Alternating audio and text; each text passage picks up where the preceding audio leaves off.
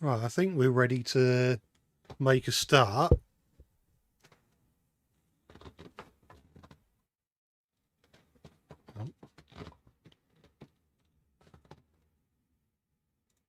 Right, with that, I should be able to just load up Train Simulator Classic and we will be good to go. Once again, I've got my my fan running because it is absolutely boiling where I am, and it's not even summer yet. So that will. So I dread to think what summer's going to be like. I will make sure this is running the right program. It is now.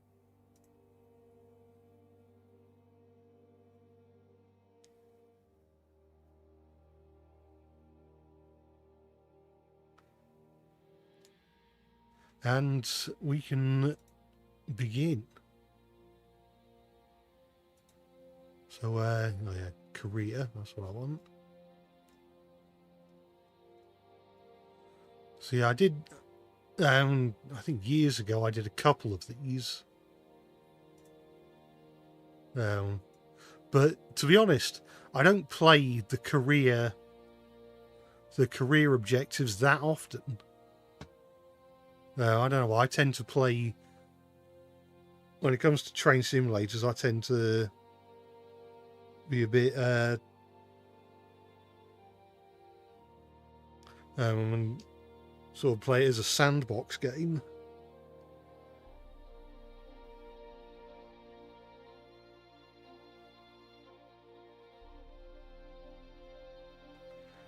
And your air conditioning went out over winter and the heat went to 90 degrees on Tuesday. Well, not great, especially if that's 90 degrees Celsius. Don't suppose it is, but that would be. I think you probably would die if it was 90 degrees Celsius.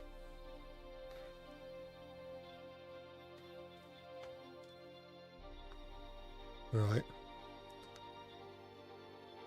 Well, the Corris number 7 loco has arrived back after its visit to the nearby Taliclin Railway. You need to drive the loco off the low loader, or the low loader trailer, and take it for a test run to Corris and back and learn a few facts about the line along the way.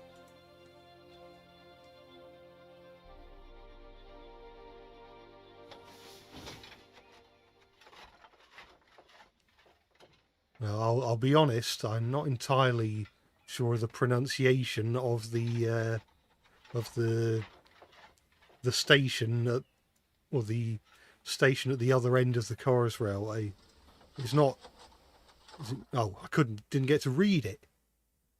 Set the reverse to -75 and release the loco brake. Open the regulator enough to get the loco moving and close it.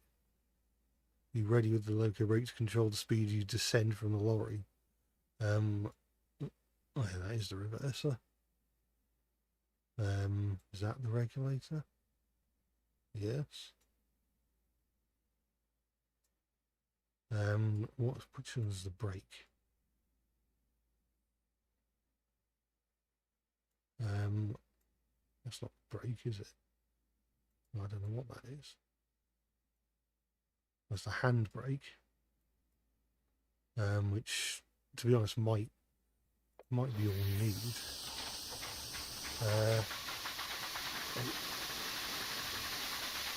I think I'm going to restart that actually.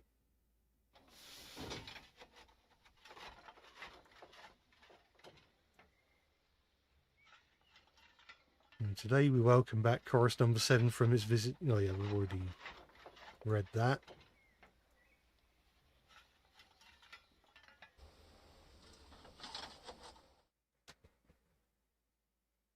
Right.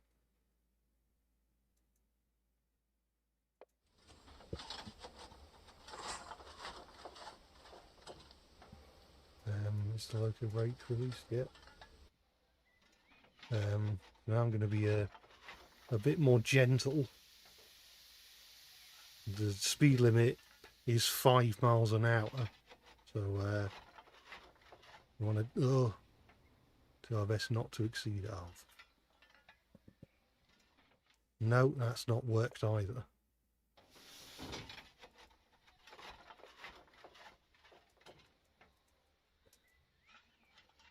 It would be nice if you could skip this.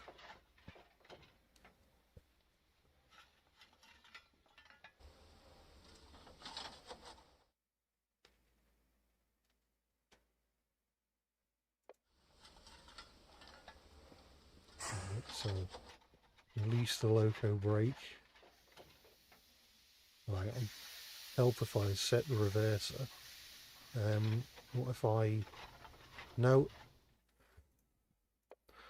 I might have to do a quick save. Mind you, would that even save any time? Because I'd have to go back into the menu.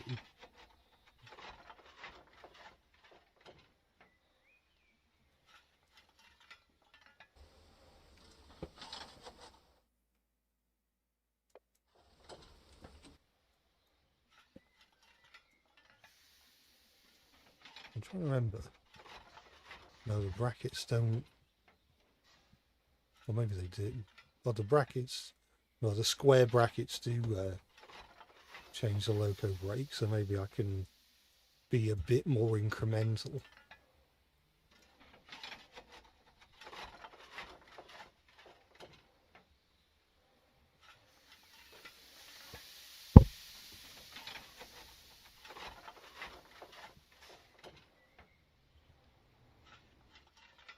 Ugh. No.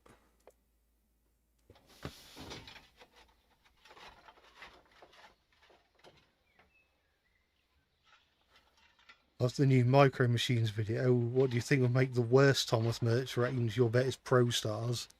Possibly, or maybe Funko.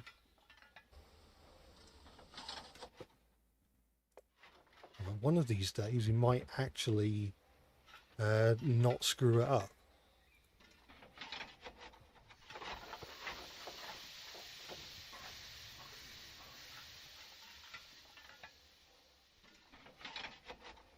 What happens when you do that? Is it moving at all?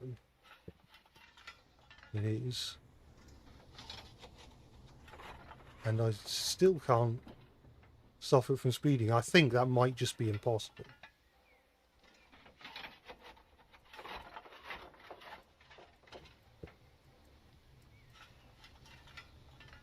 Which is what I say when I don't know how to do something.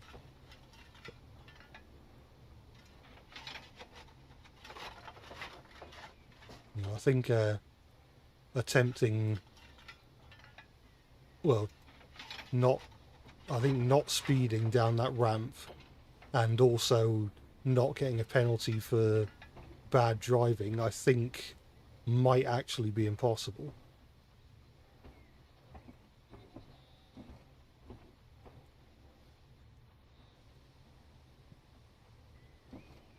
Right. So now we wait. Need number 10 in Train Simulator Classic. We certainly do. I mean, I guess we do have Sir Hayden in with his, well, both his original cab and his current style cab in Train Simulator Classic. Well, that's not on Steam. Press G to change the points, and once again it's doing that thing where the point levers don't show up until you interact with them, which is what we in the trade call a bit annoying. Where does it want me to stop?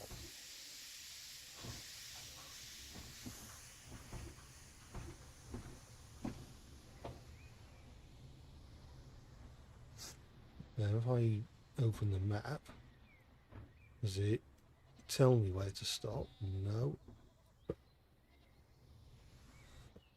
So I can't open up the... I don't know what I pressed to reopen the... Oh, here we are. So stop at the down loop, so it wants me to stop here, basically.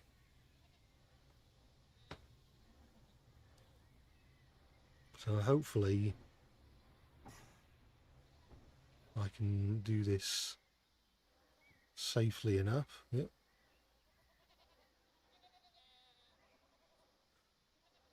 Missed every other stream, so sticking around for this. Well, hopefully it's a good one.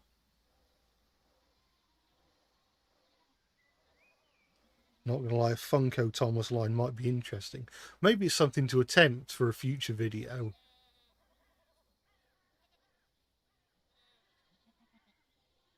Now, before I take a look, let's have a quick look around. I don't know, it's not pronounced Mice Place, is it? Well, I never know. Well, have the engine shed and museum. The engine shed is a Grade 2 listed building and was retooled with funding from the Heritage Loss Refund. All passenger services include a guided tour around the engine. Ugh. This goes by so too fast. I may now depart to Corris for a test run. Well, I'll do that then.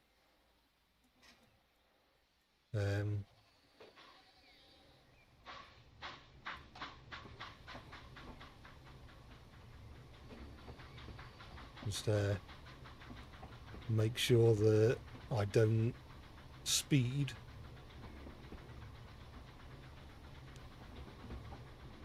I mean, luckily I think it's pretty much all uphill from this point onwards, so it shouldn't be too difficult.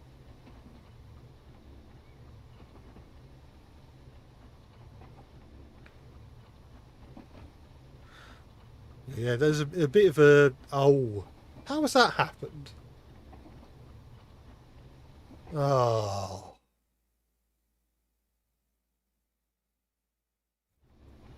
No, I'm not going to do that.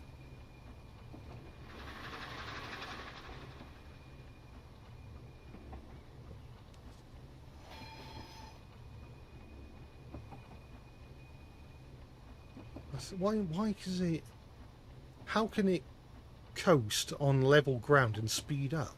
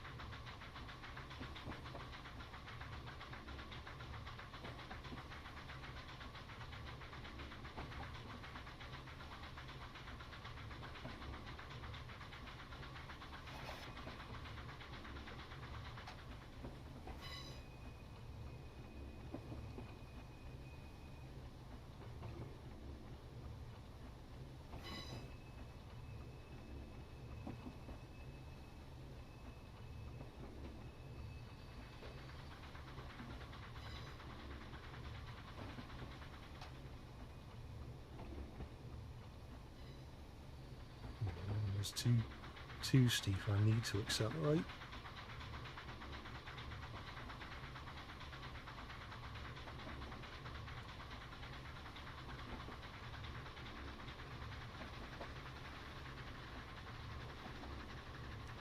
And hopefully things get a bit more interesting later on.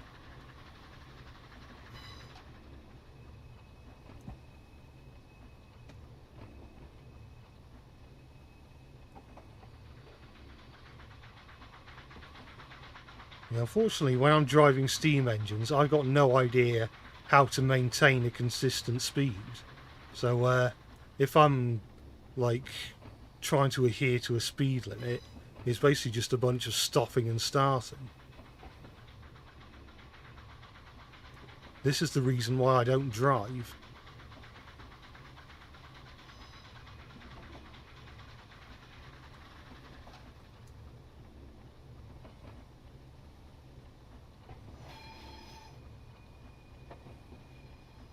Looks like a very scenic route. However, visited the Corris. No, I've not been to the Corris Railway. I have been to the... I would quite like to go to the Corris Railway at some point. I'm trying to think of which Welsh narrow gauge railways I have been to. I've been to the Talyllyn Railway, the Fairbourne Railway, the Vale of Rydal Railway, Llanberis Lake Railway. I have been to the Festiniog Railway, but I was very young, so I don't remember much about it.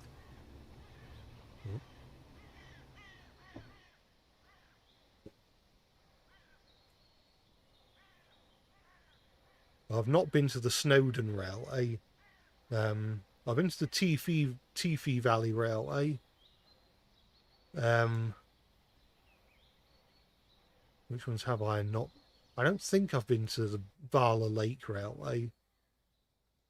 The Corris Railway Society purchased the only surviving buildings from the original railway in 1970 and opened the Corris Railway Museum. Along a short section demonstration track, the long road to reinstate the Corris Railway have begun. Why does it go so fast? During the 1980s, a light track was laid between Corris and Knightsbridge. This was upgraded over the number of years before the first official passenger train in 72 years ran along the line in 2002. You may now return to Maespoithe's down loop. Again, I'm probably butchering the pronunciation. Right, and now we're going downhill. So, this, I could end up speeding quite badly. Yeah, I'm going to do my best not to. Have I ever been to the Talyllyn? Yeah, I just said I've been to the Talyllyn Railway, although I was last there over 10 years ago. I've not at least not properly been to Wales since 2015, so that was 11 years ago now. Would like to go back at some point and pay a visit to some of the various railways. I mean, I'd like to go to one of the Talyllyn's Thomas themed events, but again, I don't drive. I don't make a huge amount of money off of YouTube, and I live nowhere near Wales, so maybe I could get like a train or a series of trains or bus, probably like a series of trains and multiple buses I'd need to take. Well, didn't penalise me for crap driving, so that's something. It's supposed to be safe driving, not crap driving. Try again. I'm sure a lot of people will get that reference.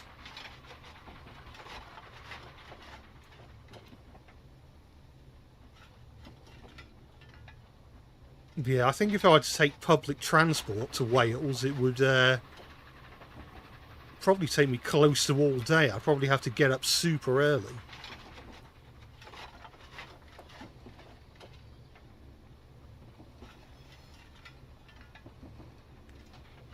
Oh.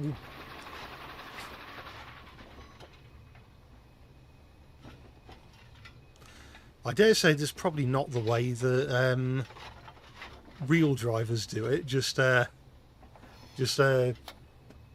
start opening the regulator the opposite way when you're going too fast. This is probably a very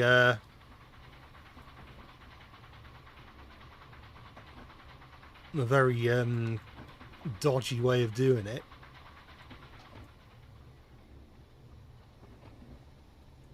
So I don't typically play the missions or the careers in Train Simulator Classic, and when I do, I usually stick to the diesel and electric engines because they're slightly easier to work with.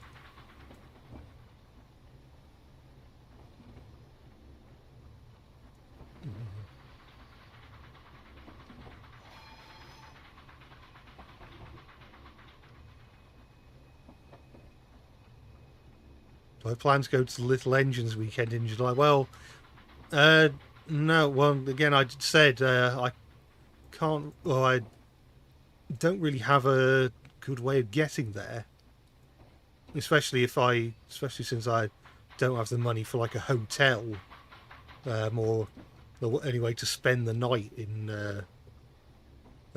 Wales, and I'd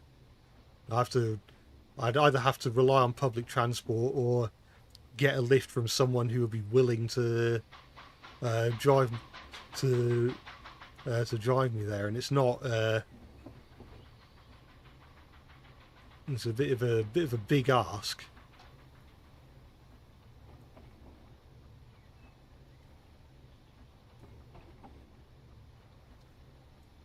He is Peter Sam, and he is in fact running this line.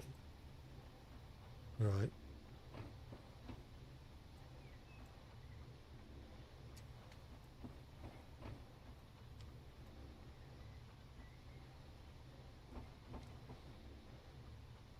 Right. How far away does he want me to stop? The arrows towards the end of the loop.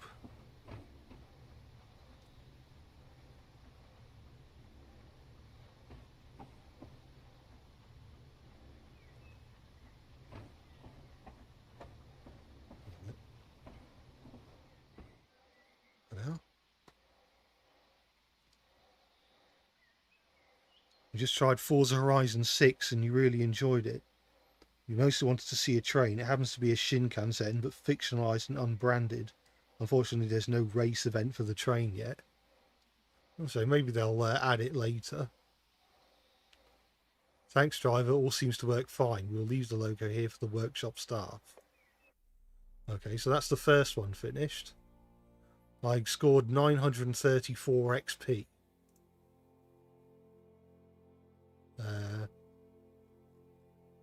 What is it? So I got a gold medal, or gold star, which I wasn't expecting because I screwed up a couple of times. But no, it was kind to me. It gave me the gold star. Is there a Sir Hayden model in Train Simulator Classic? Yes, for the it's not on Steam. It's on. I think it's on an external. It is on an external site. It's on. I think if you search Taliclin Adventure or something for Train Simulator Classic, that's what it's called. It kind of. I mean, it's kind of showing its age a bit, but it's still decent enough. Right. What's the first thing I need to do? I need to stop at the shed. Or stop just outside the shed. I'll make way. Making sure not to go over the speed limit. Right.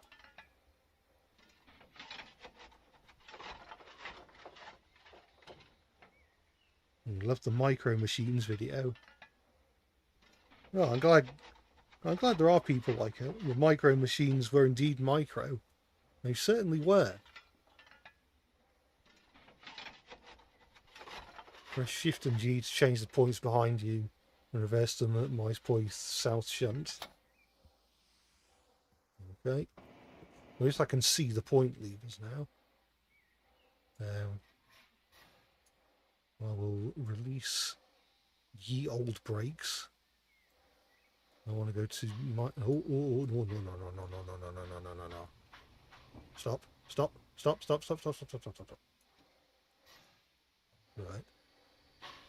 Let's go the other way. Oh.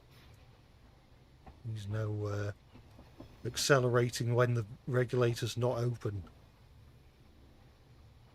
It just isn't very fair.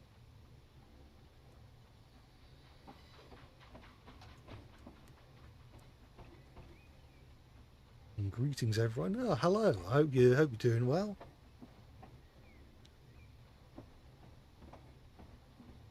Find it funny that Edward Thomas got a Giesel chimney that didn't work, yet Peter Sam got one that did. Yeah, it's different strokes for different folks, I suppose. Different strokes for different loc-os. I don't know. Don't know how to make that into a train-themed sentence. I've got to be careful because this is on... It's like on the edge of a slope.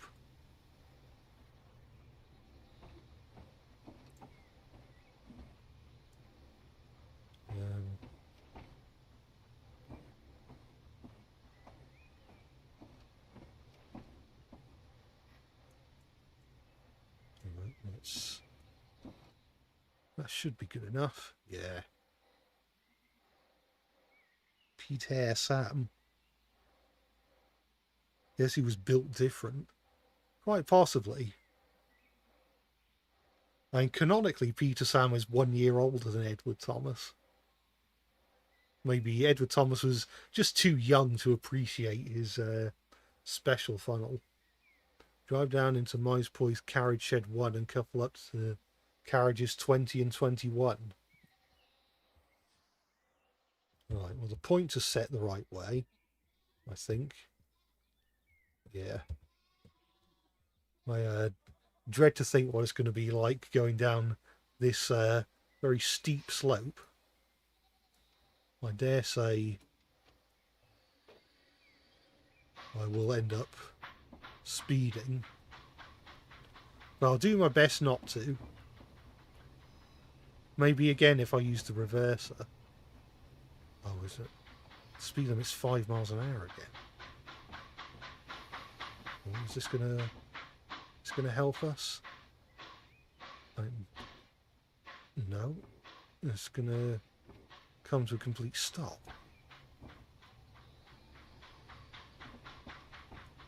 Oh no no no no no no no no no no no no.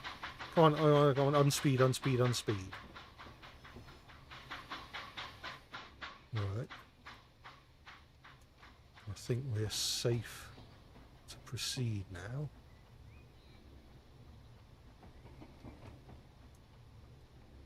No, I want to make sure I'm going quite slow when I'm approaching the coaches, or coaching the approaches, as you could say. Number 7 deserves a name. You say Dave. Could be. I don't think anyone's going to... It's too far away. I don't think anyone's going to confuse him with the Midhants Railways Thomas, which I think is also called Dave. I could be wrong. So that's coupled. Make sure I have a good head of... Ugh! Stop that. Stop that, stop that, stop that. Make sure I have a good head of steam. Reverse back up to the slope. To the south shunt before... Well, it wants me to stop at the south platform.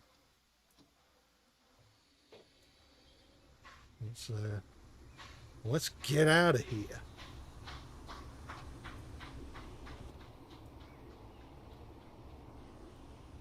Well, so there are people already inside the coach when it's in the shed. Oh, that's about.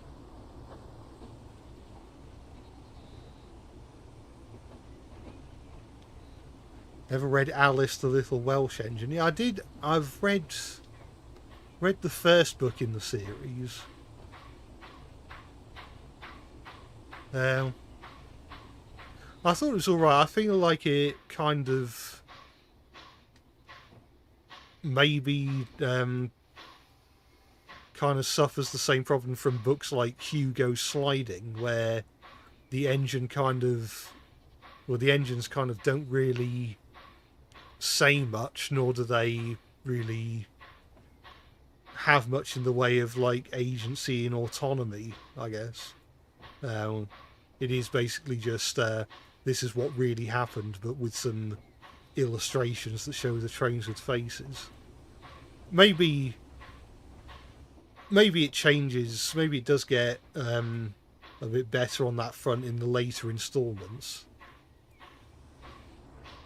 But that's not to say that I disliked the book or thought it was bad by any means. I think it's very, very charming, and the illustrations are nice. There's something a bit different. Is it gonna...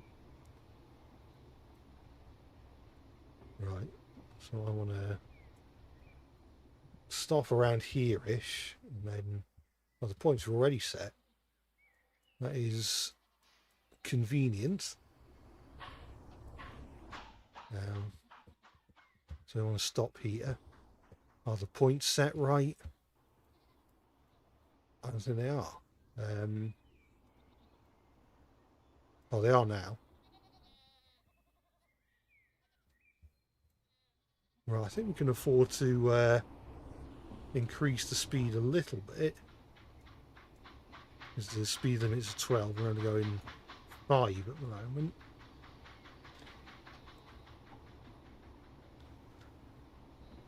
Do I have that one Festinio base book in which one of the engines gets pregnant? I did see a picture of like a pregnant Quarry Hunslet or something, which is a sentence that I kind of wish I never said. It sounds quite horrible out of context. I'll try both the loco brake and the train brake for that.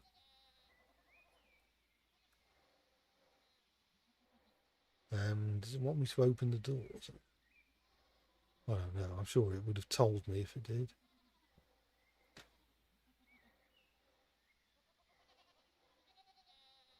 Drop off the carriages off here and run round them using the down loop to the north platform. Okay, I think I have an idea of what I'm meant to be doing.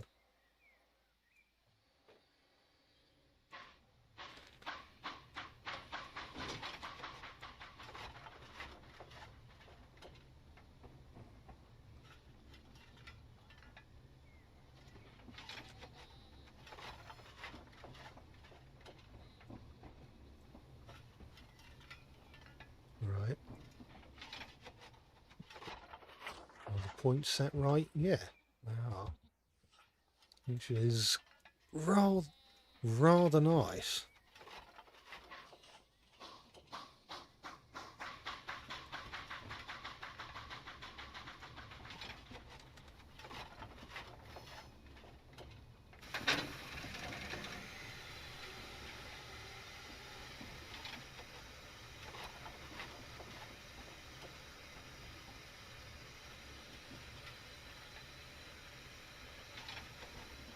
No, I shouldn't have brought up that illustration, because now everyone's going on about it.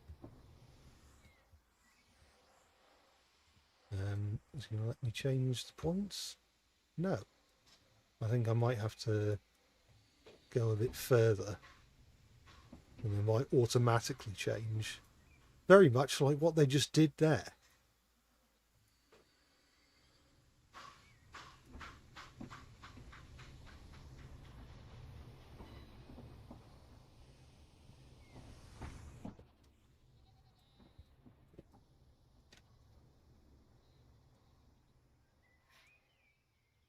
I'll stop quite that early.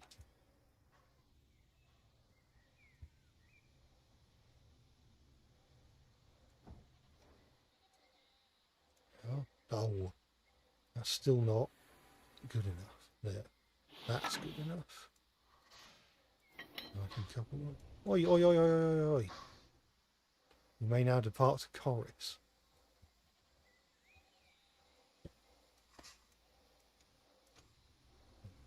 Why is it trying to move when the regulator's shut?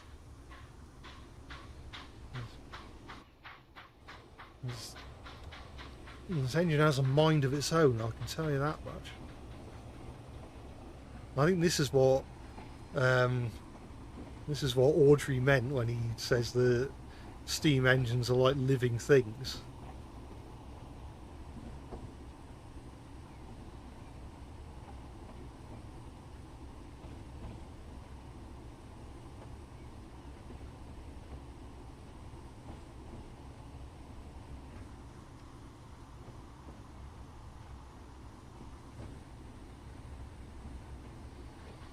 think I can afford to speed up just a little bit. I'm going to try not to get too close to 12 miles an hour because, well, I fear that's going to be flying too close to the sun. Maybe this is the reason why you get people who drive in 60 mile an hour zones at 45 miles an hour. Because they're scared of accidentally breaking the speed limit.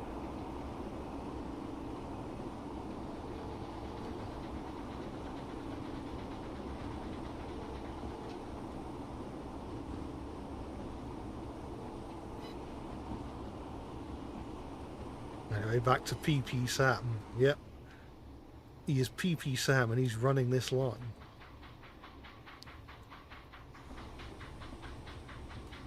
I think I actually have to use the regulator now because we are climbing.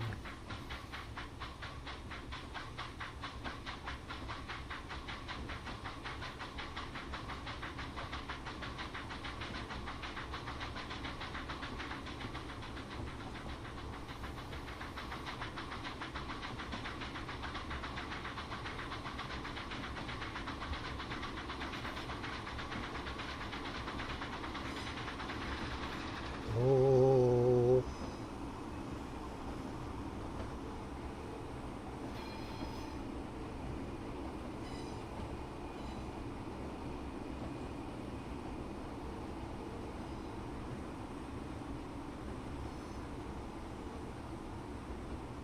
Pinar Sham.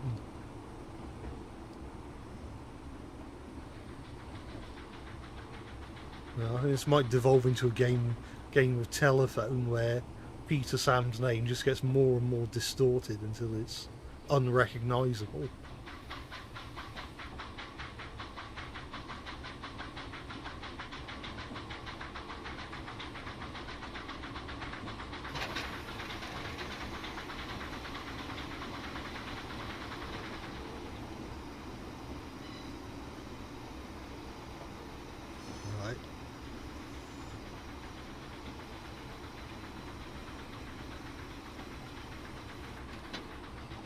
I wonder what it's like living in these houses over here.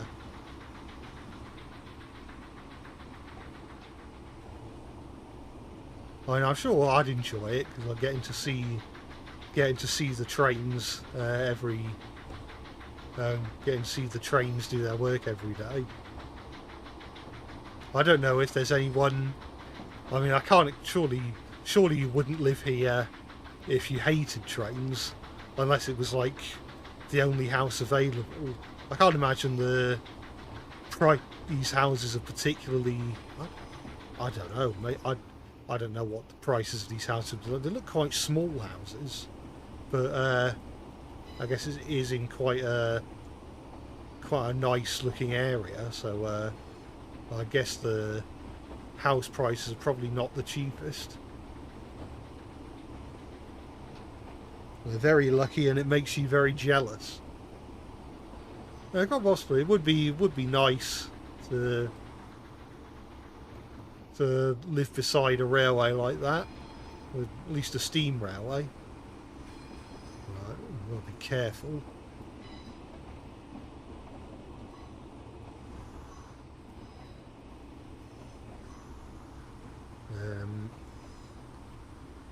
I start braking now.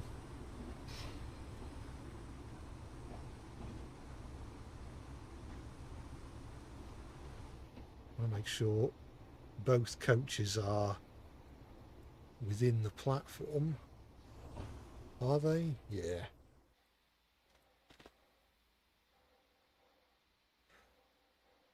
So do houses have to be cheaper than the housing in California? You'd hope.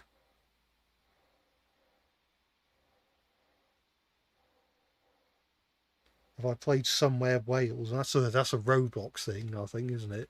And I'll admit I've never played Roblox. No. Got the carriage off here and platform, run around them using the Corris run around.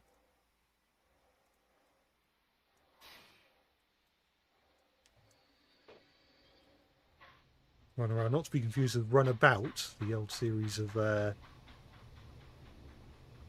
was going to say racing games, not really racing games, they're like driving based mission games. In fact, we talk about this this arcade train game that I'd like to make someday. I was considering, again, sort of having it maybe mission based, like Runabout.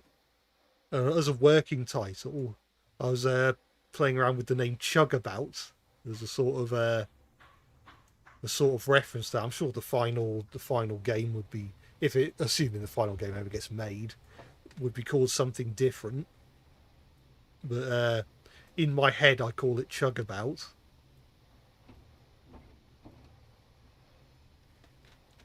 Runabout Wales confirmed. Quite possibly. We had Super Runabout San Francisco edition. Could get Hyper Runabout Wales edition. I probably don't have to go quite as slow as this. Make sure I am past the points and then slow down. And the points have changed for us.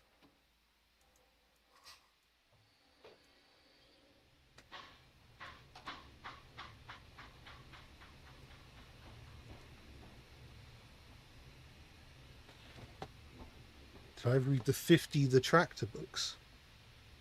I don't think I've heard of that. I know of Little Red Tractor. I can't remember if that was a book before it was a cartoon or not. And what was the other one? Like the Czech or the Polish one with the green tractor, which I know of, but I never actually watched.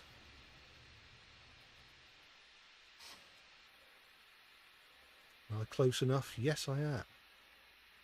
Press T to inform the passengers that are ready to depart. T is the button for opening doors in this game. It's not like Wonders of Sodor, where I think, was it Y for one side and U for the other?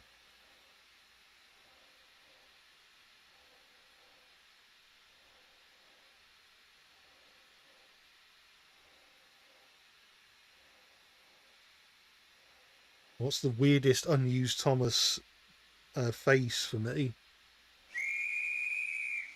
To be honest, I don't like the Thomas face where his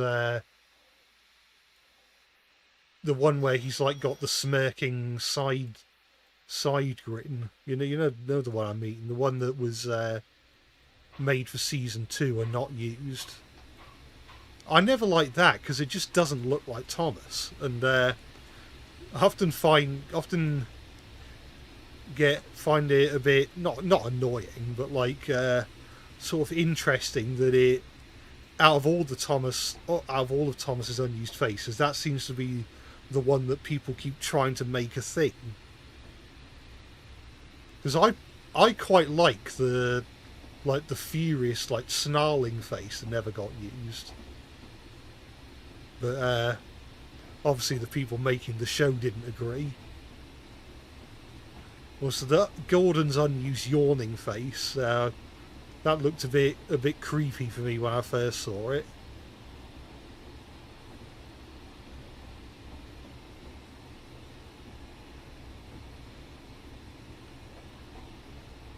Also, the one where Thomas's unused shouting face, I always thought that one looked a bit weird. It kind of looks like the a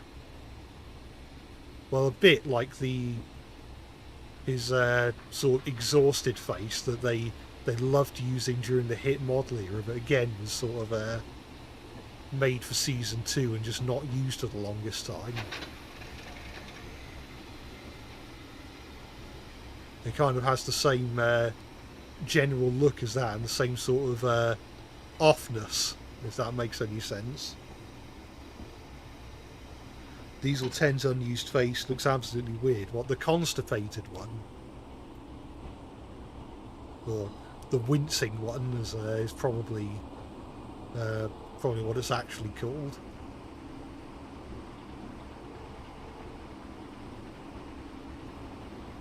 Oh, please don't exceed the speed limit. Oh no, stop accelerating.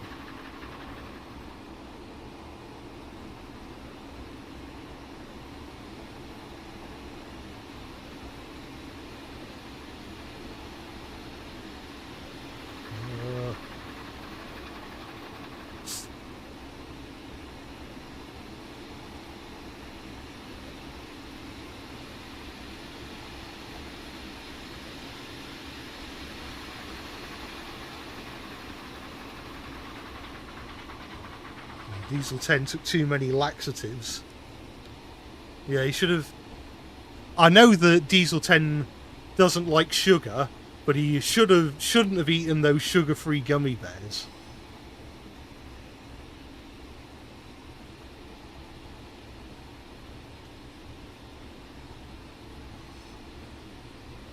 Oh, we're going downhill again.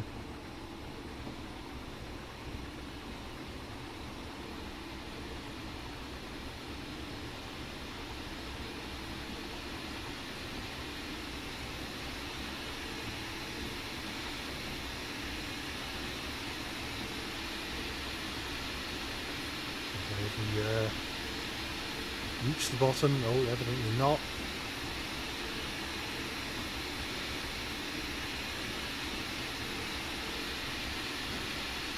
There's a fan story that came out where there's a Sodom Mafia. Oh yeah, I've seen that one. The one with Boko and Steven. Was it that one?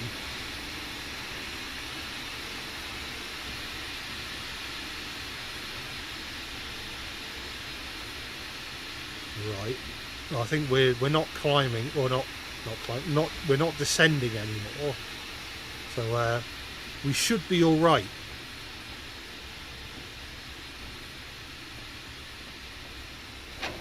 Oh, yeah, Arian Bert's tongue face. That was a little strange. I'm not sure where it would have been used.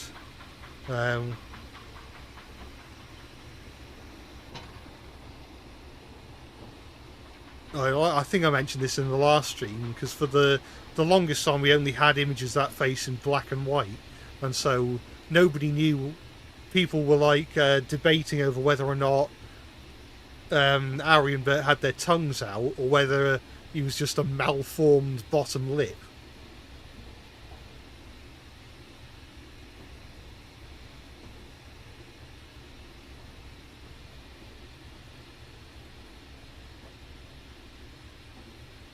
I've seen Thomas's Dreamy Misadventures, the parody series based on Thomas's PC Adventures by Paul's Viz. I'm not sure if I have. It's the first I've heard of it.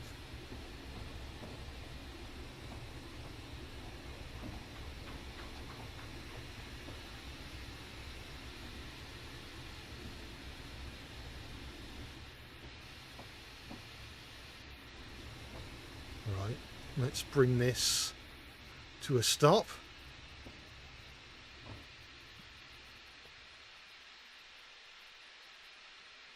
Well, hello, you're my fan, bro. You like your videos. Well, I'm glad you do. It's always nice to see people appreciate them. I need to press T, don't I?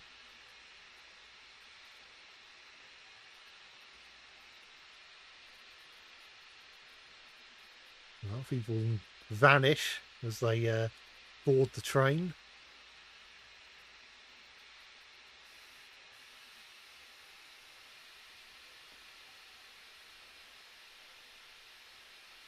These train sim classic scenarios set in current day or sometime in the past. I think they're meant to be set in the current day, in the preservation era. Thank you, Jai. The passengers will now enjoy their tour of the museum and workshops before the return trip. That's that.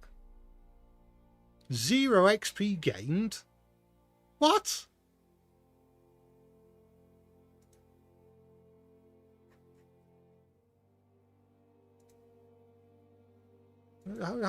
Apparently I did so badly it didn't even give me a bronze. Well, that's just rude.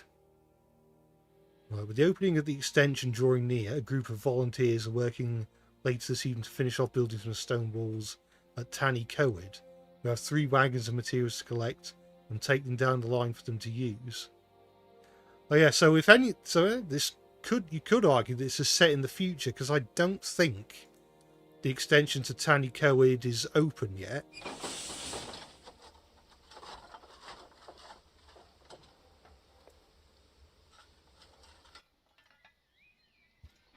Right. Well, I've got to wait first.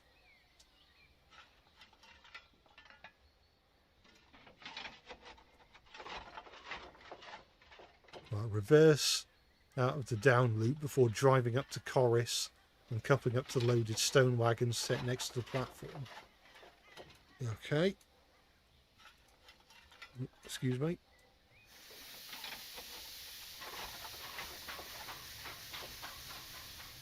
Right. Well, I've got to watch out because in the sidings the speed limit is only 5. It's happened to you a lot when playing Train Simulator Classic. Yeah, you didn't think I did noticeably badly. Yeah, maybe the game's just a bit picky. I can't imagine that's a glitch. Yeah. A sore loser blames their bad playing skills on glitches.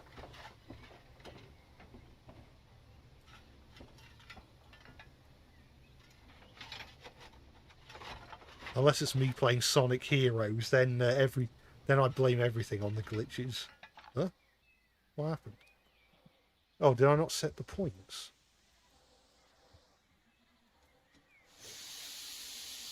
Yeah, I've derailed. Well, that's all jolly, isn't it? Let's try again.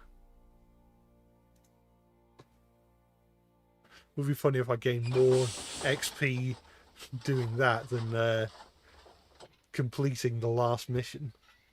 Right. So I've got to wait here again.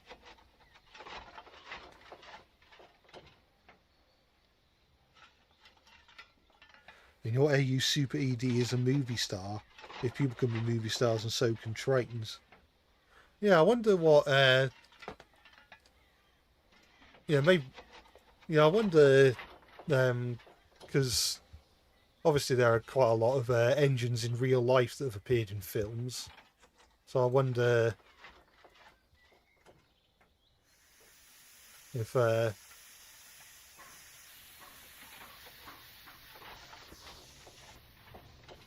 I kind of wonder how characters like, or engines like well, the points are set right. So actually that wasn't the points that I derailed on last time. But yeah, engines like trying to think of ones like Lion, using the Titfield Thunderbolt, and the engines that appeared in the Railway Children, and I guess Alton Hall as well. Maybe it's an idea for a future film, future video. Movie stars or engines that are movie stars interacting with Thomas characters. It's not letting me change this point. Oh, hang on. I know it does want me to go to Corris. So I guess, yeah, I just got to move forward. All right. Let's close the cylinder drain cocks.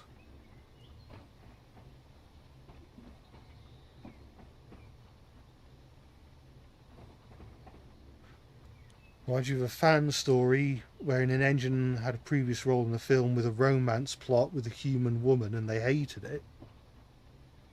Ah, that's interesting. Do you mean the film? Do you mean the film had a romantic subplot between, or romantic plot between the engine and the woman, or do you mean it was a romantic story between a man and a woman that just, and the film just happened to have an engine in it?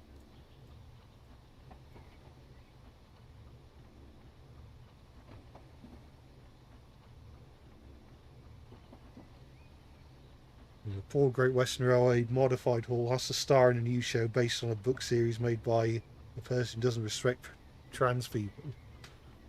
Yeah, it is a shame. More than a shame. It is a bit of a... I mean, this is a very... Well, I'm about to say it's probably from a very privileged a way of approaching it, but it's very... I find like toys of the Hogwarts Express to be the very monkey's paw type thing, because it's like, oh, you've got this really appealing looking toy based on a British locomotive, but if you buy it, you have to. But if you buy it, you're giving money to someone who uses that money to do harmful things to people who don't deserve it. And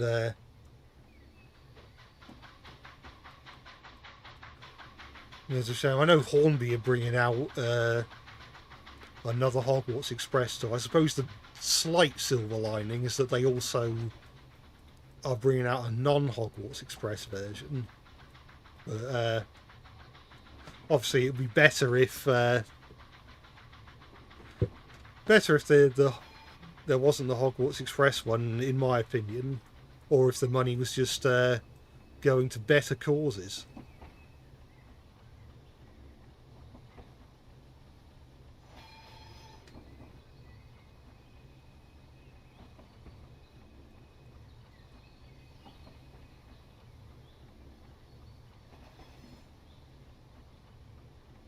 There's a romantic plot between a man, woman, and the engine as a will they, won't they? Ah.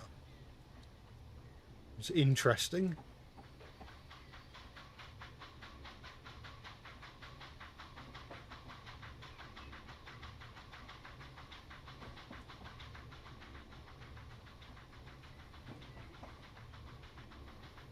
Right. Well, it's starting to look a bit overcast now. The background looking a bit like the first few levels in Doom. Or maybe it's that the background in the first few levels of Doom looks a bit like Wales.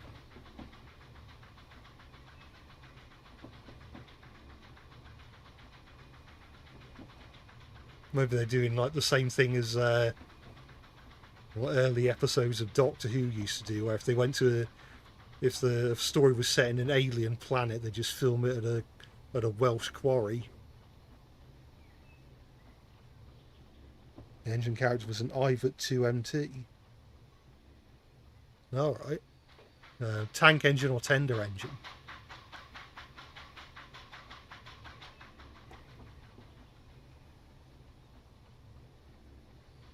Remember Captain Baxter went to America to star in the Muppets movie? Yeah, I've seen Captain Baxter in he was in one of the Muppets films.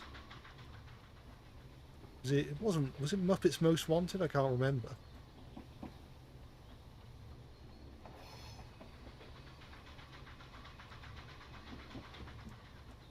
Maybe the reason I didn't score anything in the last session because I was going too slow. Maybe they think playing it too safe like that is a form of cheating. Right. Got to slow down a bit now because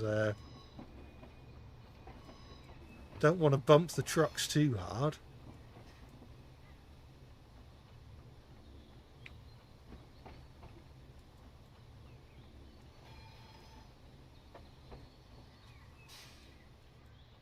Oh, oh. Oh, they're running away.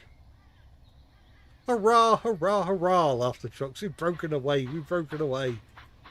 Oh, come back, come back, come back, come back.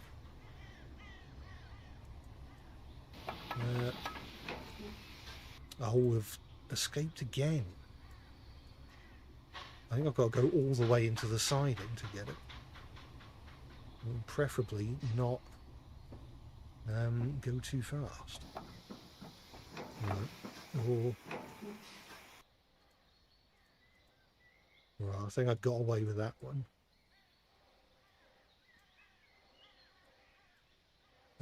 So now, I think it wants me to stop at the platform.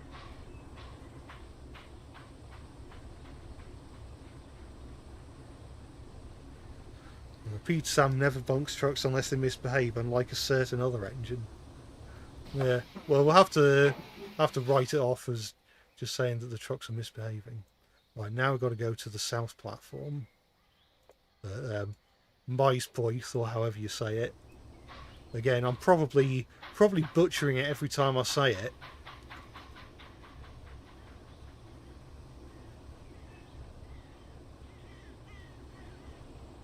If I remember right, Sam's trains to be on this DLC, and I think he pronounced it even worse. So I'm gonna use that as an excuse to not feel too guilty.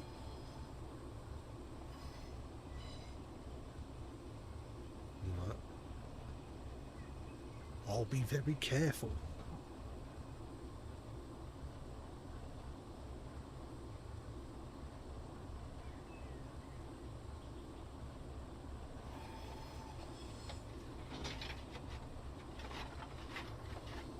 I don't think we're descending too much.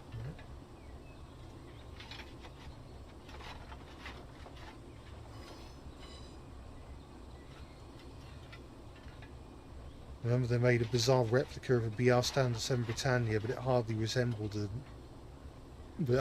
one for Mission Impossible 7. Yeah, I remember there was something about that. Remember it being all over Twitter at the time.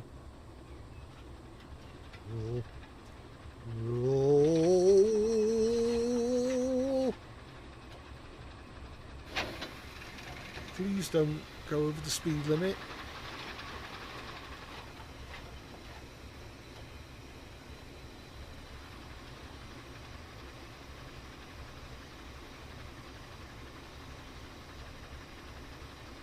I think it wants to speed up.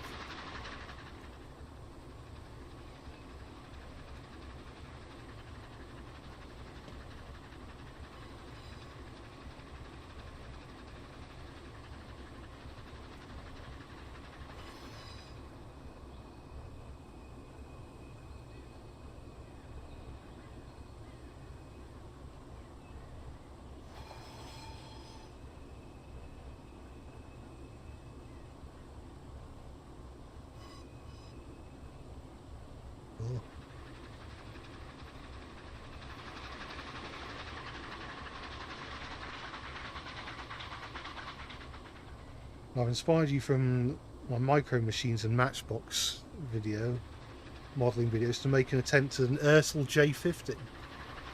That'll be good to see. Because I know I mentioned in the first Matchbox video that I'd love to see just a range of die-cast toy trains that are just like, you know, Hot Wheels or Matchbox or Majorette or whatever, that you can just collect. Just go into like toy shops and railway station gift shops and just collect more and more of them. And we sort of had Maisto on track. Well, I say we. I don't think Maisto on track was ever released in the UK.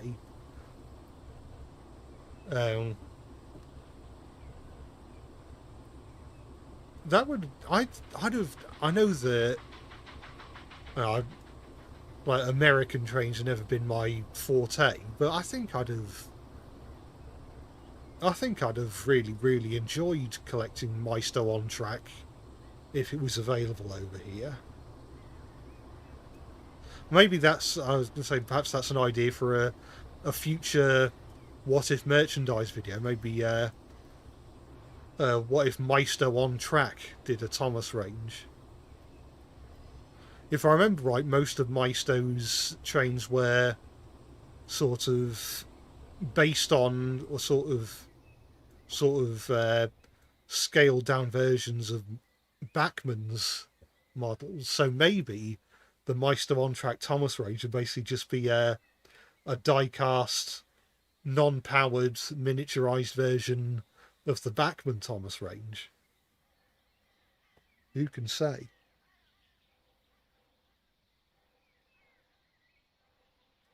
Opinions on Wonders of Sodor so far, in your opinion, needs some fixing. Yeah, I'd like to have skippable cutscenes. I'd like, I think the free roam would be. I've got the wagons and. I might quickly pause this actually. Yeah, I think the free roam mode could. I mean, I'm preaching to the choir here, but I think that could be a bit more intuitive. Because I don't think they shouldn't just make you game over when you overrun a signal. I also think that the like the free roam mode, whatever it's called, I think there should be quick save options, because it's a bit annoying if you like spend ages setting up a train and then you overrun a red signal or derail and you have to set up the train all over again. I think if Train Simulator Classic can have a quick save, I don't know if Train Sim World has a quick save, but it can't be too difficult to implement into Wonders of Sodor, you'd think. And I know, I think I mentioned this in the first TSC video, but I think Wonders of Sodor's lighting could do with maybe being a bit nicer. I think, is someone working on a mod for the lighting? I saw something like that, and it really did change the look of the game. So I'd like to see that. And obviously, I'd like to see more DLCs in the future. There's Edward's Branch Line, Little Western, Scarlet Railway, Henry, Toby, Rosie, Whiff,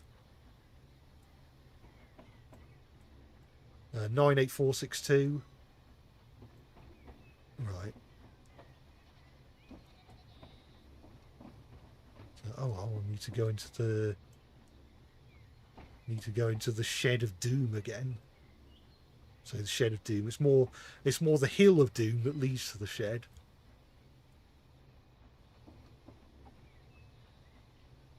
Because I can only go, the speed limit says I can only go 5 miles an hour. Right. Is that going to change for us? You bet it is.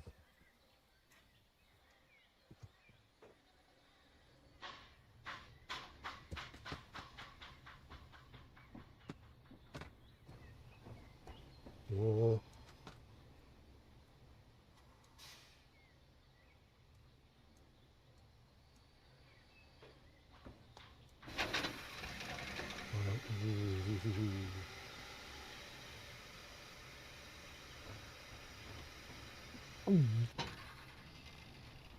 Oh. Oh.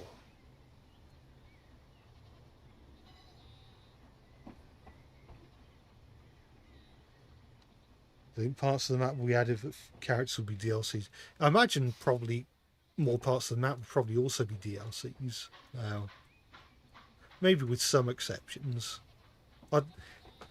Maybe they could have the lead mines as a maybe part of a future patch.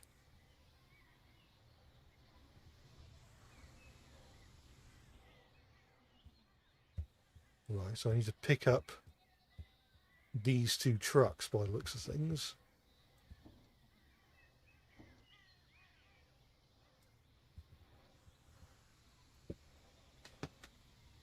Right. Let's couple that.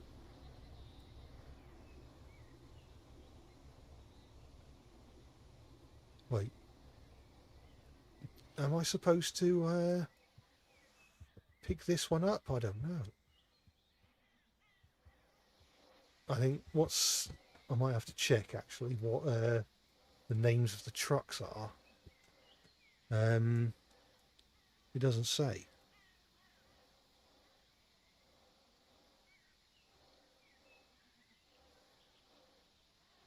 No, I think this is truck 201 and 101 and 102 are the ones up here, I think. Right. Let's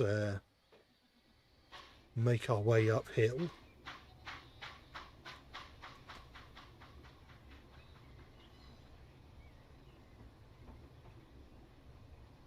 How would I adapt Sonic the Hedgehog into the Railway series? I'm not sure. Maybe after the logging locos video gets done, I can worry about putting Sonic in the Railway series.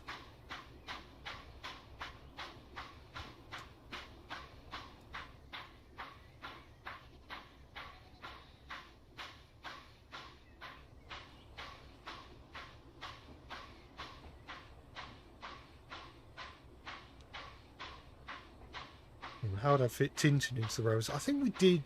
Did we talk about this in the last stream? I said something about how a Tintin adventure set on Sodor would make for an interesting story, especially if, again, if people like the Fat Controller and maybe the Earl of Sodor can get involved with the shenanigans and obviously the engines as well.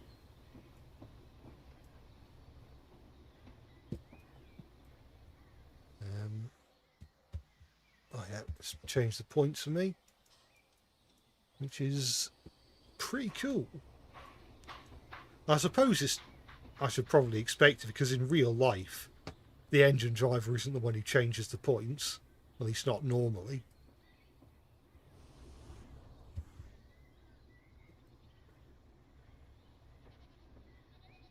How do I adapt Five Nights at Freddy's into the Railway series? We're just naming stuff now.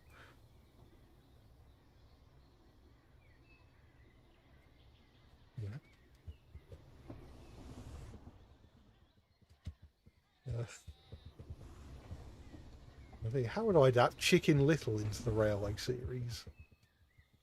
How would I adapt the live-action Cat in the Hat into the Railway series? How would I adapt Shark Tale into the Railway series?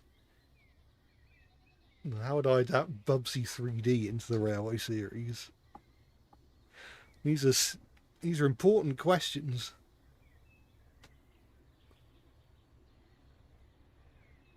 Five Nights at Kildane. How would I adapt the Barney train from Extreme Express into the Railway series style? Well, we found out that that particular engine is from Germany, so maybe if Thomas goes on a big world big adventure, he can meet the Barney train in Germany. Oh, why does it do that? Right, oh, the trucks are breaking away again. Right, I know now depart down the line to Tannycoid platform. Or Tannycoid? I don't know. I've heard Betsy Coed be pronounced Betsy Coid. I don't know which one is closer to correct.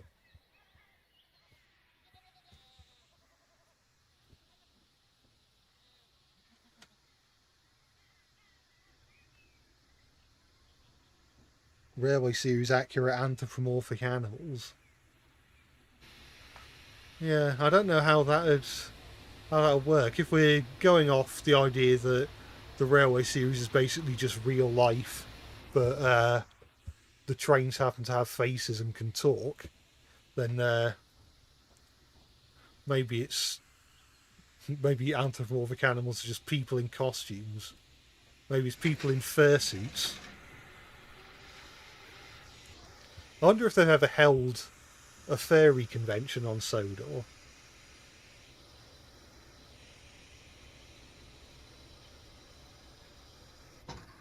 Chicken Little in the Railway series is actually a shout. Yeah, it certainly is. I might have to work on that for a future video.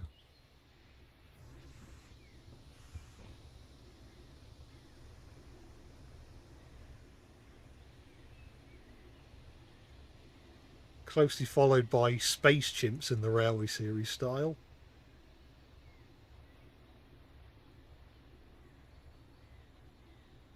Right. This could be a disaster, as we are going downhill, but we shall have to see.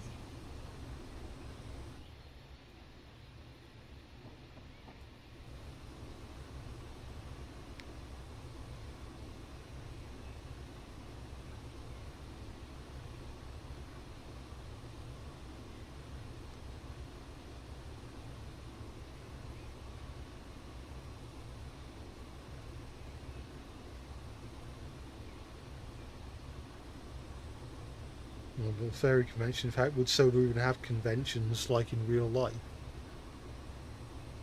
Maybe there's probably been a Comic Con on Sodor. Maybe not a massive one, but maybe just a small one. I've only been to one Comic Con. I managed to pick up two interesting things from there, neither of which were comics. One was like the old style Tommy Edward, like the old Tommy trains with the magnetic couplings, and also a Funko Pop. I'm not a Funko Pop guy, but I do own. I only bought this because it was a Funko Pop. Well, I'm going to speed up actually. It was a Funko Pop of Dee Dee from Dexter's Lab, signed by the voice actor. If I can remember how to pronounce her name. Cat Cressida, is that it? That sounds correct. Well, we're on level ground now, so I don't have to coast.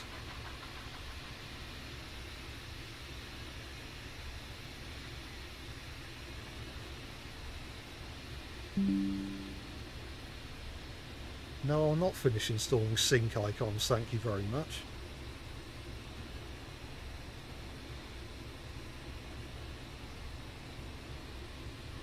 Pubert's the clinically insane engine. I'm not sure if I've heard that specific character.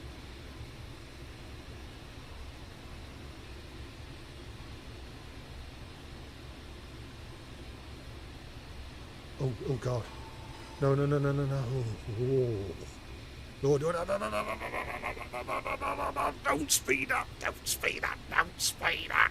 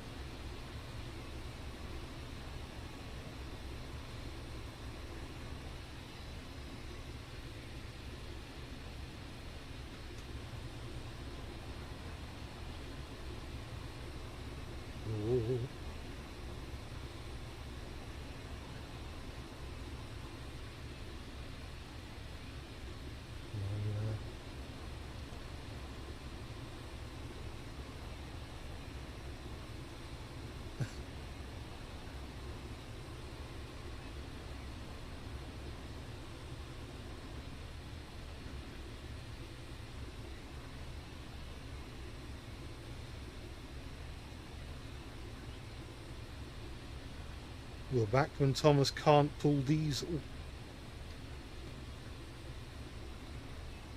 Is that I mean, you'd hope the diesel would be powered, or does he not work?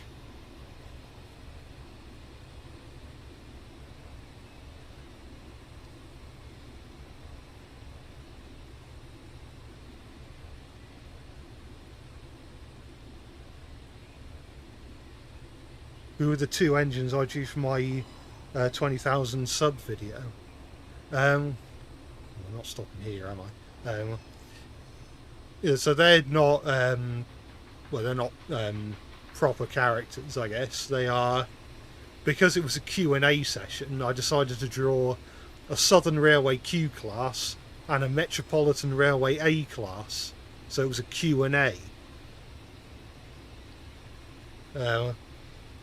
Maybe at some point I will give them actual personalities and stuff. Maybe that can be my own original series, The Adventures of Q&A.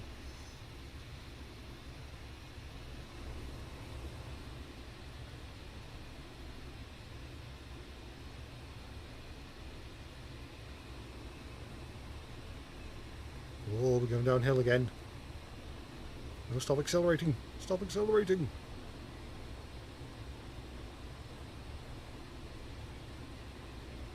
What if this game had a rail corridor connecting the Talyllyn and Corris railway map? It could be quite cool. Like a...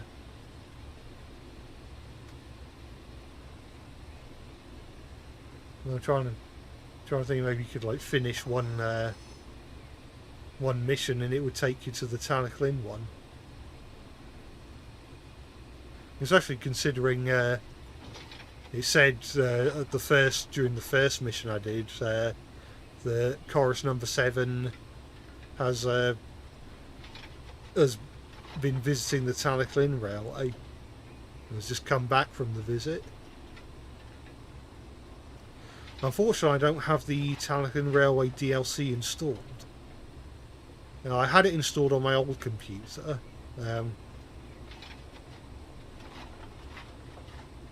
Hopefully I can find a way of getting it installed on this one without buying it all over again. Oh god. Oh god, oh god, oh god. No, slow down, slow down.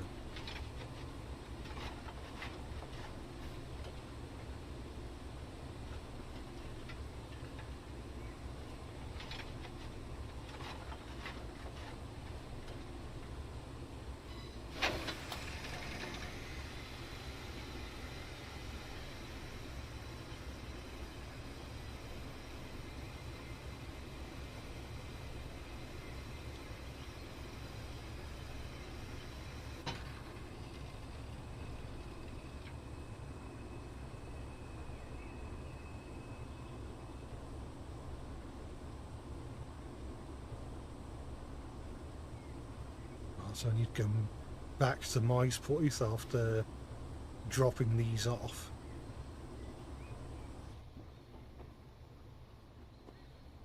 Well, it's a bit quieter when I view from this angle. Does unfortunately mean I can't see what's ahead of me.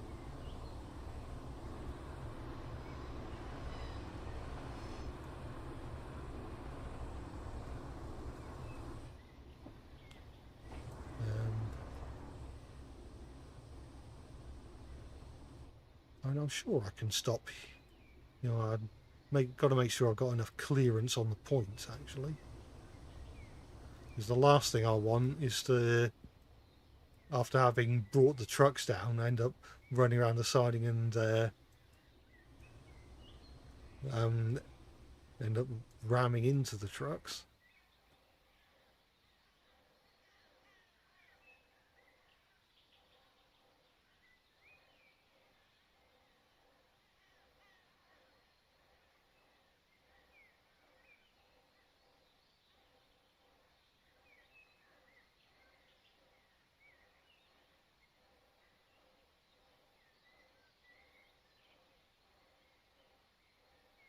And the low poly traffic cars remind you of old games like Ford Racing.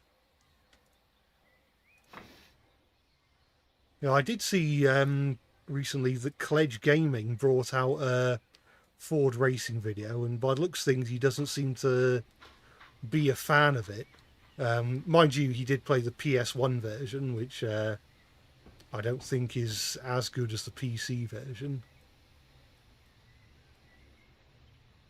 But yeah, I do like the Ford racing, the aesthetic of the PC version of Ford racing.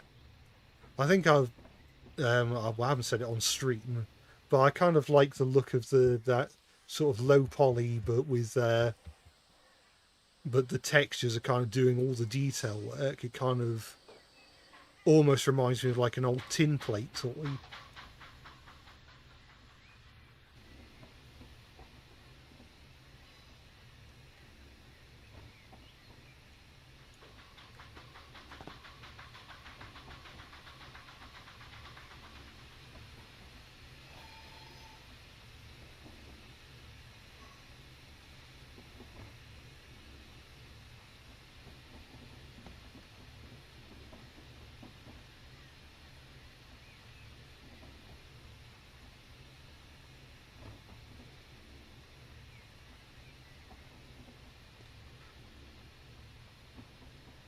Sega made a Thomas-inspired level in Magical Truck Adventure, which is an arcade game that I would love. Yeah, maybe that's something to play in a future stream.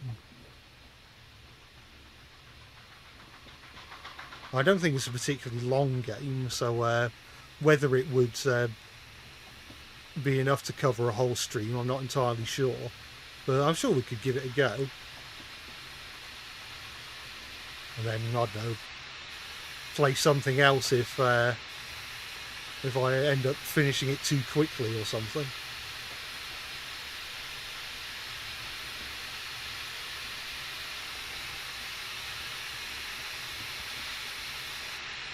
Or maybe it'll be one of those games that's short, but is so difficult that it takes ages to beat.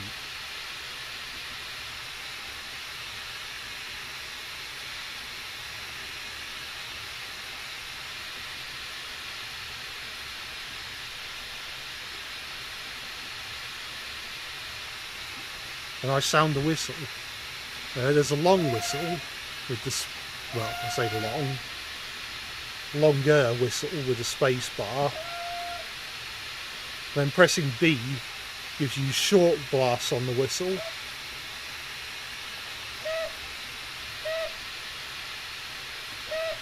Like that.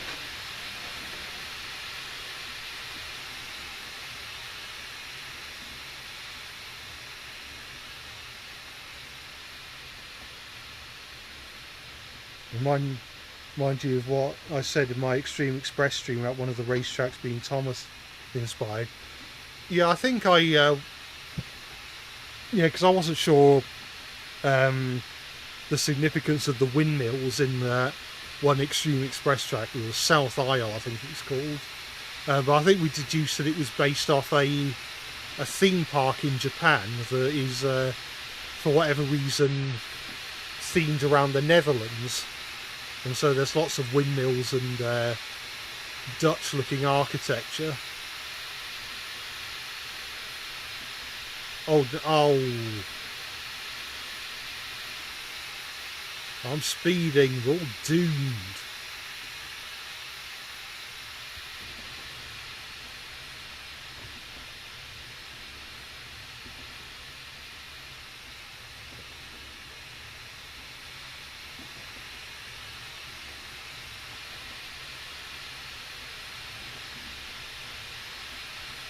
The short blast sounds a little sad, you know.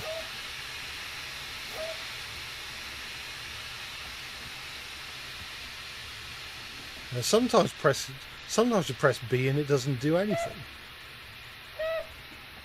Yeah. That last one sounded a bit sad.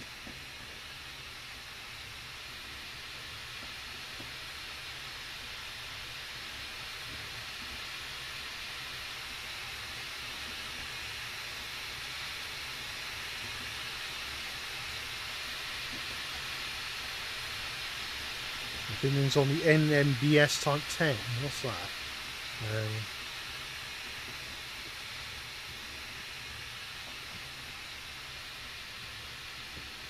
It is... Oh, the Belgian State Railways Type 10. Is that the one... Yeah, the one with the super long running board. It's kind of like how Owen Bell draws Thomas.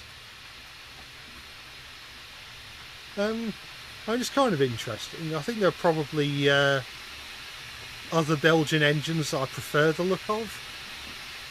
Ones are a bit more... feel a bit more proportionate. I probably couldn't name them. What's... Well, the Type 12 is Axle.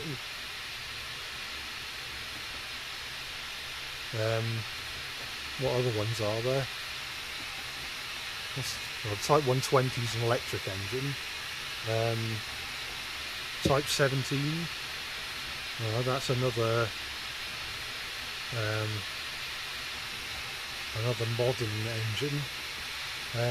What are some... Type 29. I like the Type 29. Actually, what's the one that is like a pannier tank?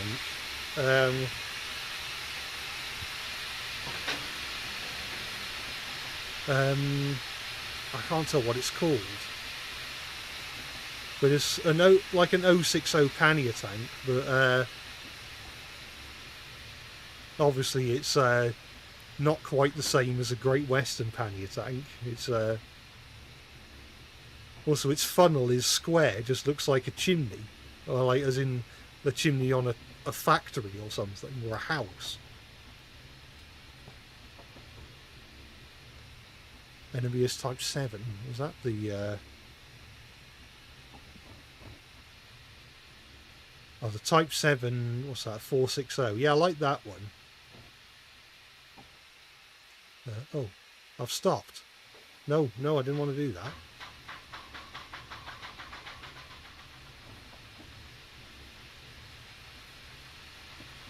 That's what I get for looking for pictures of trains while I'm meant to be driving. I said it before and I say it again, this is the reason I don't drive. I get too distracted.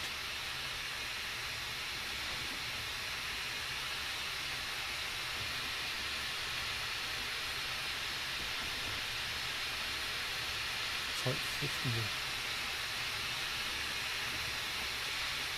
Alright, the 51 is the pannier tank.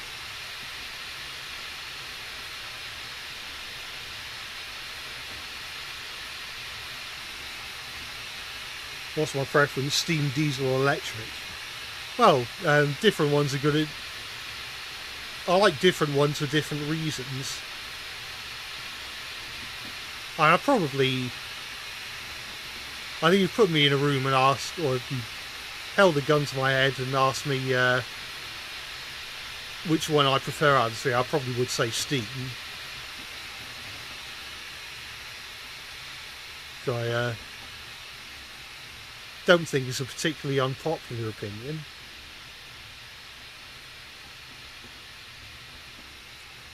Yeah, so I've got to stop just outside the shed again. And so I've got to make sure actually that by the time I'm on the siding, I'm going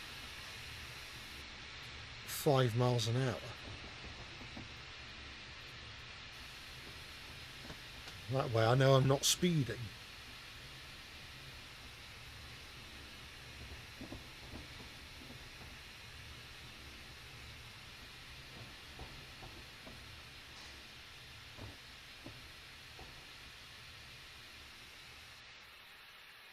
Well, how would I adapt the Adventures of Trains books into the Railway series? What are they?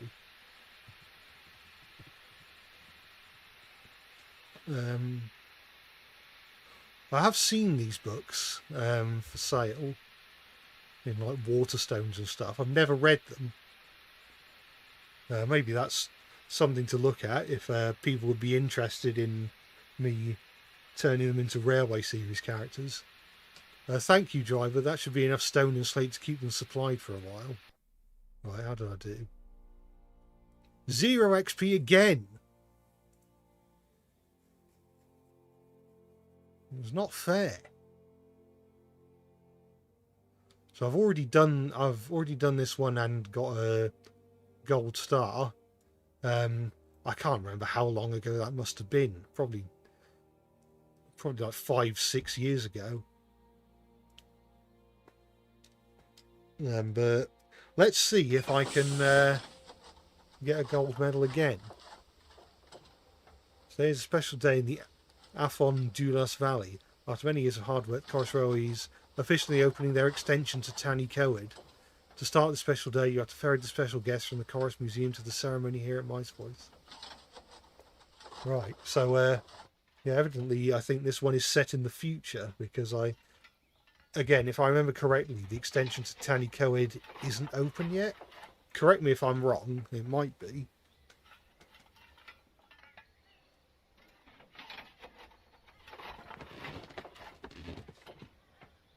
Right, so I want to retrieve the coaches, which thankfully I don't have to go onto the Hill of Doom to get.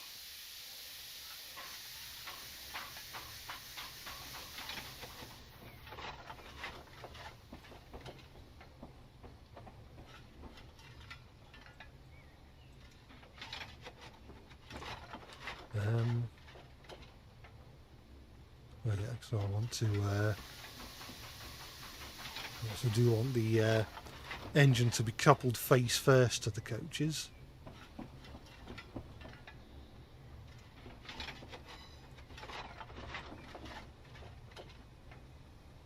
Right. Make sure I'm beyond the points. Yeah.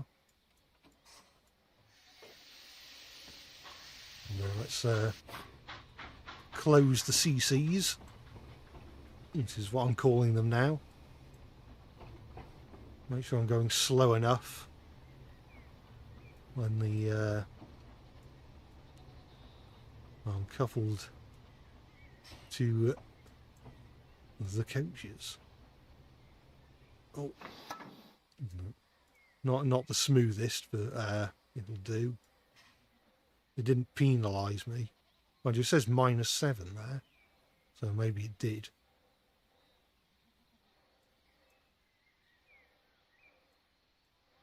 I'm just going to wait for that candy cane to go all the way over.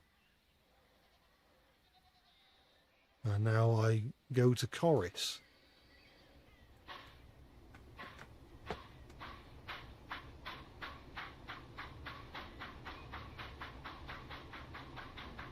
Be careful, said the coaches. Don't bump and bang us like the other engines do. Unfortunately, there's no promises on that front.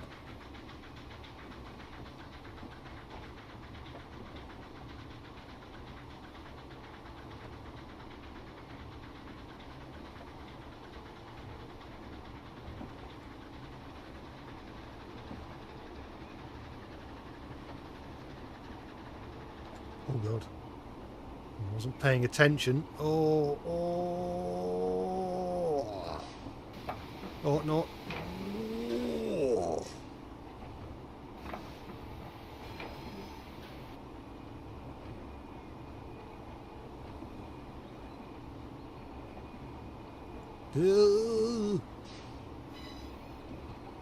It still says -7 there. Has that gone away at all, or is it just stuck there?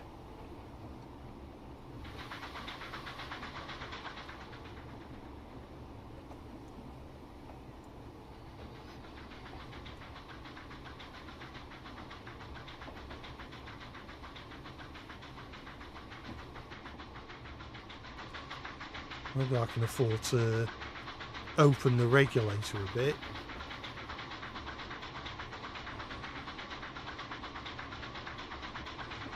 The thing is,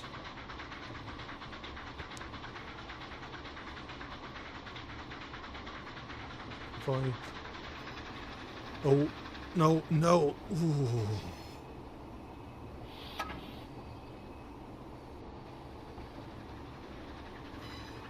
can afford to speed up a little bit.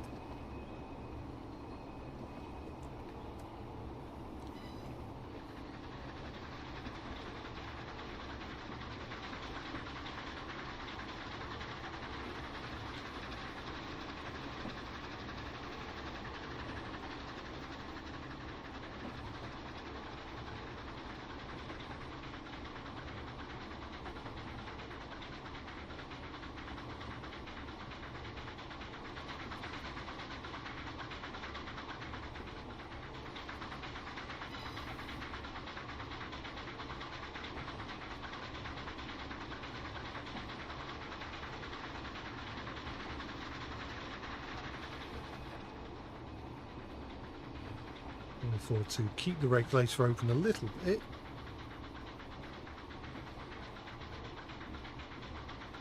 Especially since it's slowing down.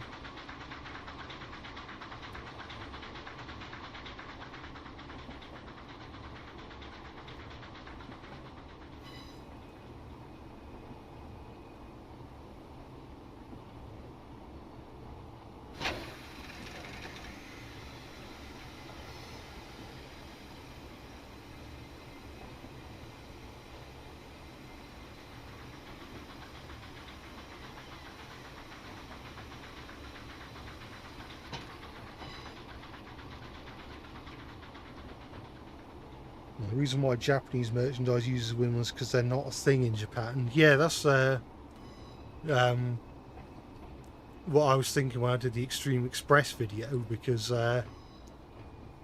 before doing the stream I played the Japanese version, and the route with the windmills they say is in Japan and not like the Netherlands or something. And I was thinking, but I thought windmills weren't a thing in Japan, but apparently it's just styled after a theme park. So we'll press T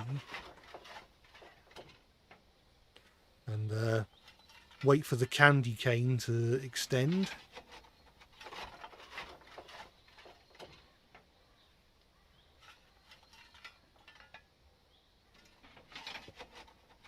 What if Lady had been made the 12th engine by the end or right after Magic Railroad?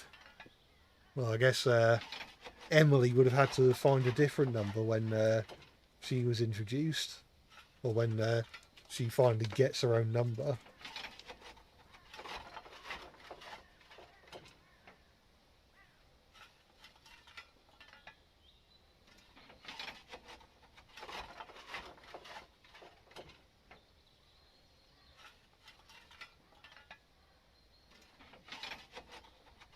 You never thought of the loading bar as a candy cane? Yeah, it's just the first thing that sprung to mind for me. Or maybe Seaside Rock or something, because it's doesn't have the curve at the end. Everyone is loaded. Await the bell from the guard, then you may depart. Presumably that bell. And now we can head back to North Maespoith North platform. And pray I don't go over the speed limit.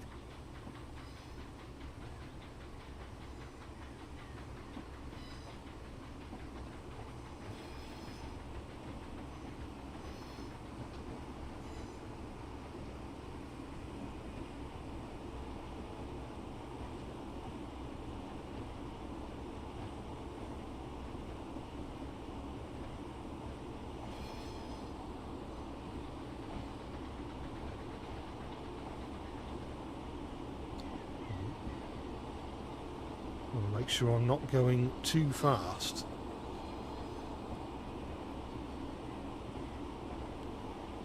Time will tell whether or not I succeed in not going too fast.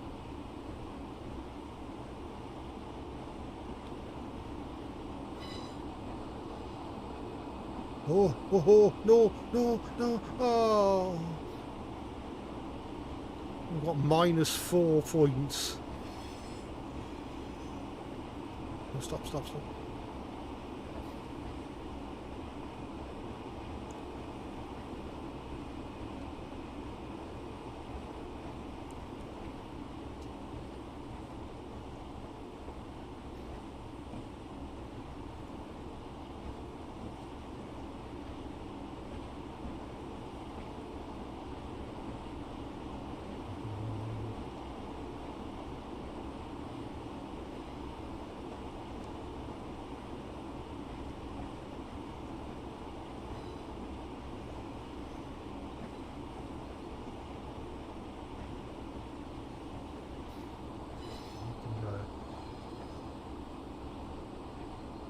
this is the bit where we're not really.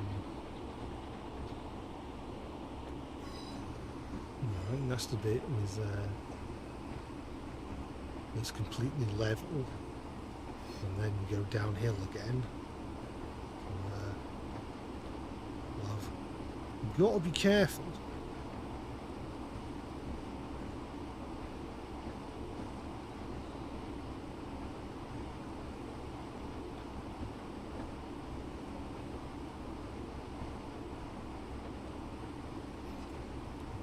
I think.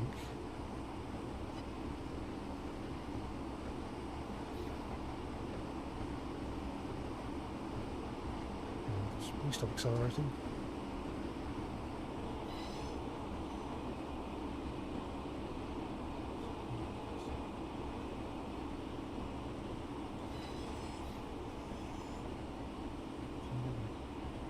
Right, I think we're actually going uphill for this bit, aren't we? Oh, I might even be worth opening the regulator slightly.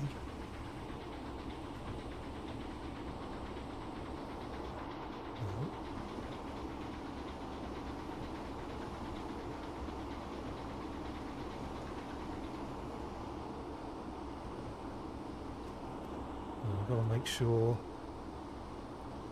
Right, I've got to stop at this part of the platform. That's probably where the coaches want to be rather than me.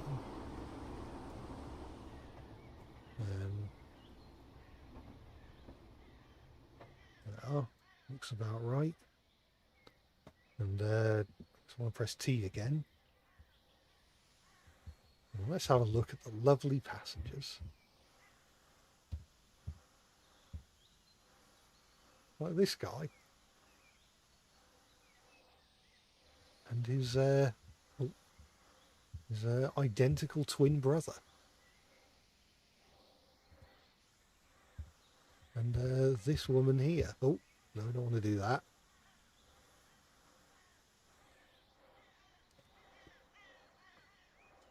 It reminds you of Reassembling and the roller coaster.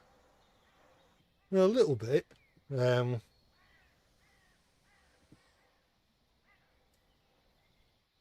There's quite a lot of variation in slopes and gradients. And it's proper variation in slopes and gradients, because in Reassembling and the roller coaster, most of it is just achieved by tilting the camera.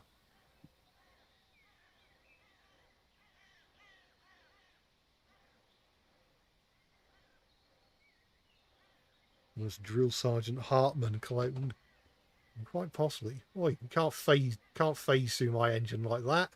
Who do you think you are? As soon as I hear the bell from the guard, I may return to Corris to collect the second group of guests. Right, well, I heard the guard's bell. Don't know why it's a bell and not a whistle for this route, or this session.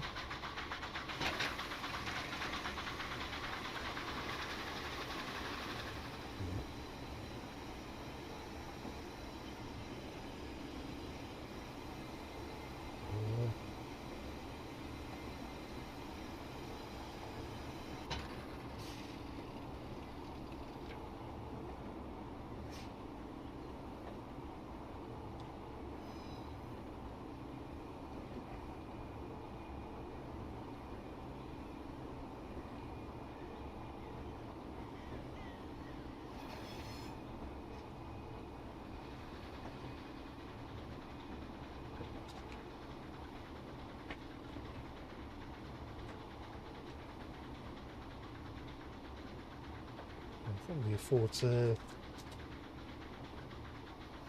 open the reg a bit more. I'm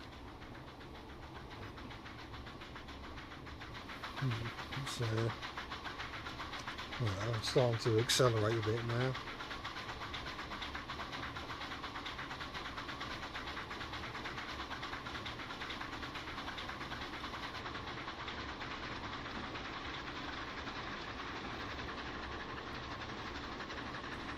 Once I get to Oh, no, no, no, no, no, no, no. Oh, oh crap, what did I do?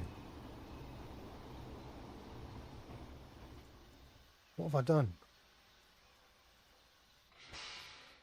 No, that's torn it, I think. Probably going to get 0 XP from that.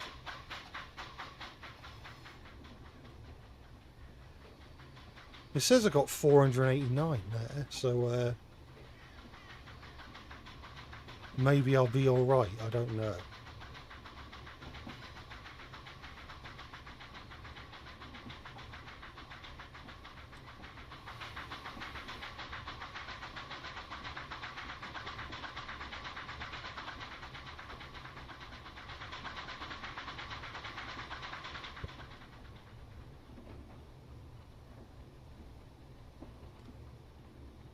And Peter Sam would have definitely attended Edward Thomas's 100th birthday event. Yeah, probably.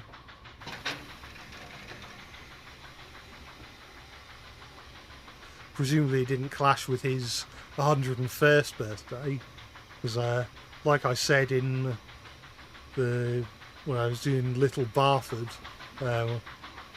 Peter Sam couldn't celebrate his 100th birthday due to reasons.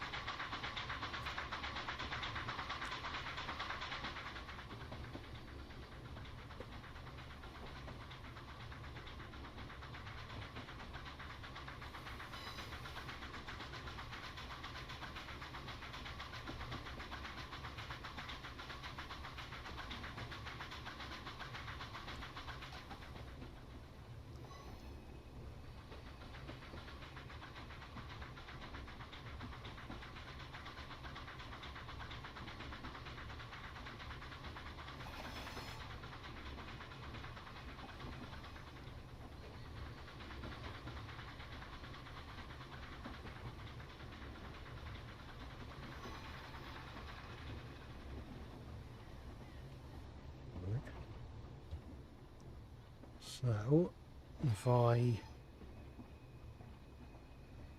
arrive at the station and stop where I need to stop.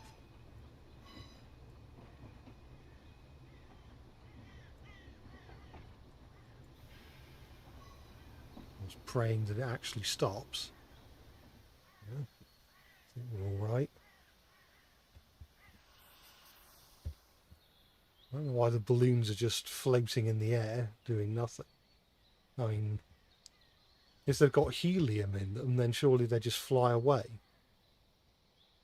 And if they've just got air in them, they just fall to the ground.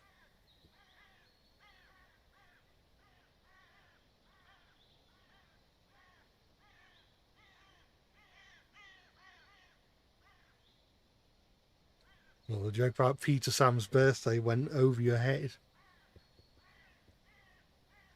I suppose I never mentioned the exact year that Peter Sam was built in that video. So it just depends on whether or not you already knew or remembered or what.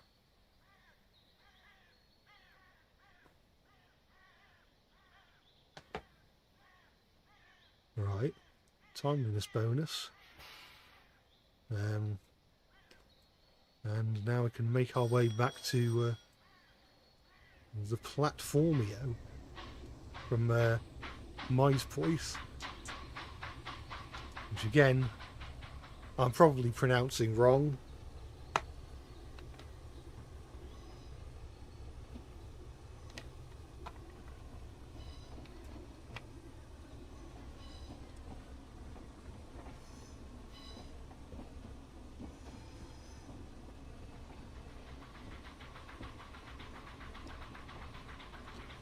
Have you ever seen the Wombles? Yeah,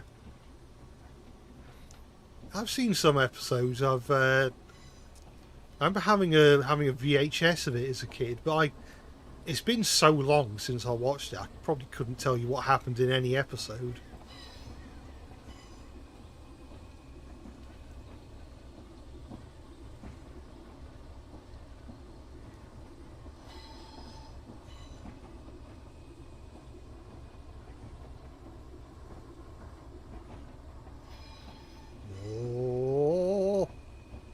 No, no.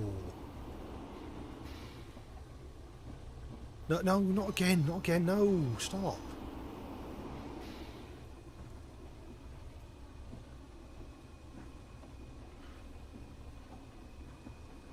Because I know we're in the Extreme Express stream, someone referenced... Oh, stop it. Stop speeding. Someone referenced the one that was by... Oh, for... Oh, you...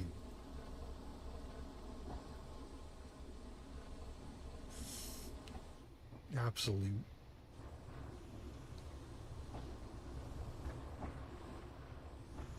Not very nice person. Speaking of previous mentioned Thomas episodes, you heard from the Unlucky Tug the original concept was going to feature Peter. Oh yeah, yeah, I did see. I've seen old storyboards of Renaeus and the roller coaster. It was going to be Peter Sam, which may have been more in character. Yeah, I could.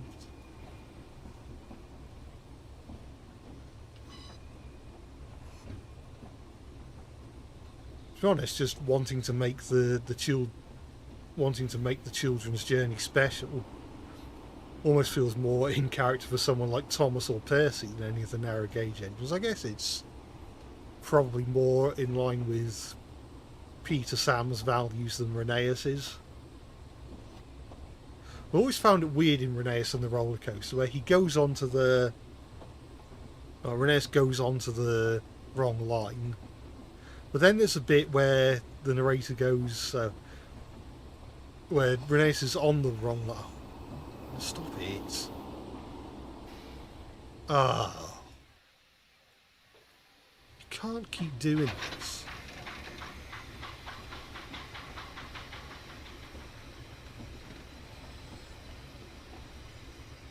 I say it can't keep doing this, it's me panicking. Yeah, another bit where Renaeus goes onto the wrong line, and instead of like reversing, there's a bit where the narrator's like, Renaeus puffed up the big hill with all his might, and it's like, why? Why don't you just reverse and then get back onto the right line?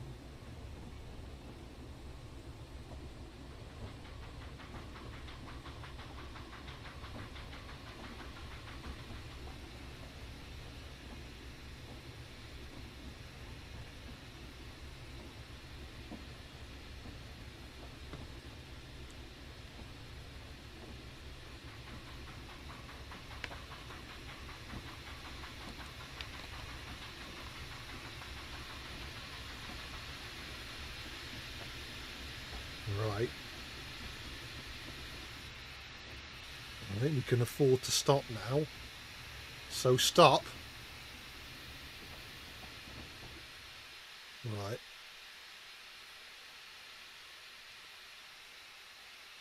And press T again.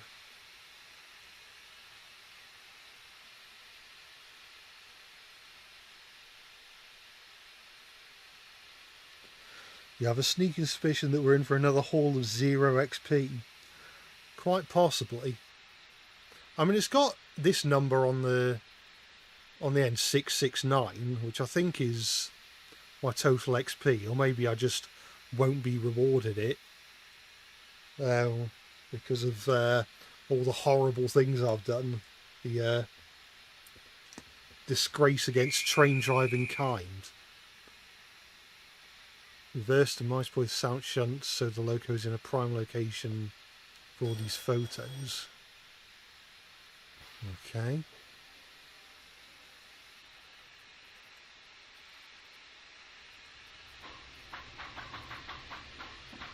Oops. Didn't want a wheel slip then. But it happened regardless.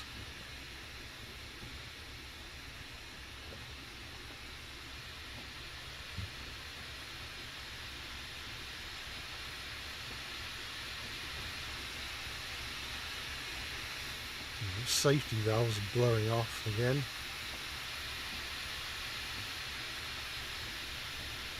Do you remember like older versions of trains? I think like 2009,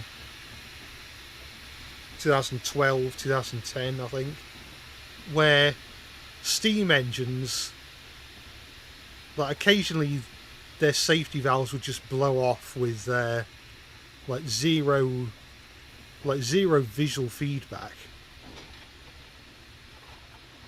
and you just suddenly get this really extremely loud hissing noise coming from the engine.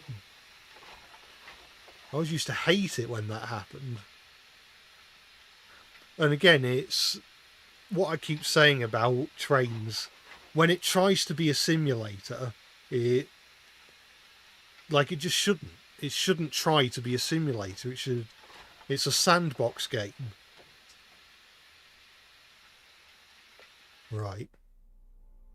0 XP gained. I think it just showed the picture of the gold star because I got the gold star last time. To be fair, it might say 0 XP gained because I've already done the mission before, and so I'd just be getting the same XP I already had.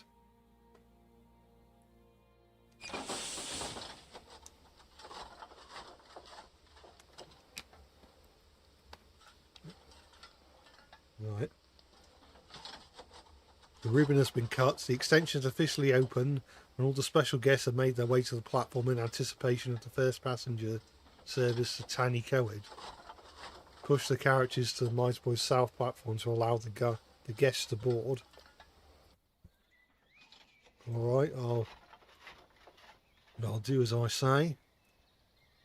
Or do as you say, even.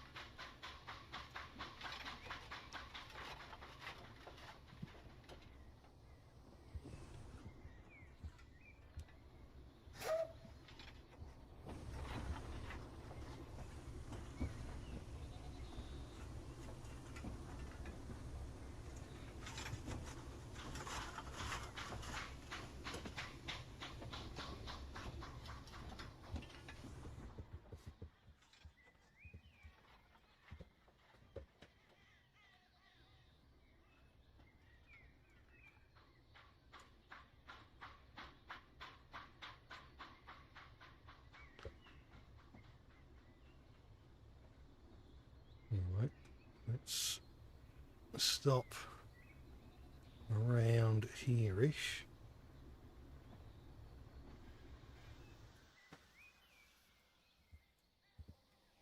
And press T.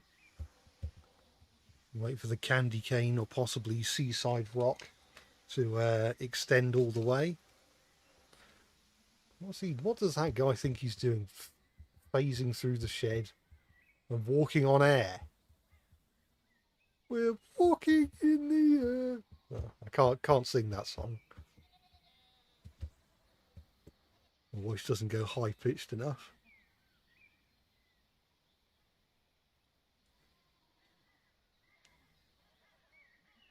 Pester Am. No, there we are. That's Corris number 7's new name. Right, and that's the bell gone off. And now I need to go to Esgergiliog, or however you say it. Oops, it would help if I took the brakes off.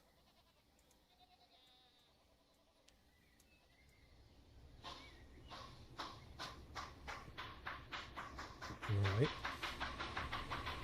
So hopefully I don't screw this up too badly.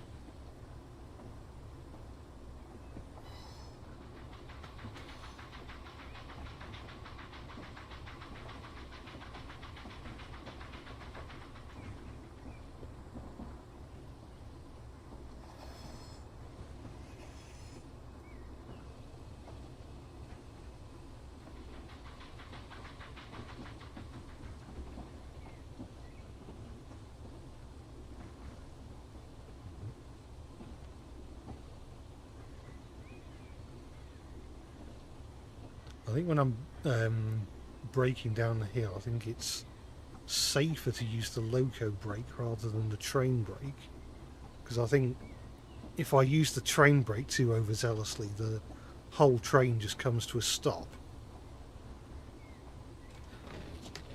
which nobody wants.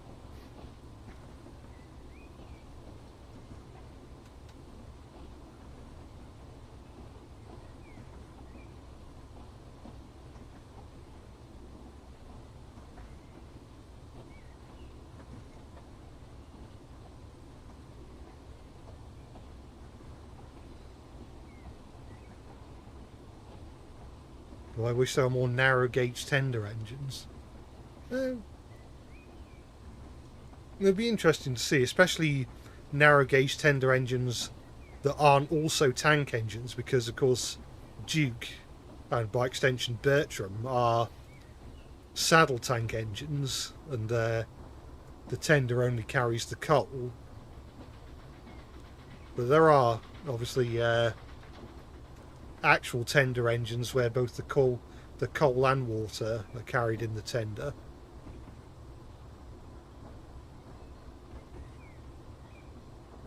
Well, yeah, I mean, yeah, in Thomas and Friends.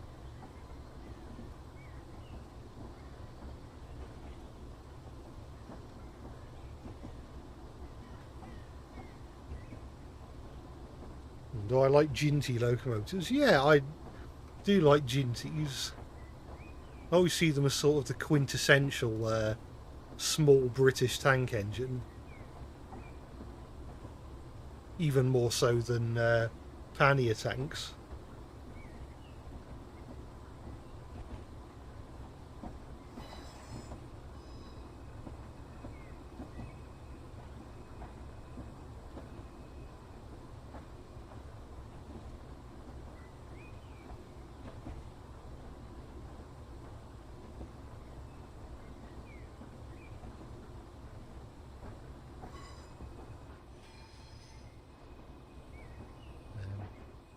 I don't think Esgergiliog is far away. So I've never got a garret on the Scarlet Railway like the Welsh Highland. That would have been cool.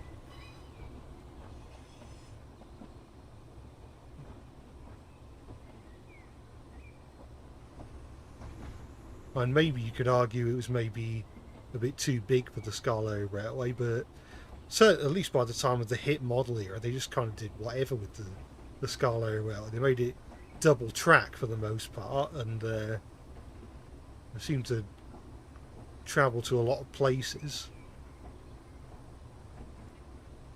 So I'm sure Garrett could have worked. If a double Fairley engine, if a double Fairley engine was suitable for the Scarlet Railway, then I'm sure a Garrett would have been as well.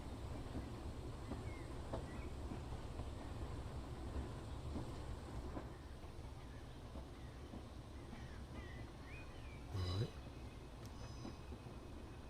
I don't think I'll end up speeding before reaching the station, because it's right there. I should probably think about coming to a stop.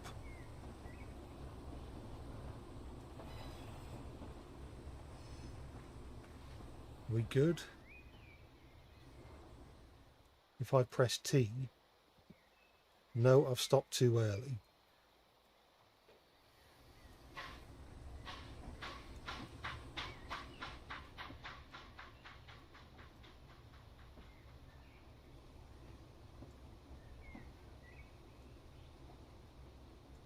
Right, let's try that again.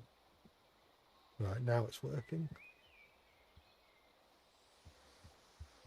I'm actually going to see anyone get off or on the train. Oh, I think that person got on the train. Oh, here comes someone. Yep, he phased his way onto the train.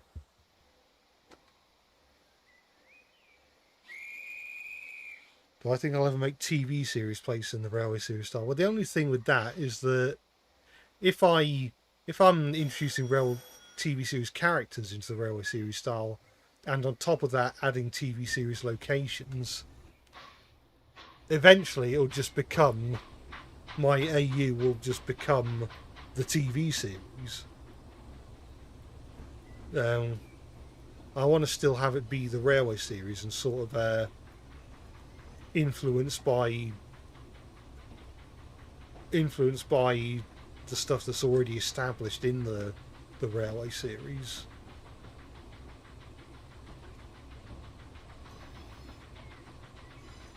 I mean, for a place like in certain industries, like the Soda Waterworks, I don't mind implementing that into the railway series, because something like that could feasibly exist in the railway series continuity anyway. But for something like Great Waterton, or I don't know, Maithwaite, or something like that, there's in my opinion, there's not much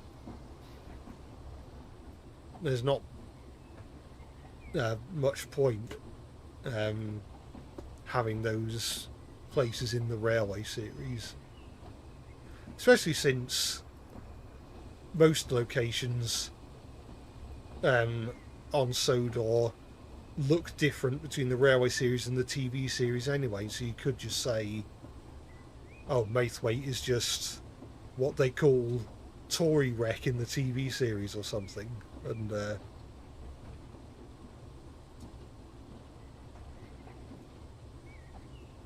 I imagine it was probably because I think it was meant to be on Toby's old line, so it's probably either a misspelling or a deliberate renaming of Marthwaite. But again, you could say that. I mean, I sort of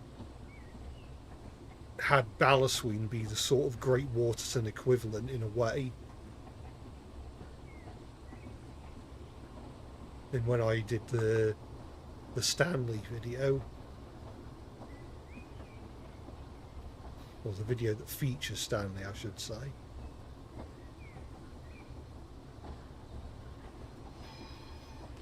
Railway series Lowham. That could work for a future story.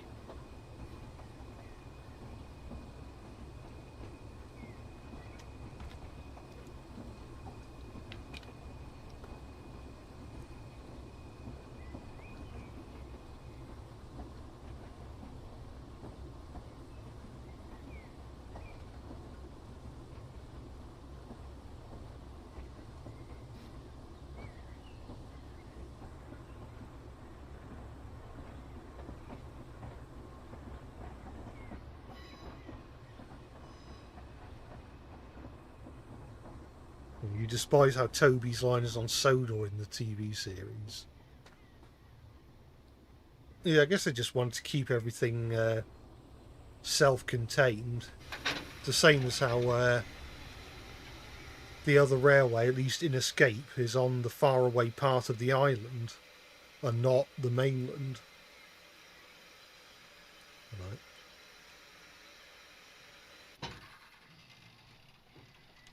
Although I remember this was something that I never really thought about until I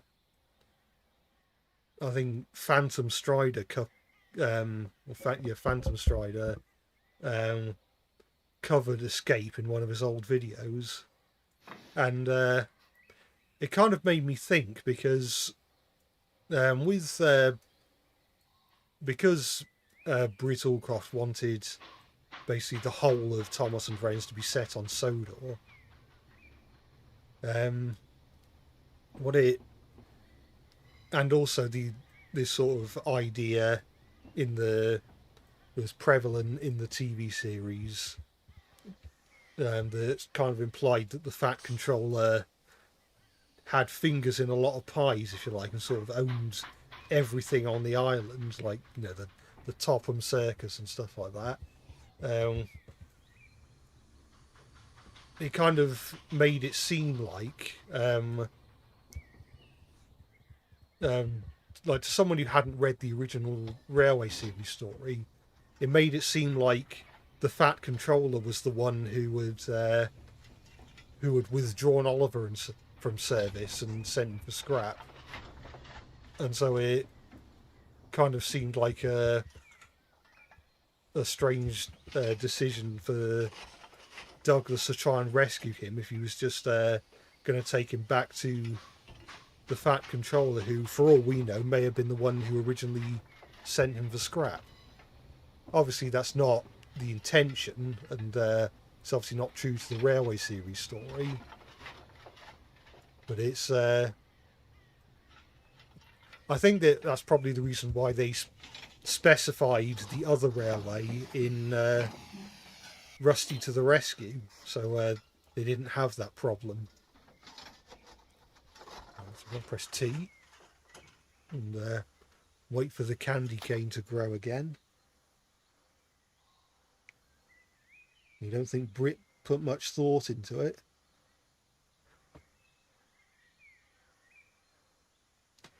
Yeah, it is a bit of a shame.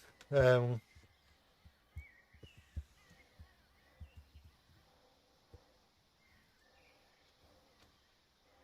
think there probably could have been ways to fix it. I think the funny thing is, again, I don't think this was on purpose in any way, but they don't in the TV series version of Escape. Oliver says he's escaping, but unlike the Railway series story, he doesn't say we're escaping to your railway. And I think even just having that line in the episode would have cleared up that confusion, I think, or that potential confusion.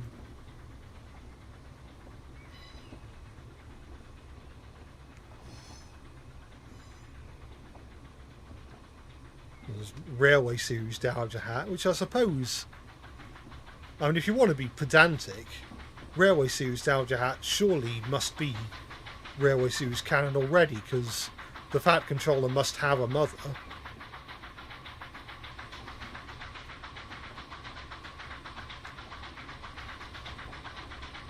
Whether she's a dowager or not, I don't know.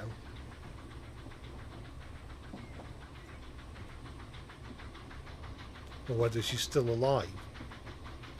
Well, it depends on which Fat Controller we're talking about, I suppose, and what time period.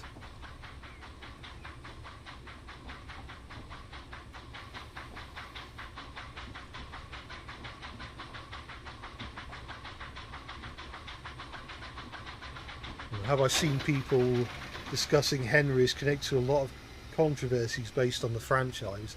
Yeah, I have heard about that. I think people have been discussing that for a long time. I remember people bringing that up even back in like the 2000s, that Henry is sort of a cursed character in that regard, because a lot of the controversies revolve around him. Well, not even controversies, just things like I guess him being a nightmare for Audrey and getting him illustrated correctly, and also his Audrey's double O gauge model of him never getting fully restored, so it's just kind of stuck in this half-built state. And at the time, we didn't even know that Audrey's Henry model still existed. I think it was assumed for a long time that it had been thrown away.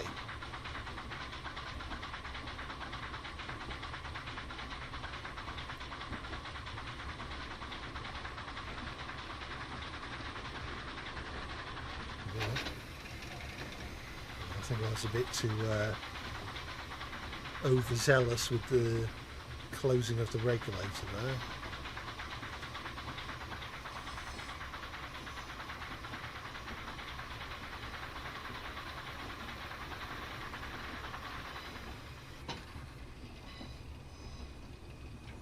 thoughts on the Bluebell Railway being on Sodor in the TV series instead of the British mainland like the Railway series?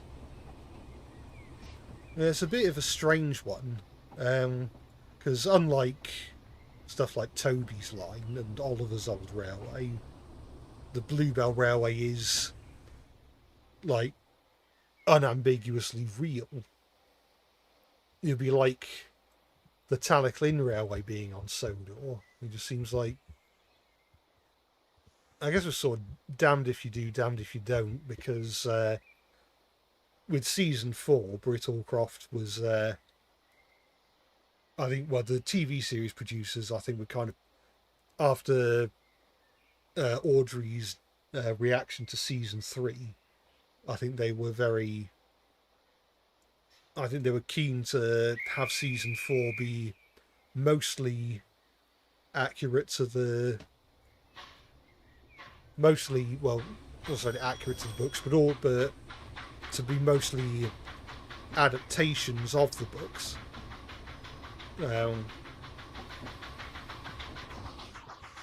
As opposed to being half Railway series and half not Railway series, like in season 3.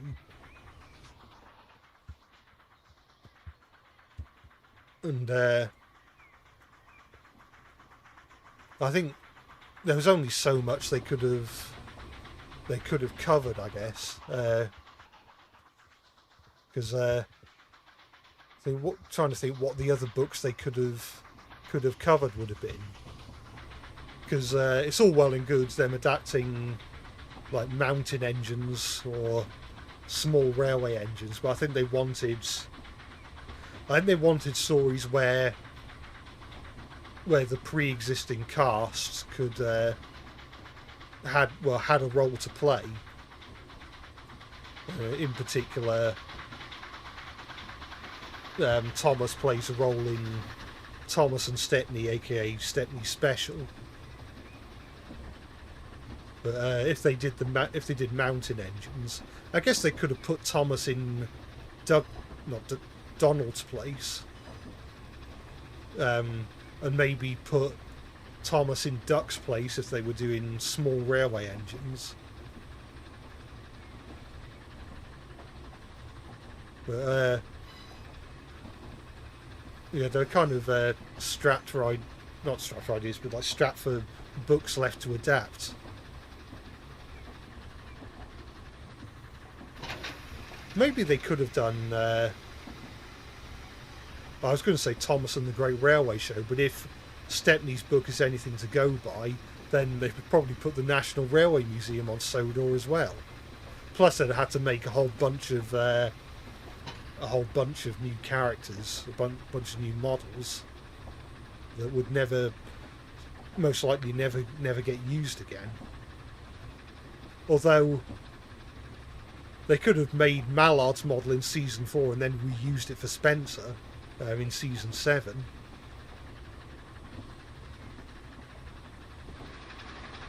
No. Ooh. No.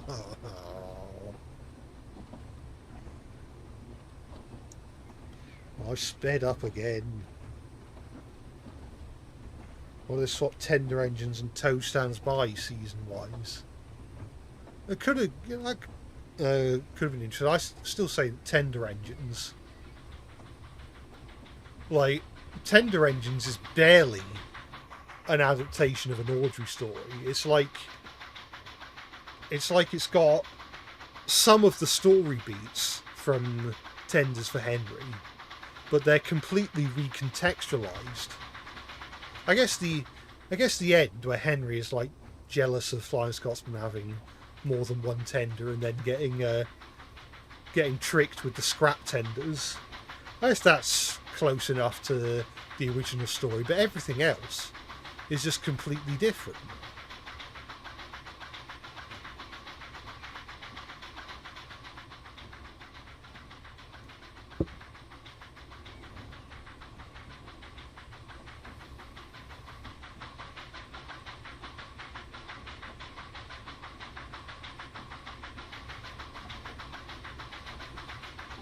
And I know that they didn't have the budget to make Flying Scotsman, which is why they couldn't make a more faithful adaptation of Tenders for Henry. But yeah, I think Toad Stands By probably would have been a bit better. Maybe they just wanted either an episode with both Henry and Gordon. Although it's not as if we already had Henry and Gordon episodes in season 3, so I don't think it would have been too much of a loss if Toad Stands By took the place of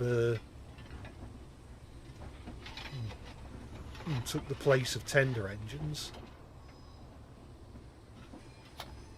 Also, I don't know if anyone remembers that really old rumour from back in the day that the modelling crew had actually completed Flying Scotsman's model, but right as they were about to start filming, they dropped it, and it basically broke to pieces. That wasn't true, but I remember that rumour getting discussed a lot back in the sort of mid to late 2000s.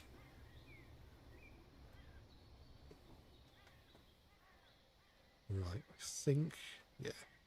And press T and wait for the candy cane to grow.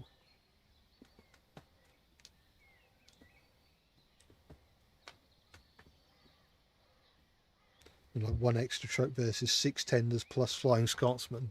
You know, at least Flying Scotsman's tenders. Yeah.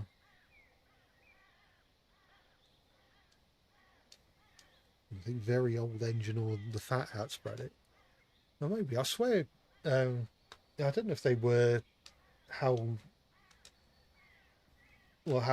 prominent they were in the Thomas fandom back in the mid-aughts when I think the rumour was, I think I first remember hearing the rumour around that sort of time.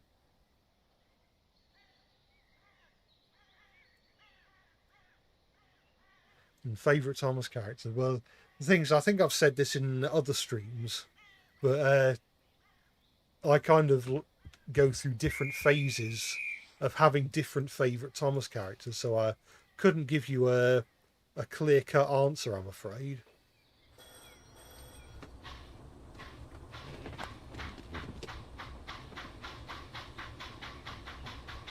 By the 1 extra truck, do you mean Scruffy? Yeah.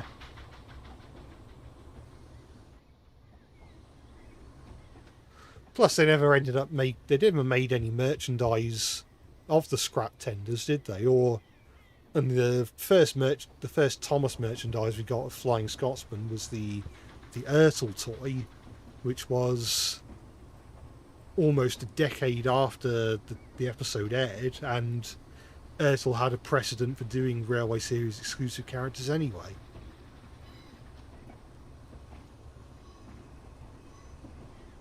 Actually, no, I forgot. The wooden railway Flying Scotsman came first, didn't it? But even then, Wooden Railway had done Railway Series exclusive characters as well.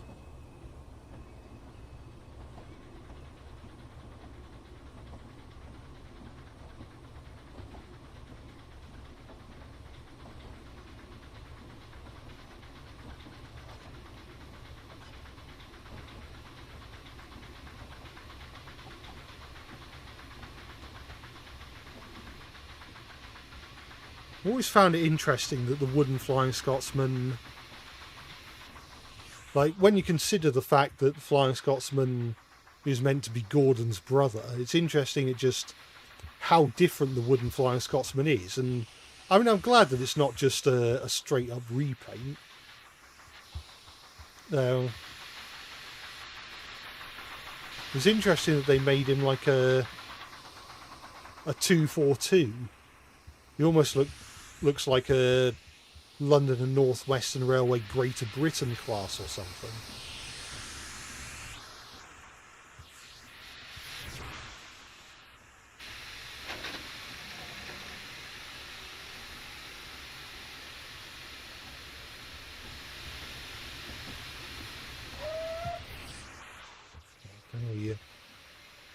have fun with the Doppler effect.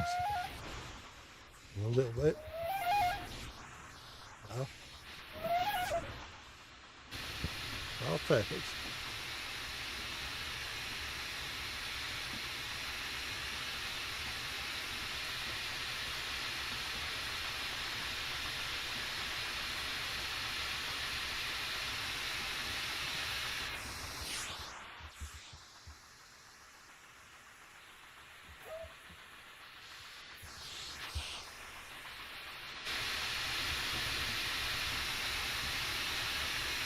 Your favourite Thomas characters are Edward and James.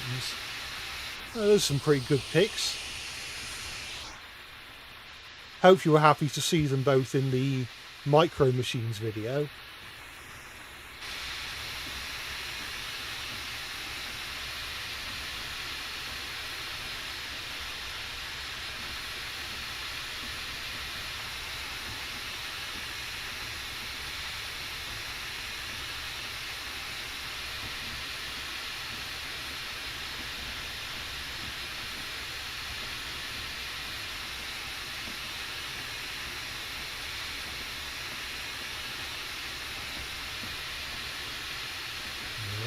Nope.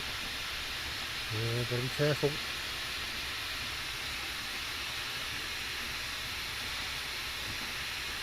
Right. Let's bring this train to something resembling a stop.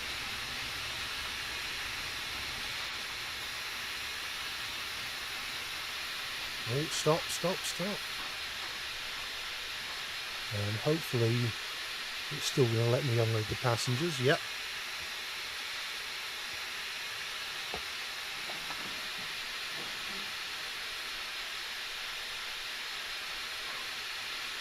I kind of wish I could have given the tender engines for the previous video 2 wheels instead of 1 for feels more balanced. Well, maybe, but I think if they're permanently attached to the engine, then it should still remain balanced. And with the Bluebird Thomas range, Annie and Clarabelle and the trucks only had 1 roller underneath because they expected you to always have them coupled up to one of the engines, aka Thomas and Percy, who both had 2 rollers underneath. Huh? Am I moving? Why am I moving? Right. Well, it didn't matter too much. 18 XP gained. So I did slightly better than last time I did that. Right, next is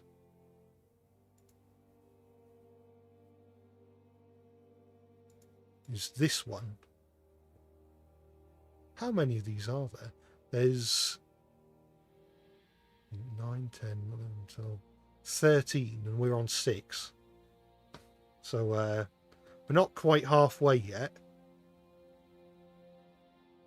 Also, the ones with the diesel engines do seem to be a lot harder, so that'll be interesting. Right. So next is this one. If you've heard of Micro Machines, you know there's a video game for the NES. Yeah, there are quite a few Micro Machines games for the Mega Drive as well, because they used those bespoke cartridges that had the extra controller ports, so you could play them in 4-player, where even though the Mega Drive only had, or the Genesis only had 2 controller ports. Right. Even the weather doesn't dampen the spirits on the Corris Railway. Wouldn't be a Welsh rail without a bit of rain. Passengers and staff alike, getting wet just adds to the fun. Press T to inform the passengers that you'll be departing soon with this service to Tanny Coed. Right. Well, I'll press T. Soon to be quite a windy day as well, given the fact that the engine steam is sort of blowing that way.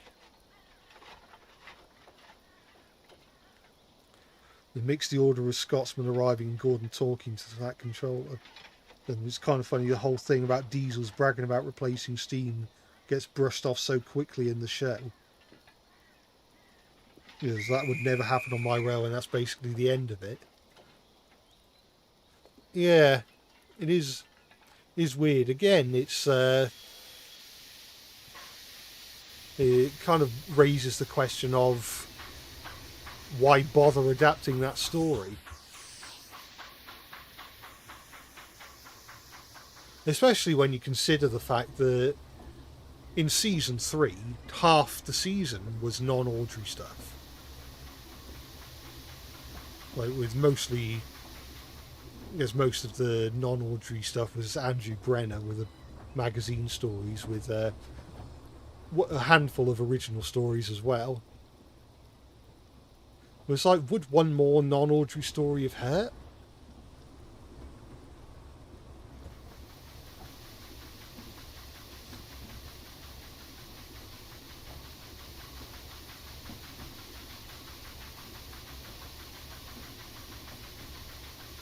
Didn't know there were Sega Genesis and Mega Drive games of Micro Machines. No, we do now. Well, I've got one of them in my collection, which was Micro Machines 2 Turbo Tournament. I'm looking at it right now. It's still got the big $4.99 sticker from when I got it from a second-hand game market about a decade ago.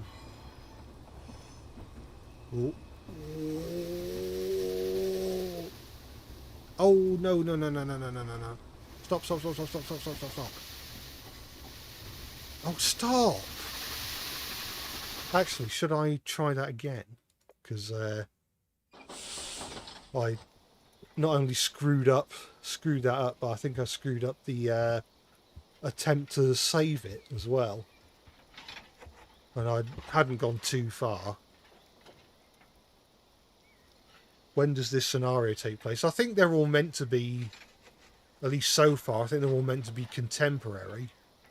But I think I said before that you could argue that these are technically set in the future, because I don't think the extension of the Corris Railway to Tannacoid has been opened yet.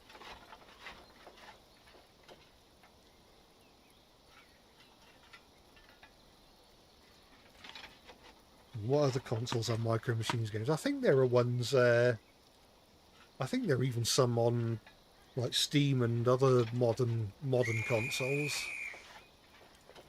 I think they did a new Micro Machines game about a decade ago, maybe.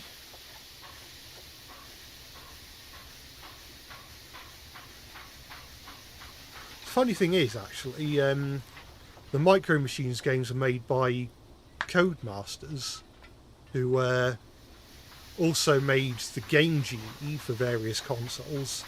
And I forget whether they distributed it in the UK, but in the US, Galoob distributed the Game Genie, and Galoob make Micro Machines, so presumably it was part of some sort of deal. Or partnership that Codemasters and Galoob had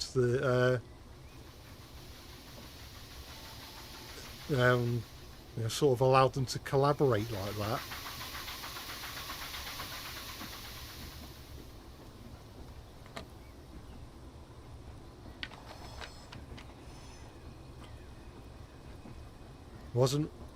Wasn't until my Micro Machines video that you realised Micro Machines aren't British.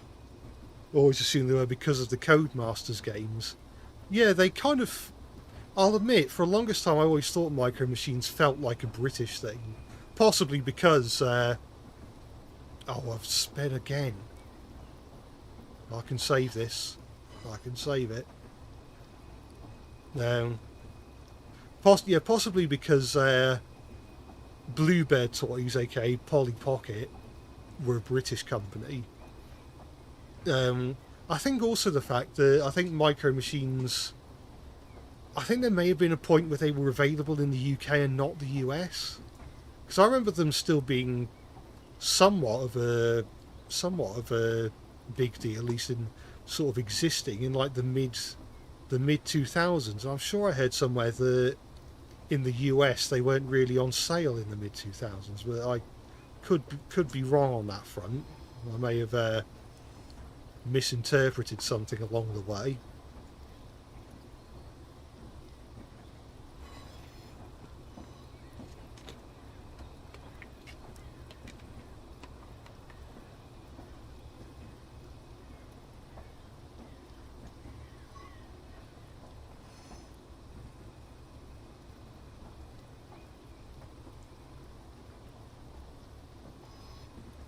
Game called Hot Wheels Crash.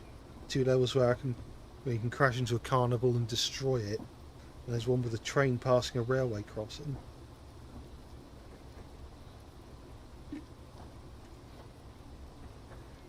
And you remember getting a Micro Machine set for your birthday around that time in the UK, so around mid 2000s. Yeah, that's what I remember.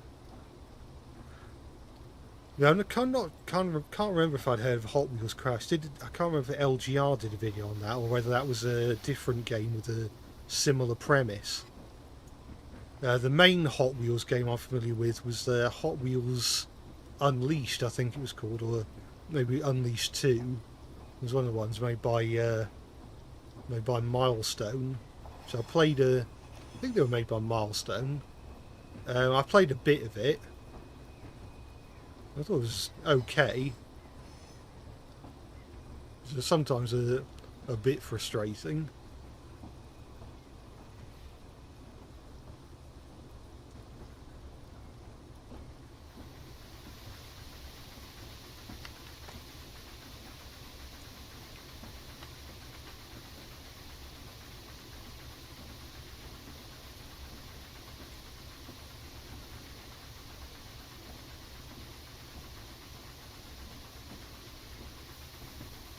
So I've got to stop. Hang on, I haven't got the this up. Have I been to the Tallaglyn Railway? Yeah, I've been to the Tallaglyn Railway a couple of times. Last time I was there was 2015, so 11 years ago. So I've not been to any of the recent Audrey events, even though I'd have loved to go, but like I said before, it's a case of getting there, since I don't live anywhere near Wales particularly, and I don't drive, and it'd probably take all day for me to get there on public transport. It'd be quite expensive as well, I imagine. You know, I press T, don't I?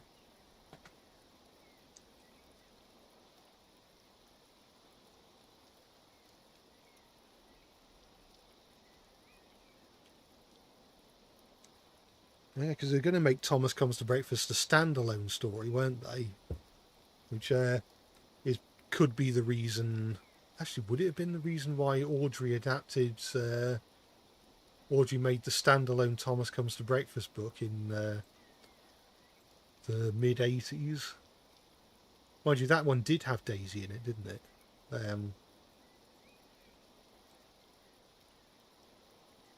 So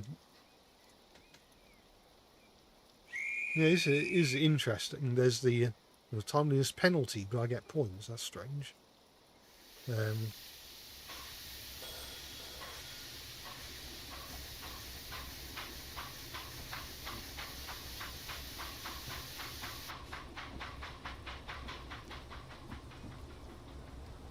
because the general consensus is that Daisy and Percy's predicament were made to replace the missing coach and Percy's promise.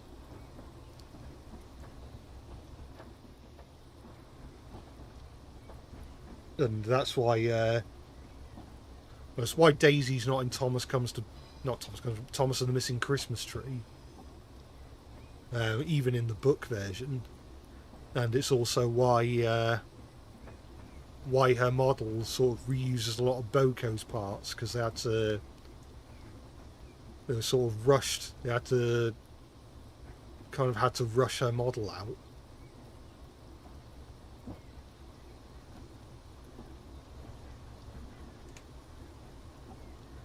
interesting. I know there was a tie-in story which had Boko take Thomas's place. Yeah, they had Boko take Thomas's place while he was away instead of Daisy. I think that was an Owen Bell illustrated story.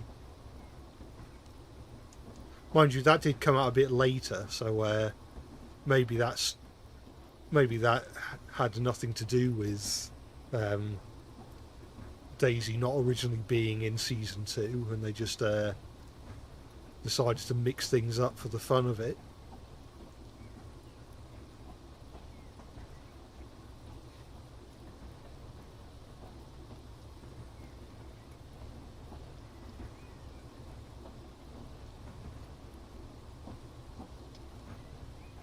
And the book with Boko was a bonus feature on a US Thomas DVD. Yeah, because the US DVDs did have those read-along stories, didn't they? Which I don't think were ever a thing on the UK DVDs. I certainly don't remember ever having any DVDs with that, any read-along stories on them. So over here we had audio cassettes and audio CDs, and obviously the old vinyls.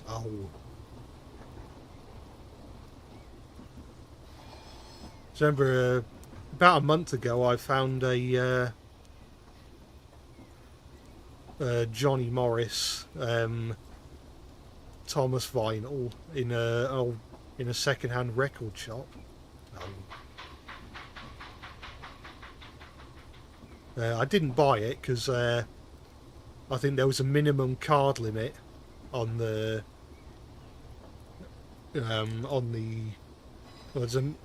shop had a minimum card payment limit, which was I think about £10 or something, and I didn't have any cash on me, and I think the vinyl was something like £4 or £5. Would have been a fun little novelty to have. Maybe, I don't know how much those vinyls typically go for. Maybe they'd be a fun thing to collect if I was particularly after them and wanted to amass a collection of them.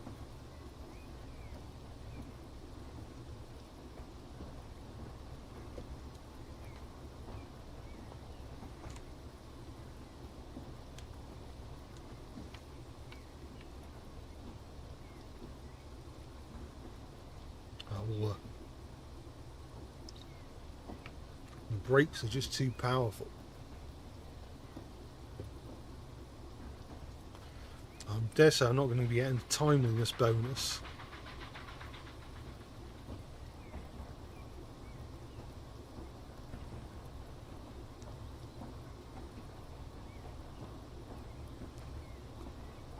What if there were multiple Thomas adaptations made over the years, rather than just 2 scrapped ones and one that did well? It would be interesting if Thomas had been like a show that had a bunch of different adaptations over the years. I'm trying to think of other examples where it's like a book series that just gets adapted multiple times, and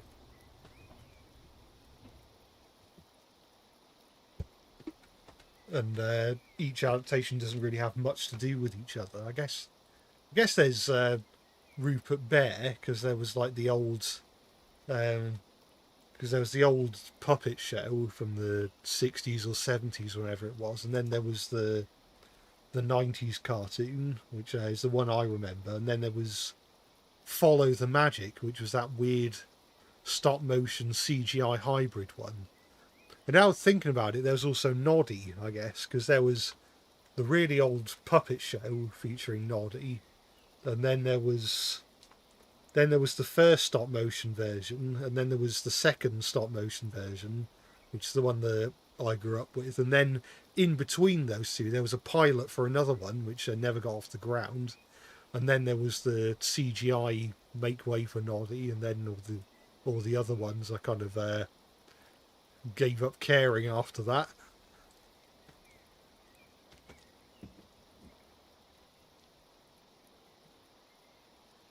There's multiple things like Tintin. Oh yeah, there's I mean, there was a Tintin cartoon in the 90s made by the same people who did the 90s Rupert cartoon, which I think I have somewhere. I have the DVD box set with all the episodes. And there's obviously the CGI film, which I still think, I think I said this in the last stream, you'd think that CGI film from 15 years ago that tries to have a realistic art style wouldn't hold up, but it does, like visually. And then there's I think there were other versions of Tintin, weren't there? Like, I think, was there a live action Tintin at one point? Like, we're going really far back. There's also a Tintin audio dramas that I think were put out by the BBC, and Tintin's voice in those audio dramas was Richard Pierce, aka the voice of Dennis the Menace in the 90s Dennis cartoon. So whenever I listen to those audio dramas, I just think it just sounds like Dennis the Menace. And when he says whenever Tintin says "Come on, Snowy," I think "Come on, Snowy," more like "Come on, Gnasher." Am I right?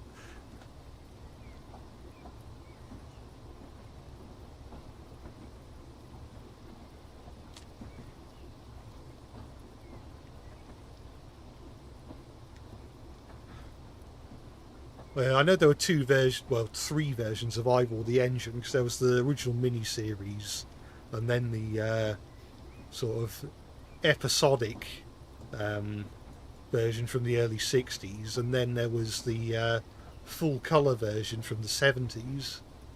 But I suppose they're more just, you could call them more like different, because I'd say they're more like the same show than the other ones that people have brought up.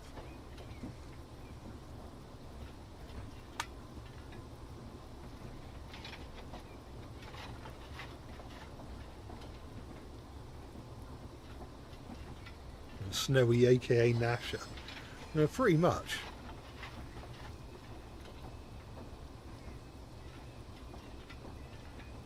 I wonder how the two of them would get along.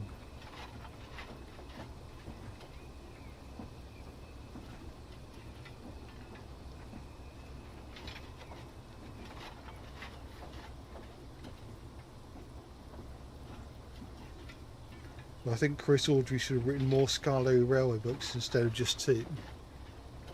I mean, perhaps. Although if New Little Engine was anything to go by, it's possible that there just wasn't that many ideas going around. Because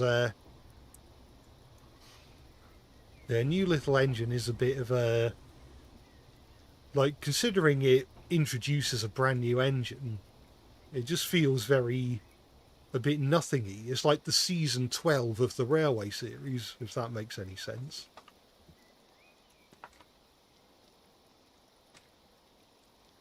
It's like one of the stories is just Renea slips on some weed killer, puts some sand on the rails, and then he gets up the hill. And that's the whole story. It was like brilliant. Or Peter Sam goes forward for 2 seconds and then some dirty water shoots out his funnel, and that's the whole story.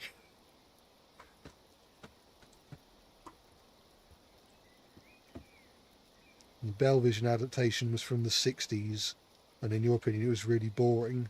Glad you saw the Nelvana one first, because it captured the spirit of the books better. Yeah, I remember being really impressed at just how close artistically it was to the original comics. Obviously in the Nelvana version.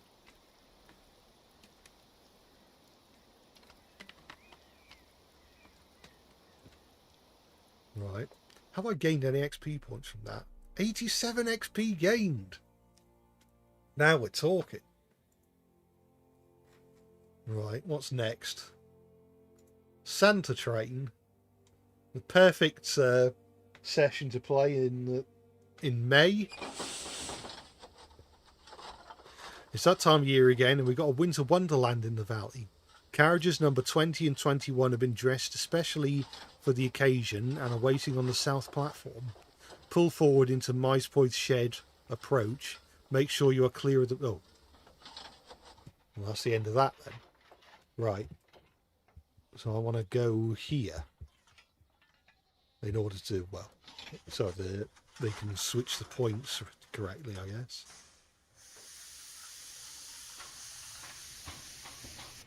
Oh, I've got to make sure that I don't speed, because in the sidings the speed limit is 5 miles an hour. Yeah. Well, I think I saw a bit of a wheel locking there. It's like Percy in Wonders of Sodor.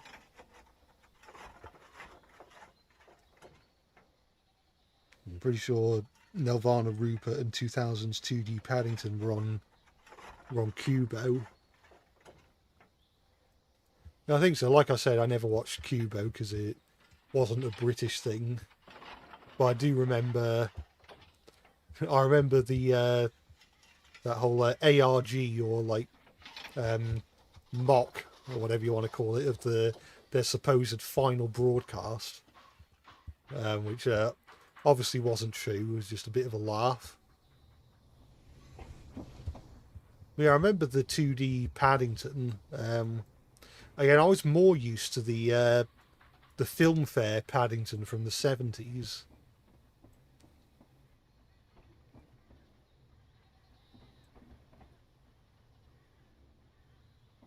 I remember catching 90s Paddington. I think I'm trying to think what channel it aired on. I think it may have been Pop or Tiny Pop. One of those two. Which was a free-to-air channel in the UK, which aired a mixture of cartoons and music videos.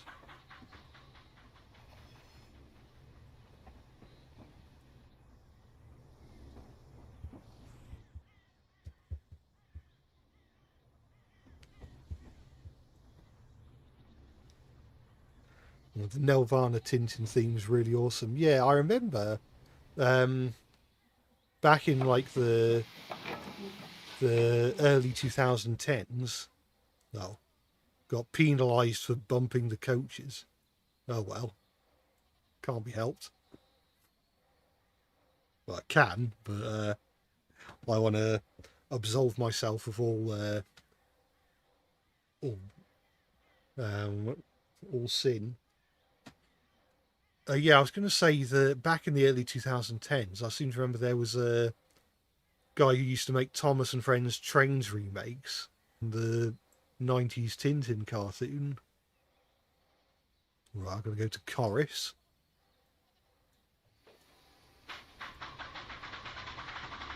Oh. Bollocks.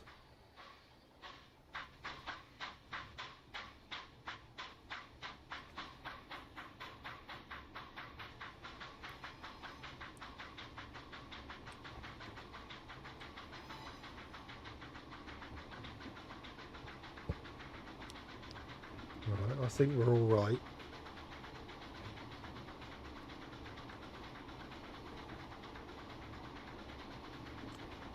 It actually looks quite nice in the snow. Oh, but Mr. C. Red looks so nice against the snow.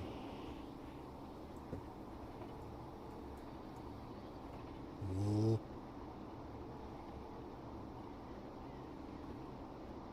Oh. You wish Hergé was alive to have heard it. It would have been cool. Would have been even more cool if I didn't speed.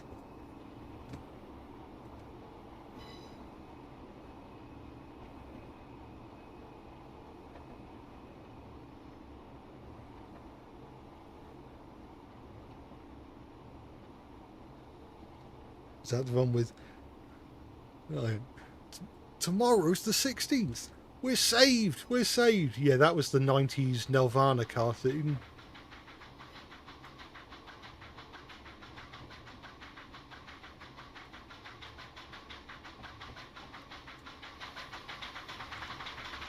Oh.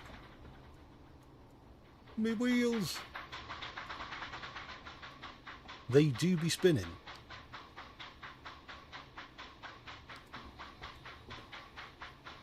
I don't know why I just turned into salty then. Arr, matey, they do be spinning. But I'm not getting a timeliness bonus, I can assure you of that. What if I did that? No, that hasn't helped at all.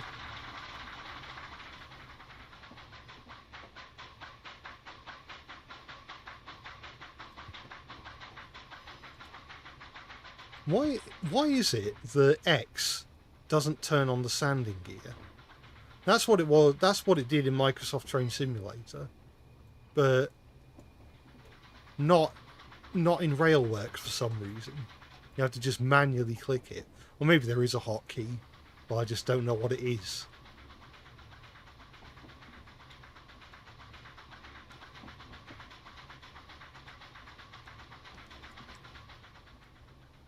So which franchise do I think Thomas should cross over with? Trying to think.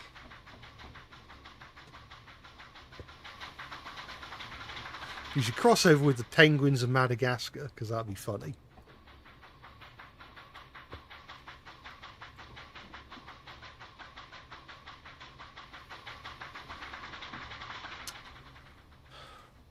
I've got the sanding gear on and it's still slipping.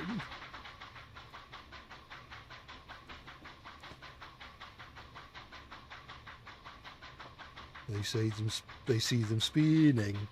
They hating. They certainly are.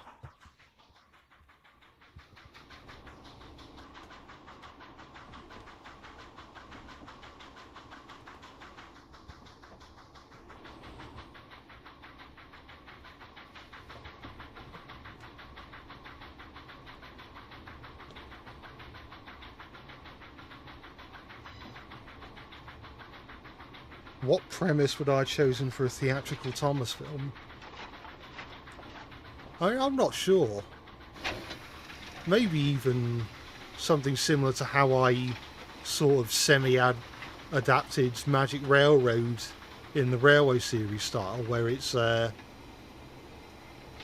was like finding well, it was like Diesel 10 arrives on Sodor and the engines don't know where Edward's got to, and they wonder if Diesel 10 has replaced him or something, and then they find out actually Edward was helping to restore an old branch line, and with the help of Burnett Stone he even helped to restore Lady.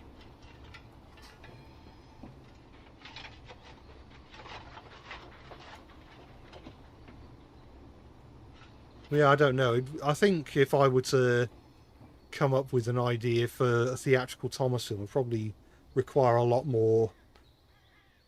Probably require a lot more time to think it over.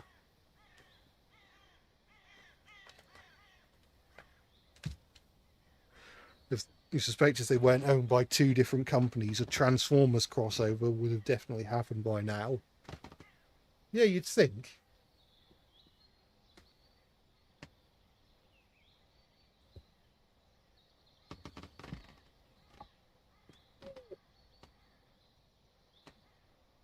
I'm just trying to make myself comfortable because I've been sitting in the same place for hours.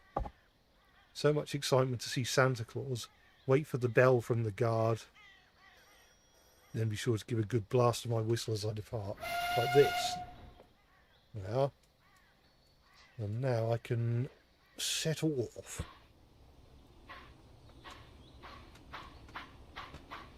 It'll be better downhill. Who knows? Maybe it won't be.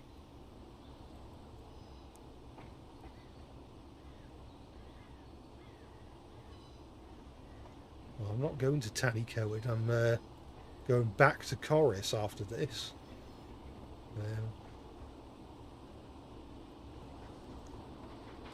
I can afford to speed up a little bit. Oh, that's not what I wanted to press. I want to press that. Oh. No. I kind of wanted it to be the other way, actually. No.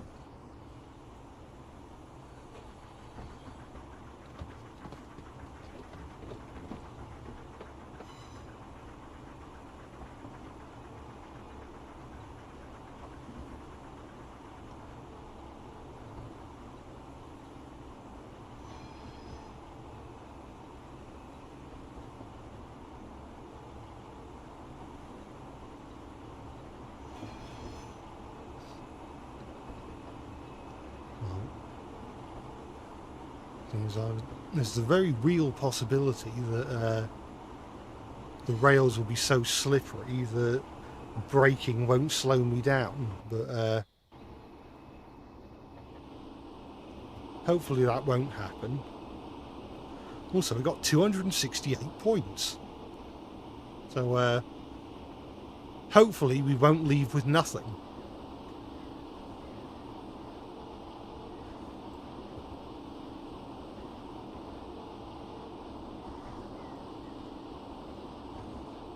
Maybe they should say that when you get 0 XP after completing a mission. They just have Anne Robinson saying, "You leave with nothing." I can afford to speed up a little bit. No, but there's going to be a slope in a minute, so I've got to have the brakes at the ready.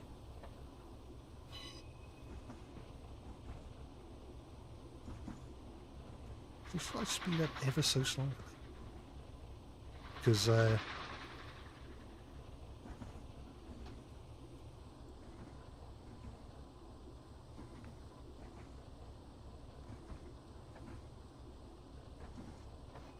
what other train games do I plan on playing in the future? I might play what's that new game that came out? A Bumpy Ride or something like that.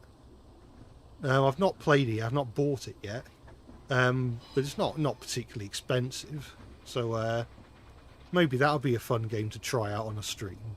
I think when Dench Attack comes out, I want to give that a go as well.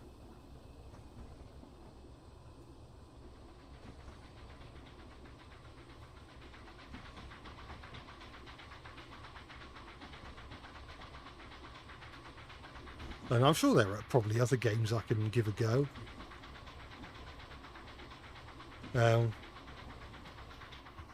Maybe I can, because people brought up, when I played Extreme Express, people brought up Denture to D. And maybe I can play one of those games at some point.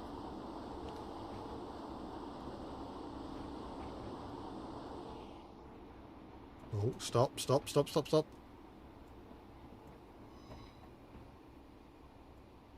Oh, come on, man, stop.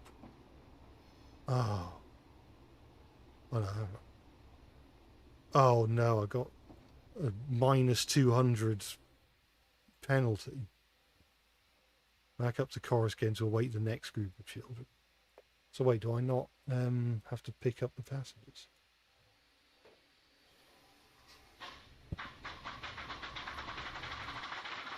If I... No. Turning the sanding gear off and turning it back on again did not help.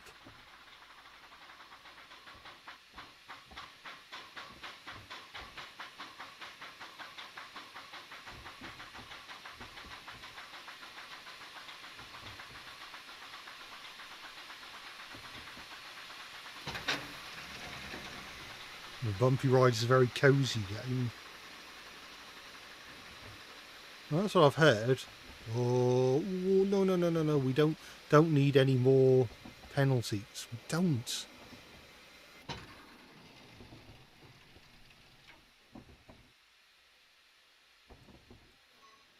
Oh, you... please stop. It's just not nice.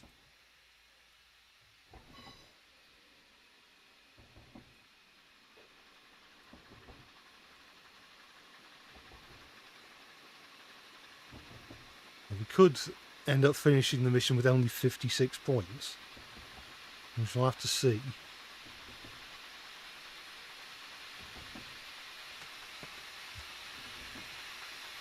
Maybe this is my fourth arch enemy. Slippery rails from the winter. Yeah, I can't open the regulator full blast because that just makes the wheels slip.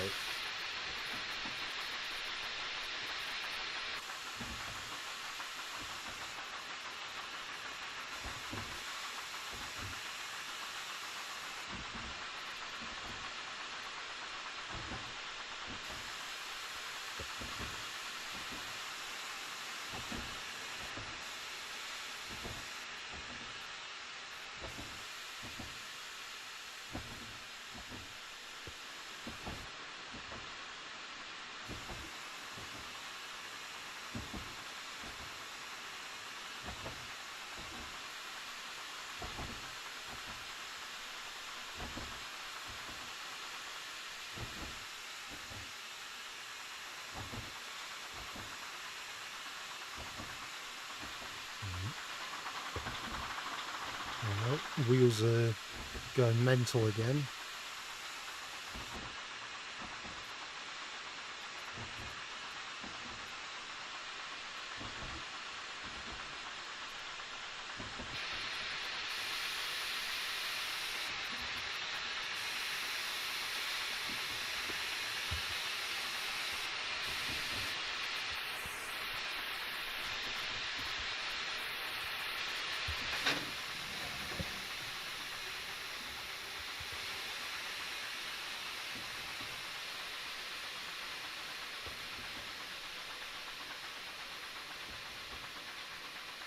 I actually managed to get someone from college into Classic Thomas who says it's not something you should usually watch, but it's very well made.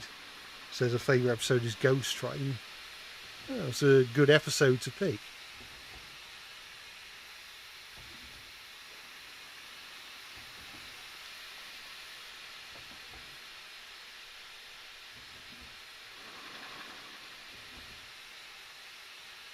Oh, right at the station.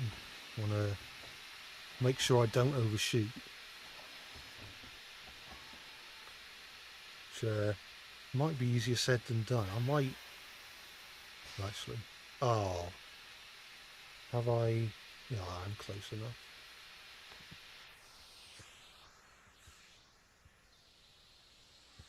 So yeah, I didn't do particularly well that time. I think that goes to show that I am not what we in the trade call a great driver.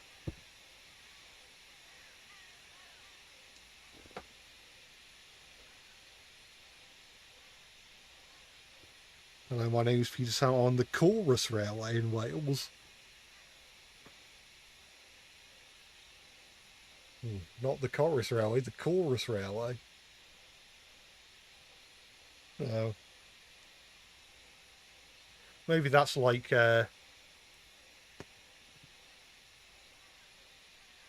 maybe the chorus railway is when an engine sings in the local choir, like Ivor the engine. Just enough time to go to the museum and grab yourself a mince pie. Thank you, driver. What did I get? 0 XP. But what was the? I thought I at least got 40, but no.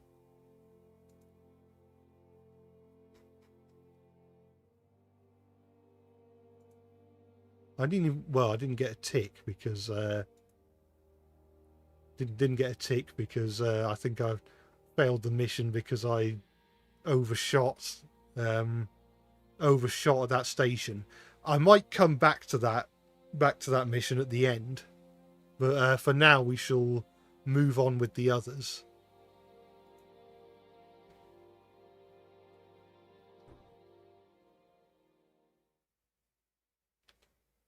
On the first Sunday of the month, the Corris Railway runs the gravity train. People sat in a couple of open wagons and heading down the incline, trying to reach Tanny Coed. Release the brake to get going. No need to worry about the line speed. Use the usual keys for the train brake to hopefully get stopped at Tanny Coed. Right. I mean, they're not going to do anything, are they? Like, there's no throttle reverser with a gravity train. And let's have a look at the lovely couple. There we are.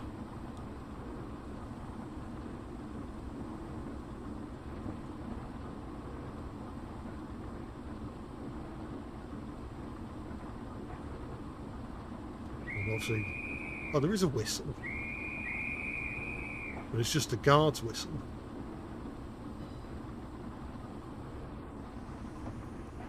When I've not been penalised for improper speeding. Not improper speeding, improper whistling.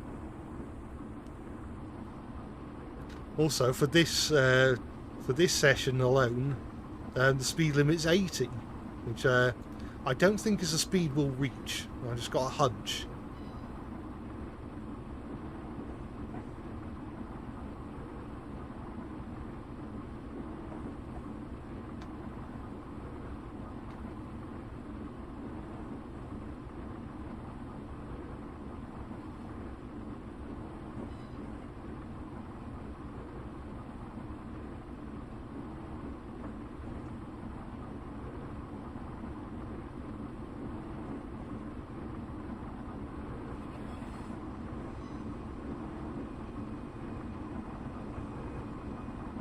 Going down.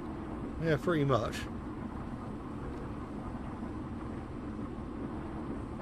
Maybe if I do a stream highlights video, this is where I play the song Going Down from Sonic Adventure.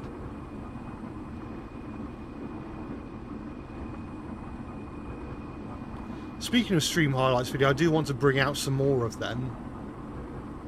I think the next few stream highlights videos will probably be shorter than the Extreme Express one, because even that was like an hour and a half, and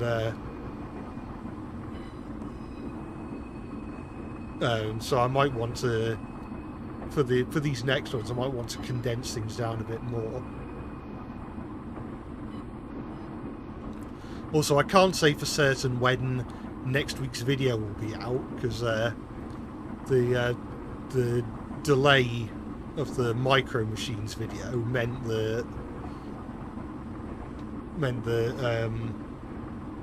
so during Tuesday and Wednesday I didn't really have much time to work on the next video, so I can't promise that that'll be out on Monday, but who knows? We shall see.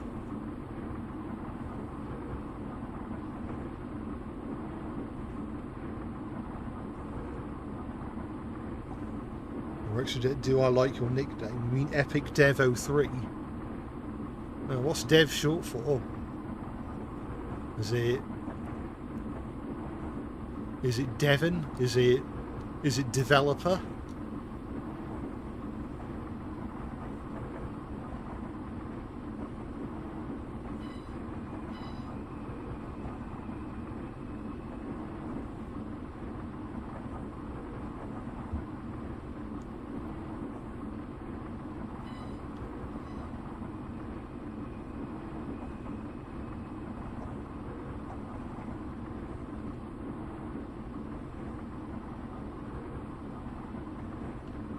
There we are.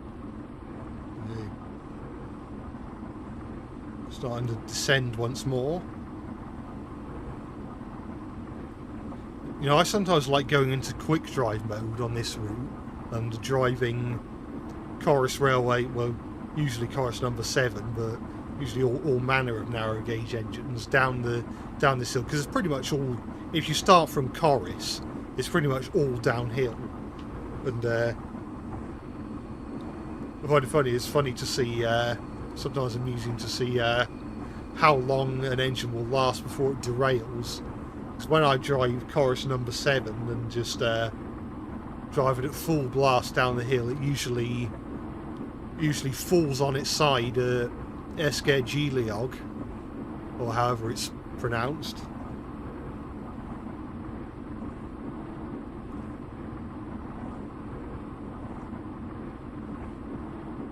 Will I play Lionel Traintown for a future stream? Maybe. I'll have to see. Is it another one of those puzzle games, a bit like Loco Commotion?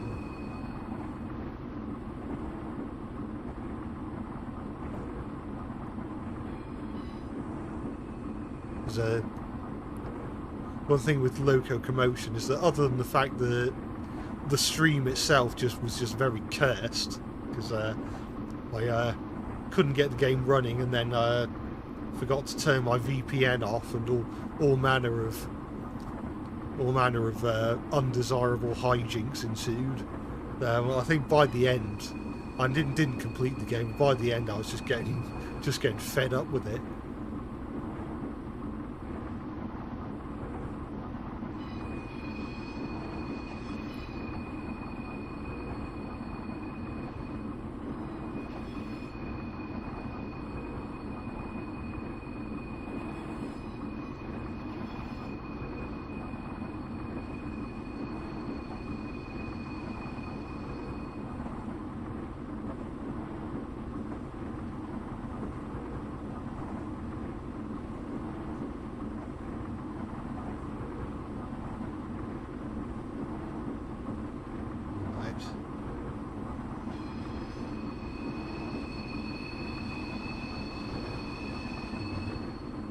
It's not too long.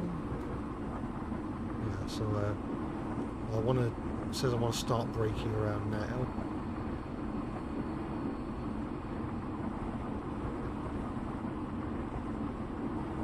Hopefully I don't undershoot.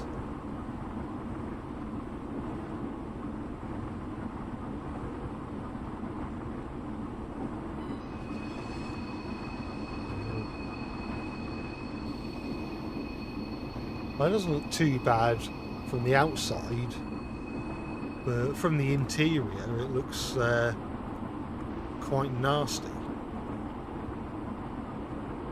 Right. Just don't undershoot. No. Right, do that.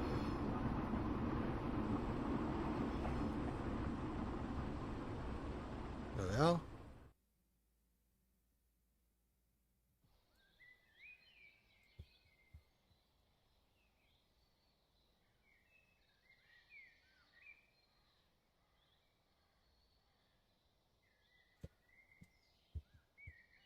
Oh. I don't know whether that's stubble or whether he's just very dirty. I'm not sure. Made it in one piece. Well done. I mean, 0 XP gained, but I think that's just because I've already played that that mission before. Right. Oh no, I've gone past it. Right. Well, what I'm going to do now is I'm going to go for a very quick toilet break, and then I'll be back to cover Corris number 5 introduction. So I shall see you in a minute.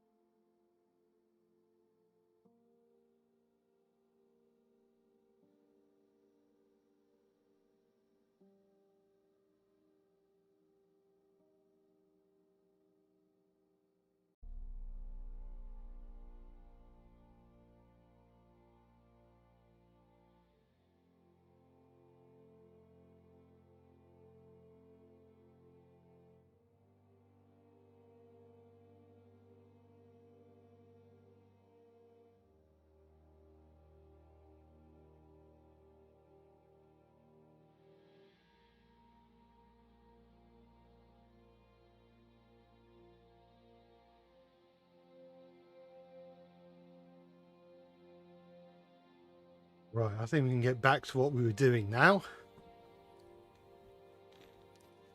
Corris number 5 introduction.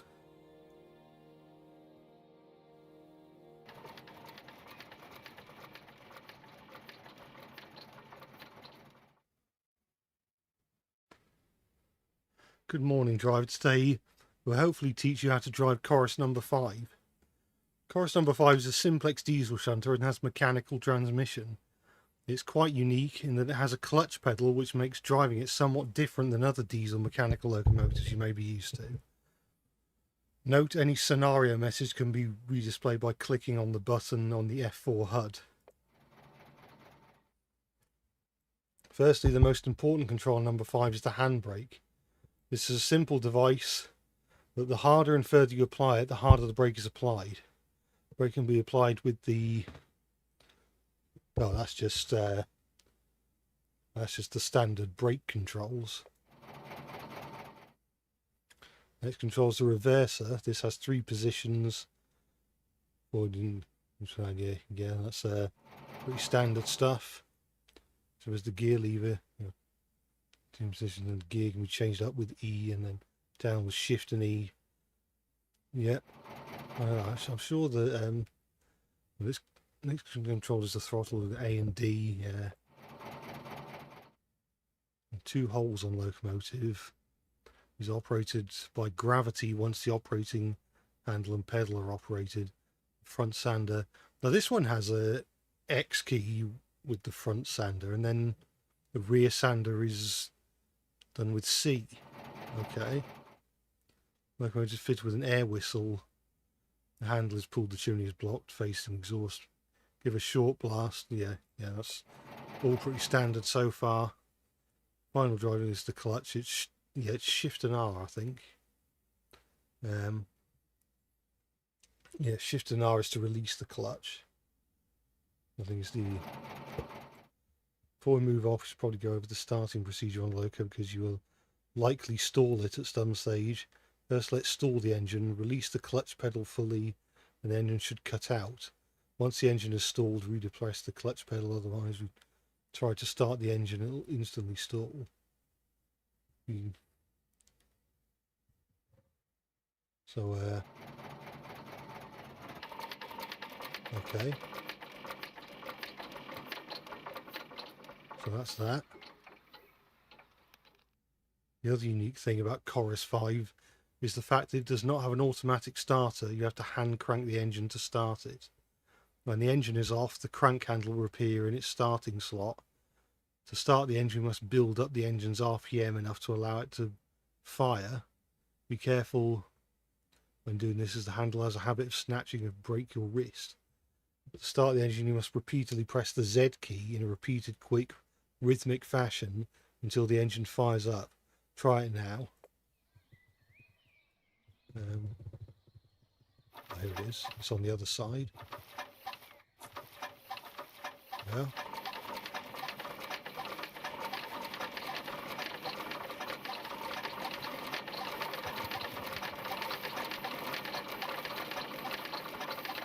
These are meant to disappear and reappear.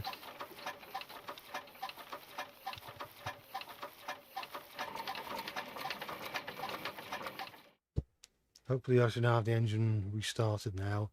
Let's get going. So we should select forward with the reverser, then release the brake.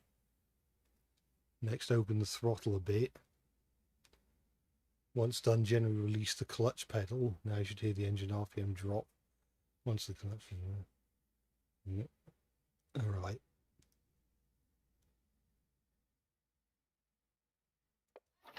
Okay. It doesn't want me to... why is it not letting me do it?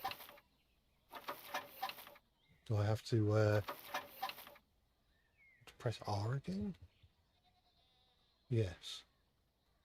So make that 20% and then Shift and R.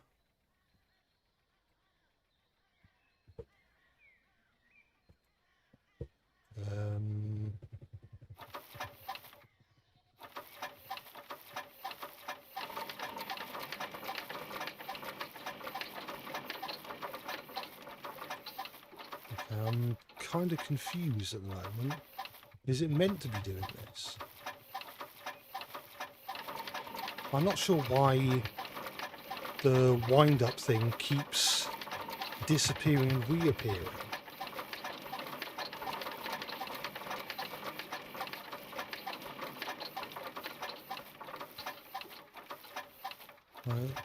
What? Oh, do I need to put it into gear 1? No.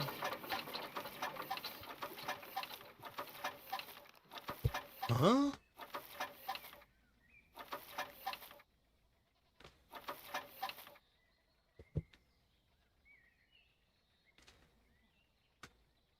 What? No, that's not what I said. No, that's not what I said either.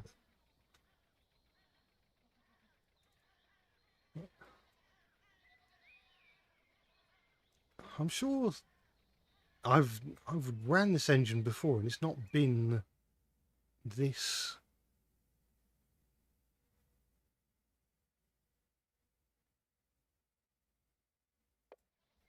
It's not been this uncooperative.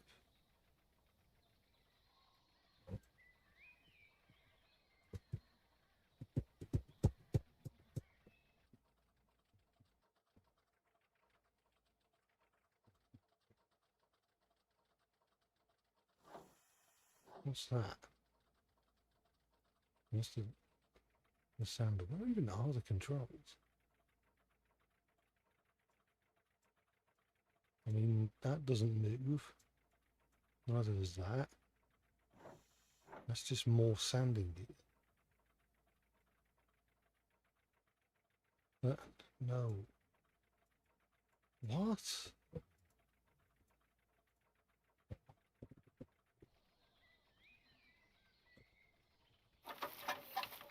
Is this actually glitched?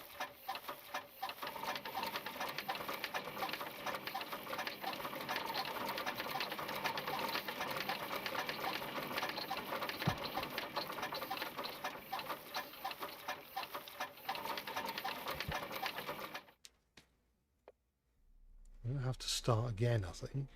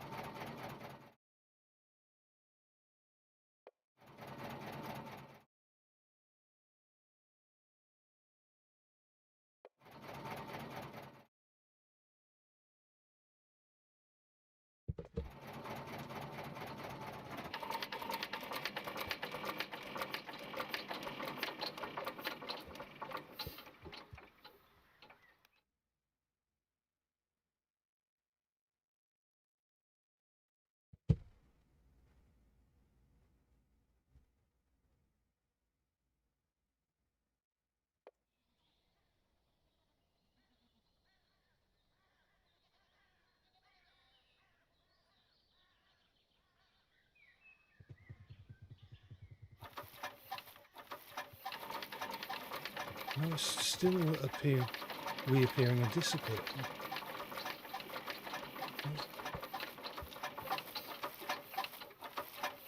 Maybe I need to do that.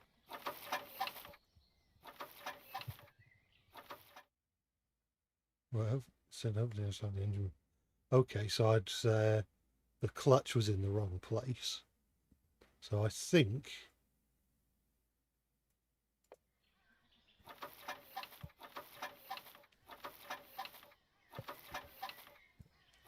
can we go? No.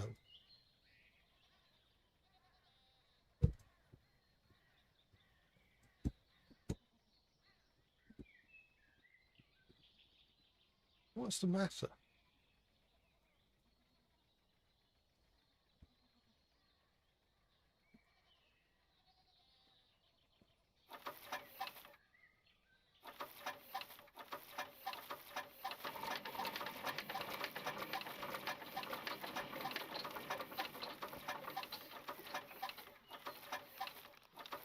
Oh no.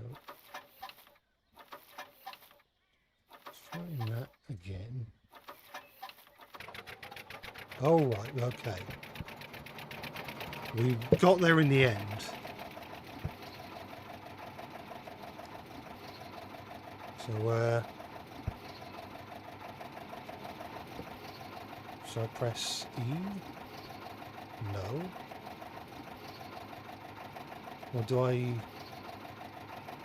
that? Yes. Right.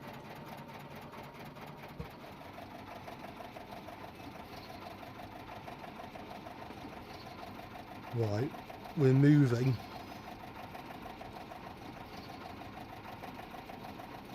Right, so go via marker and stop at Corris platform. Right, that's I think I can manage that.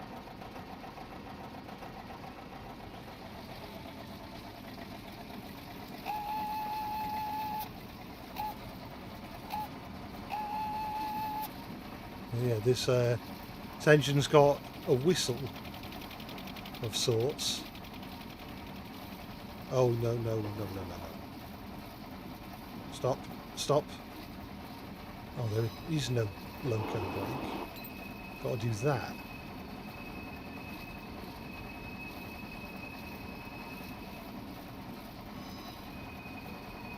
Oh.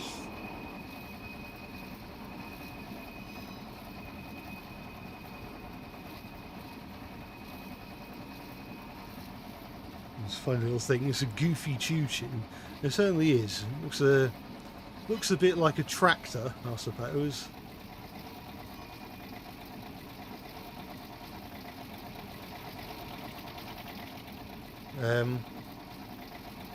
I remember seeing this engine in on one of those train documentary VHS tapes. It was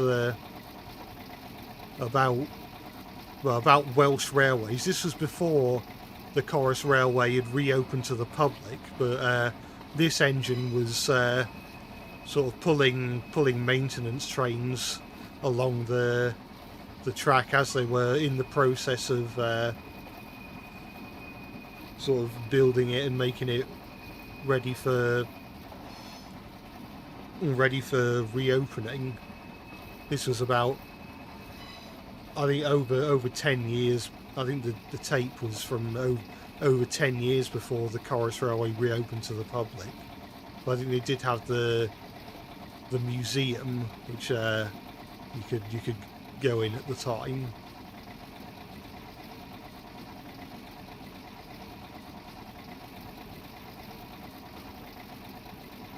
It functions just like a tractor too, pretty much. It's a bit sucky how it's a separate DLC, but oh well. Yeah, I suppose there's that. I'm trying to remember if it was released at the same time as there's the steam engine stuff, or whether it came later.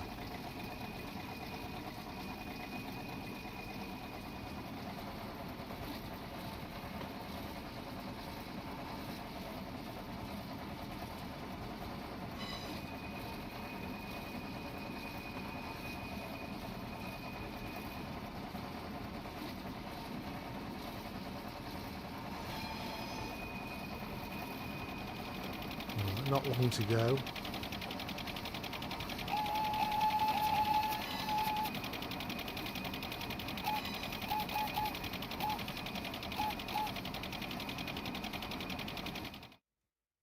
It's probably time to change gear now. To do so, throttle off, depress the clutch. Oh god. Throttle off, depress the clutch, change gear, release the clutch, and open the throttle. Can't I just brake?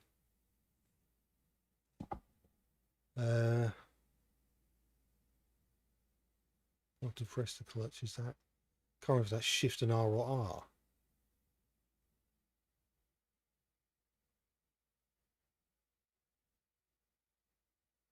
God. Throttle off to press the clutch. Throttle off to press the clutch. Change gear. What was next? How do I get to it? Release the clutch and then open the throttle again.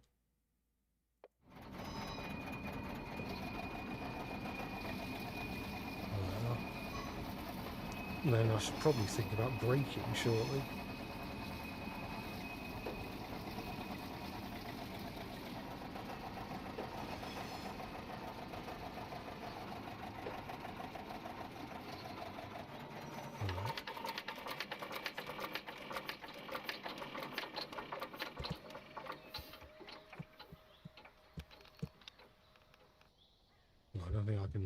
I don't think I can sound the whistle because the engine's off.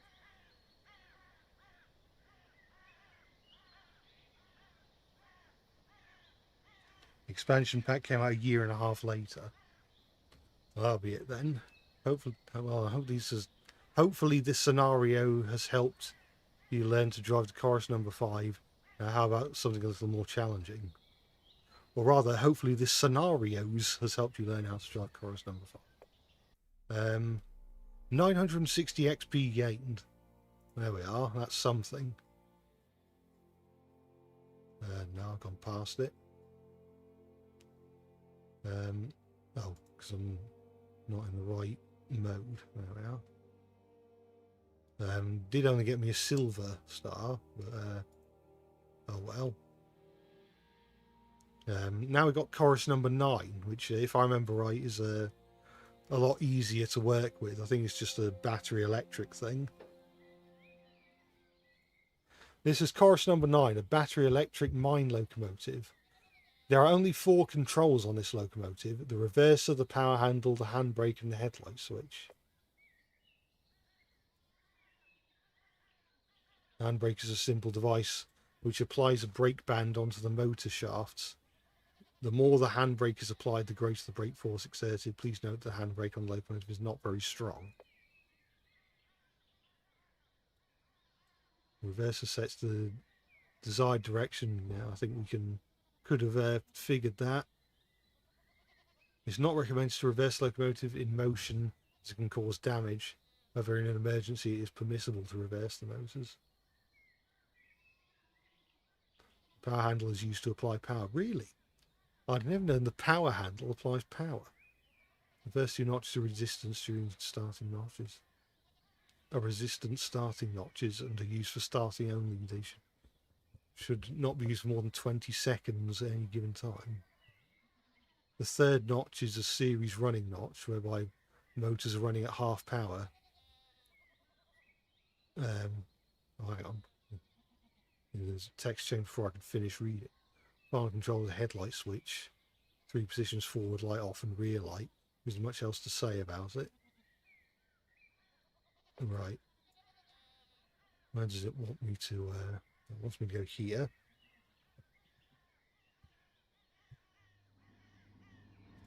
Yeah, this engine doesn't have a whistle or a horn, if I remember correctly. I'm pressing space and pressing B and not getting anything.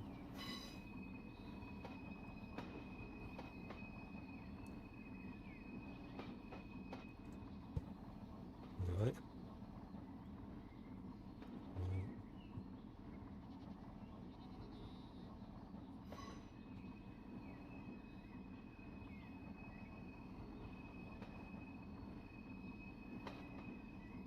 Let's stop there.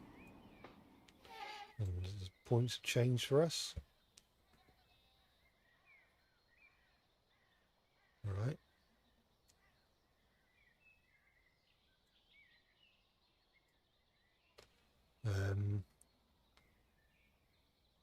Is there a reason why that still says stop there? Now proceed forward and couple up to the gravity wagons in Carriage Shed Road 2. Okay. And hopefully this shouldn't... I shouldn't struggle with this too much.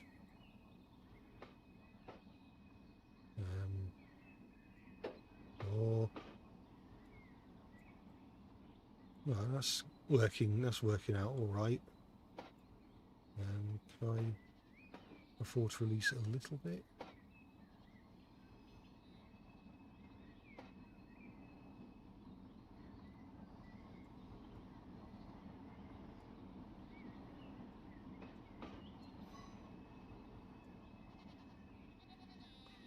Can probably afford to release the brakes now.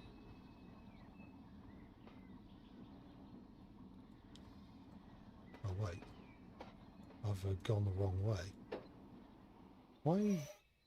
How come the it set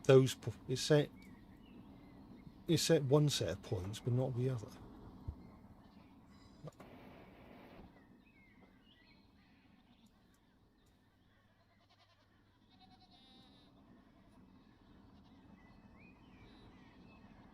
Right.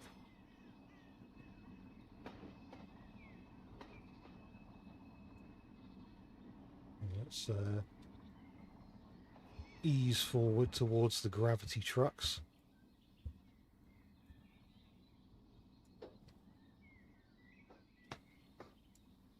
Hey, Rexel Jet, the jet plane. No, I'm not JJ. I'm not a jet plane. We'll now draw the wagons back up to the reverse point. Okay. Whatever you say, Mr. Man.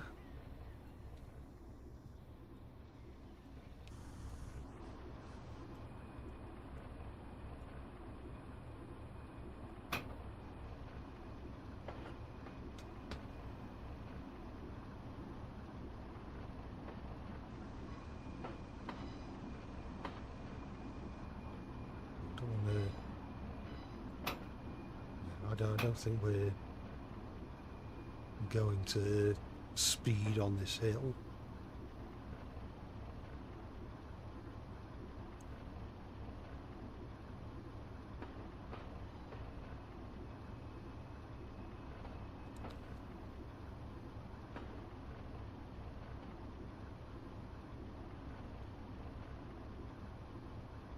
Right.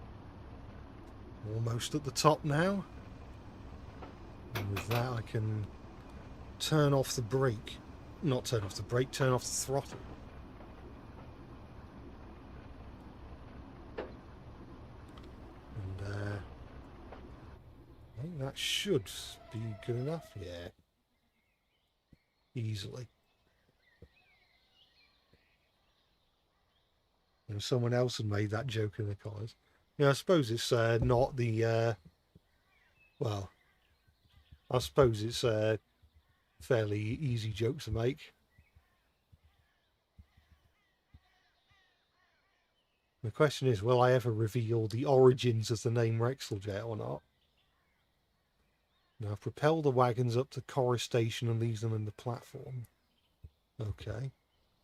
Can this engine even go to 12 miles an hour?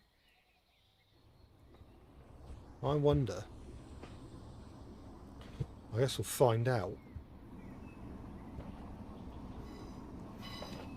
As it says Clayton on the side, I don't think that's the name of the engine. I think that... I don't necessarily it might be. It might be the name of the engine. I think it might be the name of the builder. If I search Corris number 9...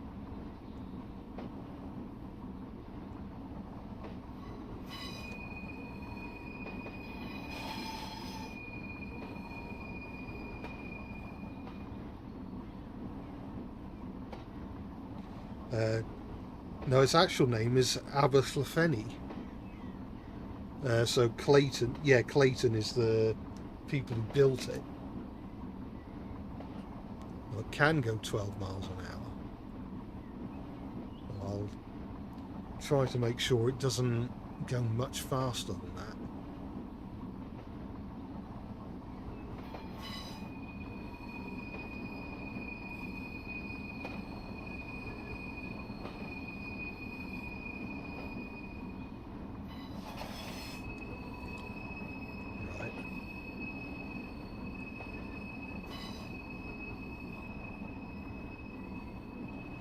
This nifty yellow unit is faster than the track inspection vehicle from Underground Ernie.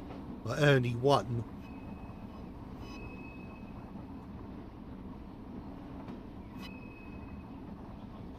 So, well, it looks...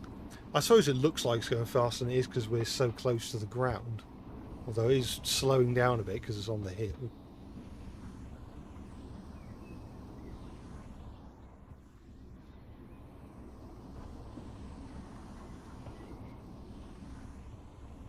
Yeah, I wonder why Ernie 1 doesn't have a face when all the other trains do in Underground Ernie.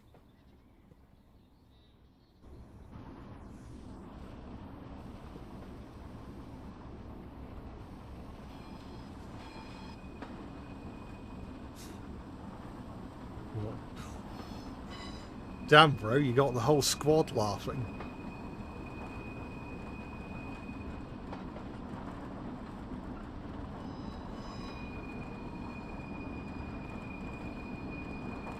You look a bit,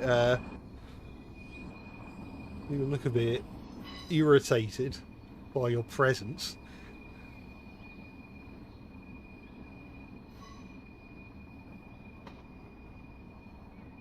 It's still funny to know that Jimmy Neutron and JJ the Jet Plane were voiced by the same person. Yeah.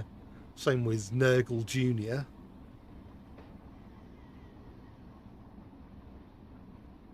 You can imagine what it'd be like if the Scarlet Railway bought more diesels to help with all the work. I'm betting that they'd be more helpful than Fred for sure.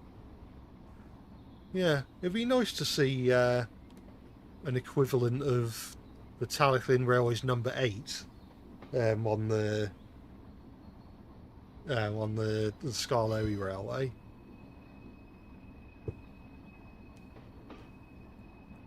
That's probably the biggest omission when it comes to Talyllyn engines versus Skarloey engines.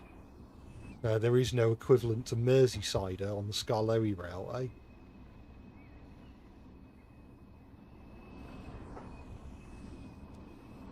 Not sure what it'd be called.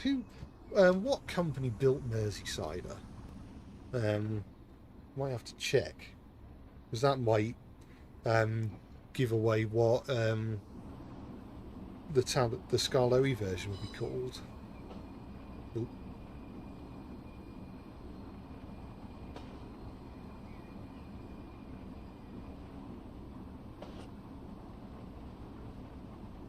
It was built by... Oh, that was also built by Ruston and Hornsby, like Rusty was.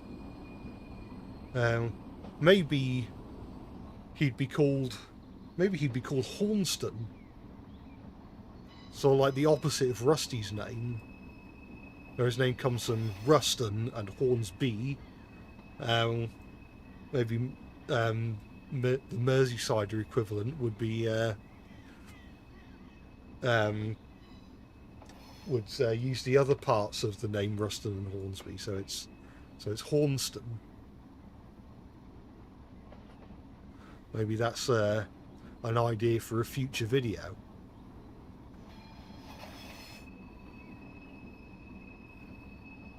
Boss Dusty, maybe.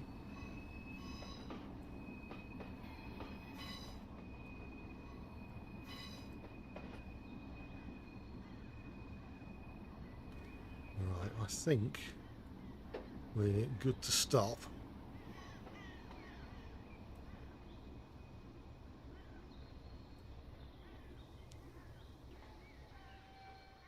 Yeah. And so far we've not sped at any point. So, mind you, we have to go back down the hill after this, so there's a chance we might end up speeding here. Right, so I've got to uncouple the trucks.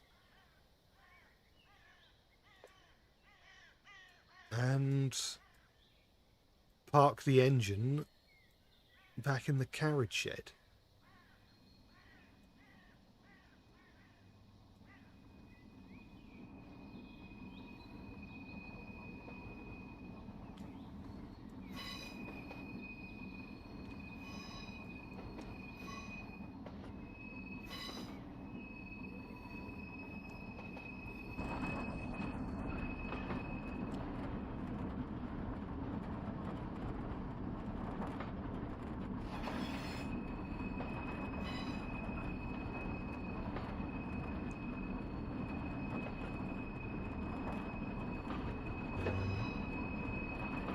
Careful.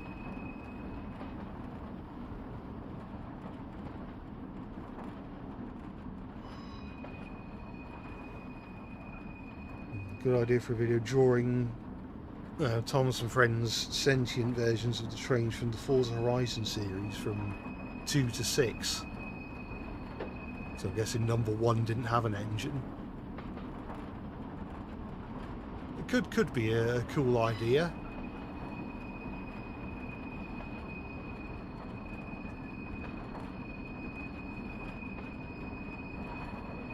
Obviously, oh no.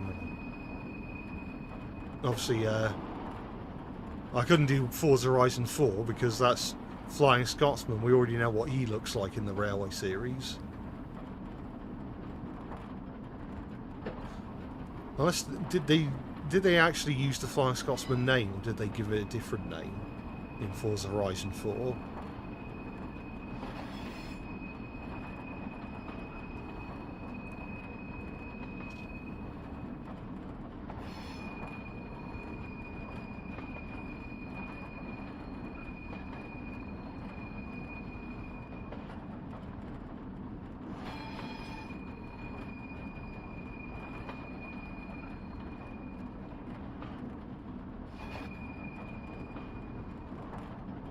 Careful here.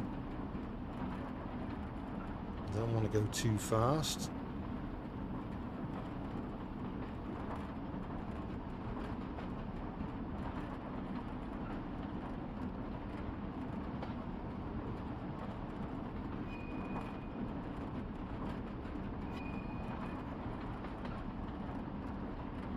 It is Flying Scotsman. I thought so.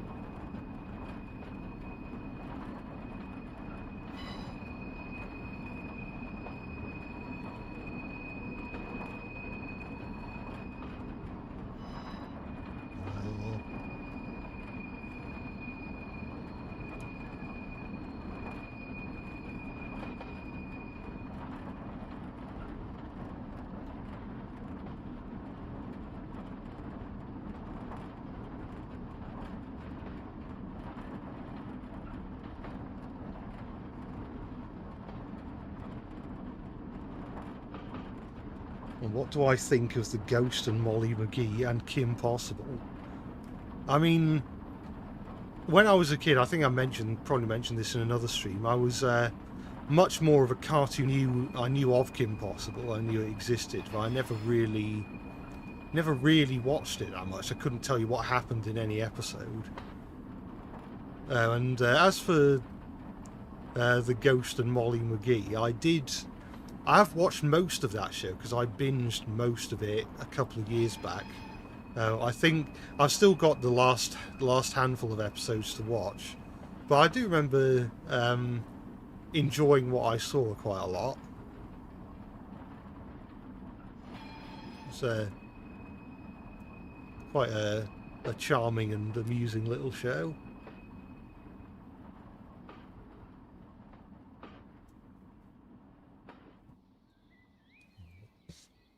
I think we're ready to go back into the siding. I've got to wait for the candy cane stroke seaside rock to grow in the thing.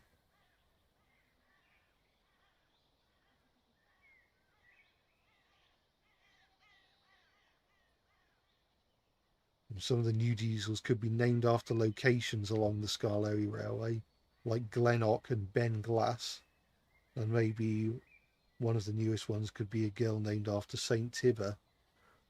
Yeah, that's possible.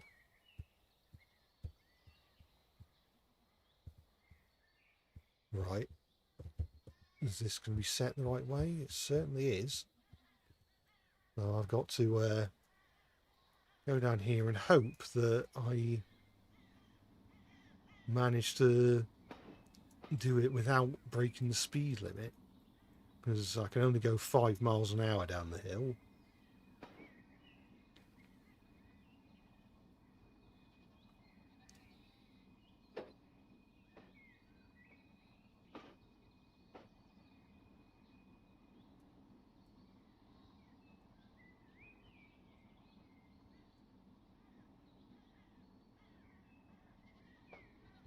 think we're doing all right so far.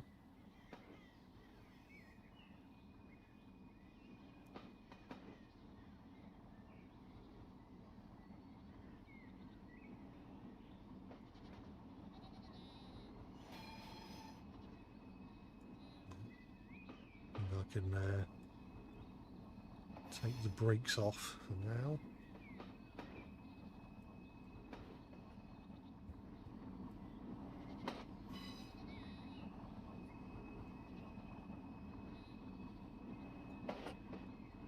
And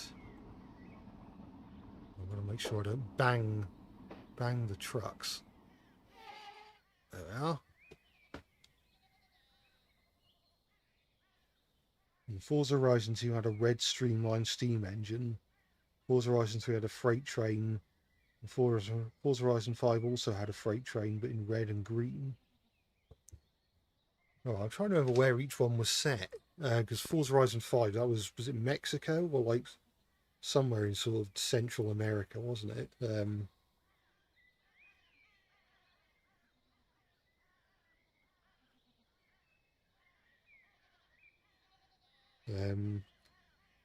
Oh yeah, it's Mexico was Forza Horizon 5, and then where was 2 set? That was in, well, sort of Mediterranean sort of area, like southern France and like Italy, so that. And then what's 3? It was Australia, and then 6 was Japan, I think. Excellent work. Now that's something a little more testing. 996 XP gained.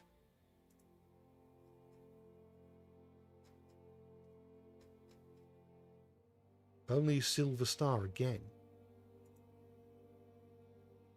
Right, my boy's shunt with Corris number 5.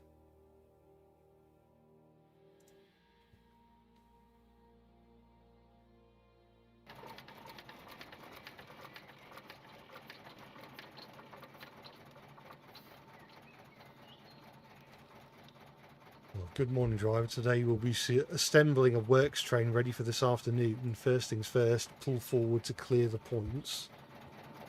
Right, so I've got to remember how to get the train running.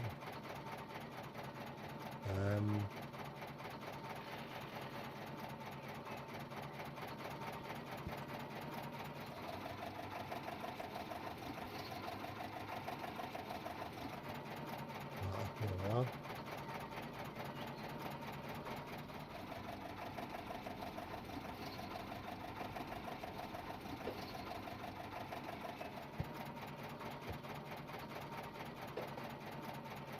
Right.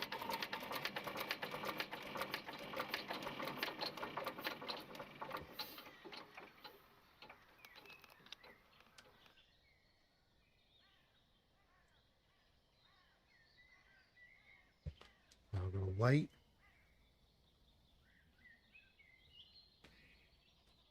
Now we need to get the ballast wagons in the siding. There are only 2 empty tipper wagons in the way. Couple up to them. Okay. Now I've got to remember how to do this. Oh no, that's wrong. I've got to do that, I think. And then do this.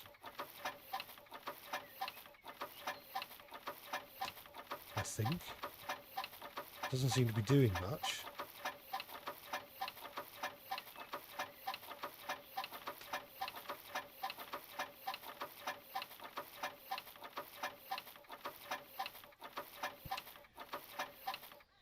Is there a particular reason why it's not cooperating? So if I do that again, am I pressing the wrong button? No, I don't think I was.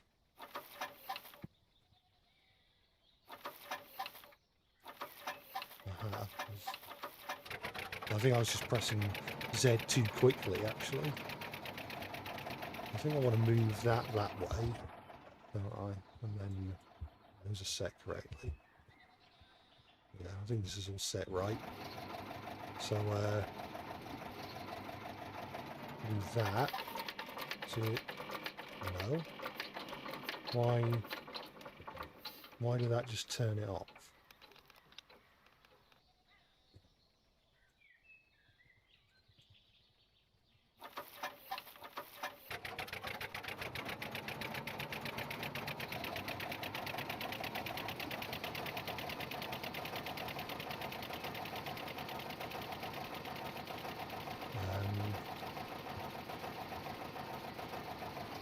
Oh, there we are. Oh God. No, no, no, no, no, no, no, no, no, no.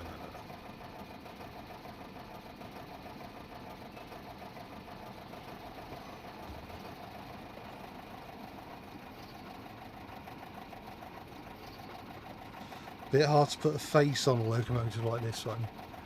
Yeah.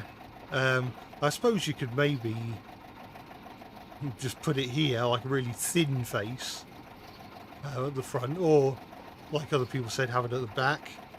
Oh,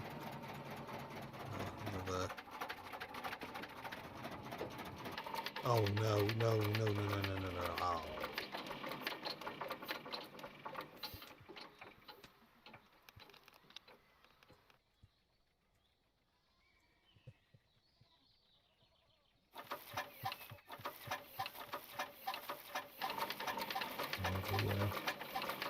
Clutch is set wrong. Let's try again. There we are. And then there we are. Right. Let's couple. Right, good now. Take the wagons out of the way for the siding track. Right, let's turn that back on. Do this.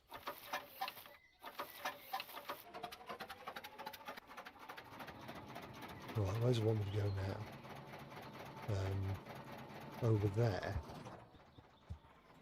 To put the tipper wagons with the other trucks. Oops. Let's move the table slightly. I've got to release the clutch.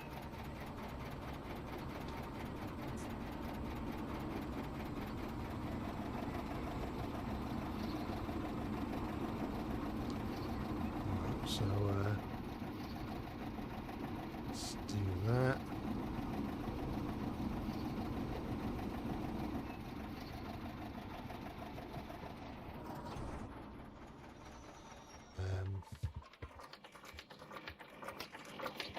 The point set right? Yeah. So let's turn the clutch back on and wind it up again.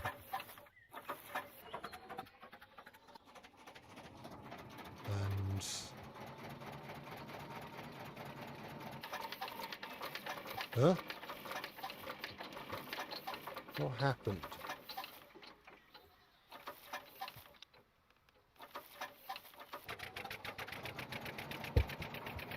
Let's try that again.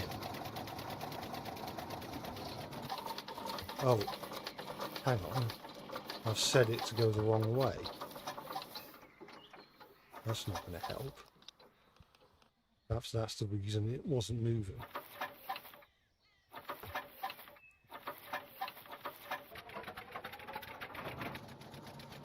Right. Let's try again. What's the matter now? Has it got something to do with the gears or something? Let's re-enable the clutch. Turn it on. Actually, do I?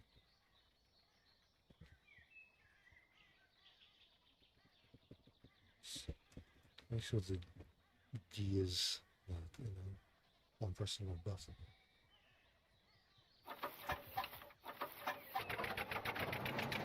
Right. This time it's got to do something, hasn't it?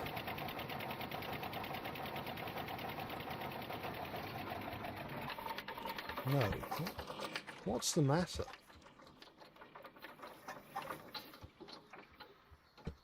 Do I have to... If I press shift in it, or maybe if I press the clutch back in and then press shift in it, and then try and turn it on again. This has got to work, hasn't it? No. What do you want from me?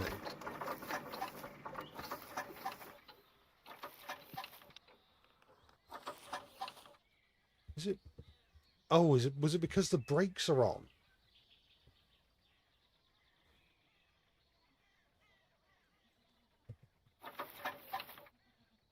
I hope that's the reason. It better be the reason. No, that's wrong. Ah, it was the reason.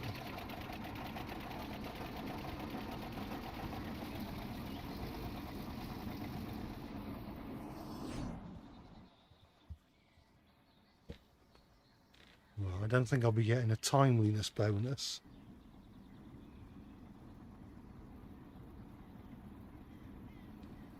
This engine is like Luke if he was a diesel with a manual transmission. That's an interesting way of putting it, I suppose. Probably not how I'd have described him, but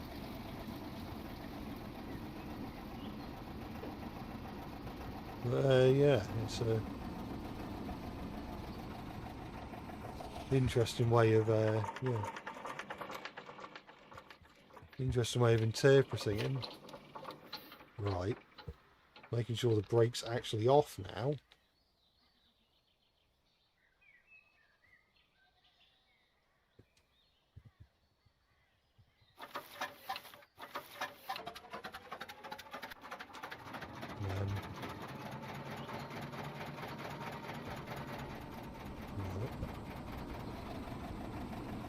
Okay, I've got to be very careful here for the simple reason that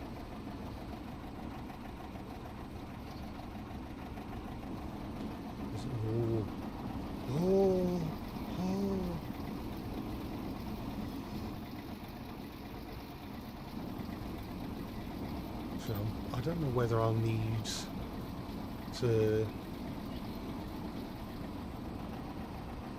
to go all the way to the bottom to give myself a bit of a run up. Will I do that?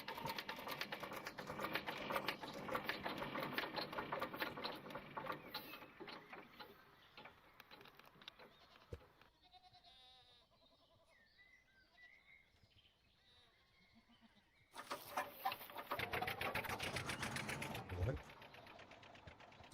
Is that the right way? No, they're not. Do that.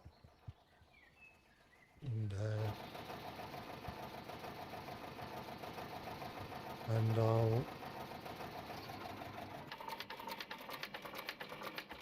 Oh, hang on. The brakes are still on. Again. Let's give that another shot.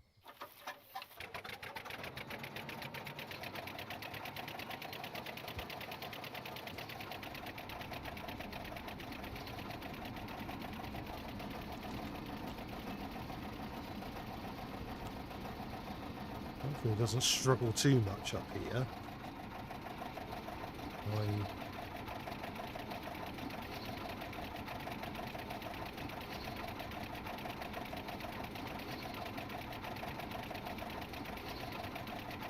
Was Balmorrie series past my... I mean, I did watch a few episodes of Balmorrie back in the...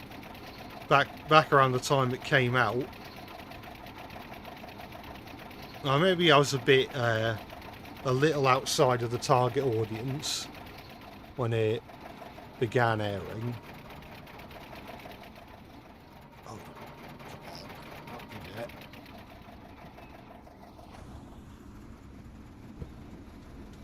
Yeah, I remember Ballamori, and I remember. Right, so I want to couple. What do I want to couple to? I don't know whether. Oh, stop it! Stop it! Stop it! I don't know whether I want to couple these trucks to these trucks. Or a couple wagon 2, wagon 3, wagon 4 to the front of custom. I'll do that. Is that right? Good. Well, we're here. We may as well extricate two flatbed wagons we need from the shed. Pull forward and couple to coach 20 on Shed Road 2. I don't trust the fact that those trucks are moving. Hopefully nothing bad will happen to them.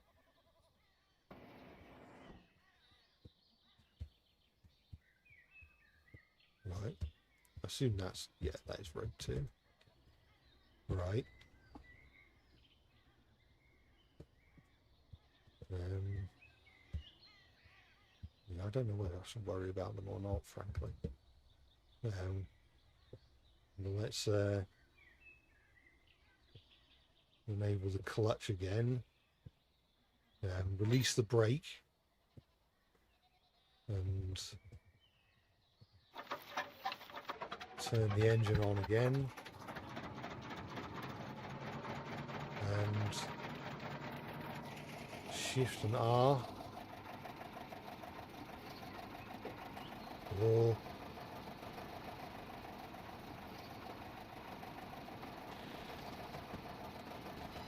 it's actually not too difficult getting down this hill, at least when you're I say that and I just started speeding. Right.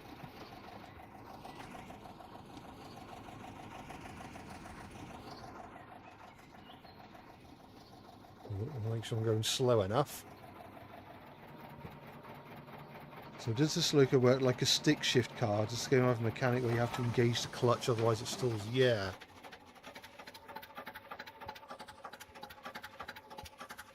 Right. So I want to couple up with this coach. Take this over to carriage shed 1. Push it well clear of the shed entrance. We also need to fit those 3 empty wagons in there after. Okay, so in there, I guess. Right. So I've got to enable the clutch again. Do that. And oh, is it still on? Oh yeah, because I didn't brake, did I? So yeah, that's why it's still enabled.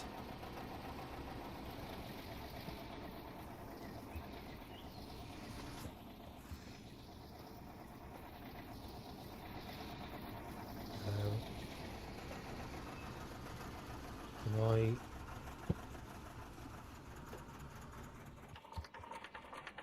switch that point? Maybe I can coast my way down without turning the engine back on.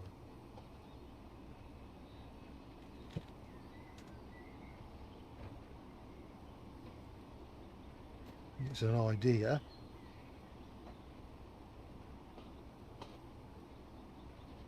I thought it was Scarloey when you saw it for a second. Well, maybe from the back it could maybe look, you could maybe say it looks a bit like Scarloey. Probably not from the front. That's probably good enough. Right. Back over to Shed Road 1 and couple up to the 3 empty wagons. Yeah, here. Wait, really? Oh yeah, it said Shed Road 1, but there's Shed Road, but it wants me to go to Shed Road 2. Or maybe it did say Shed Road 2 and I just didn't read it properly. Right. Turn the engine on.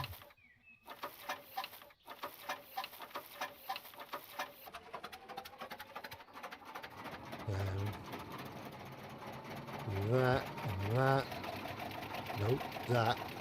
There we are.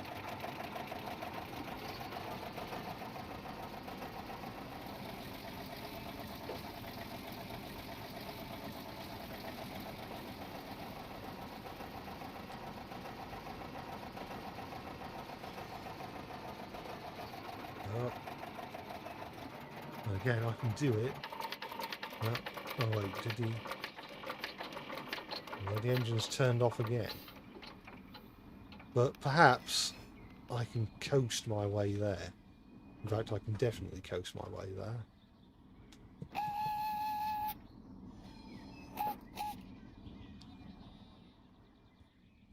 want to make sure I'm not approaching them too quickly. It's probably good enough.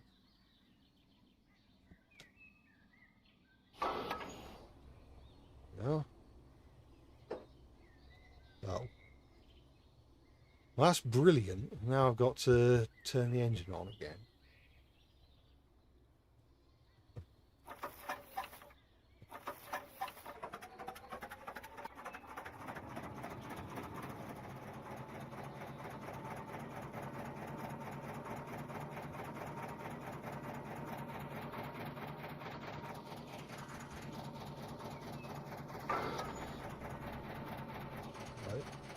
Take this over to Road 1, make sure the wagons are in the mark.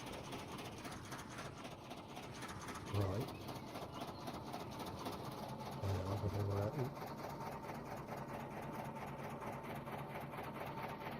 Enable the clutch.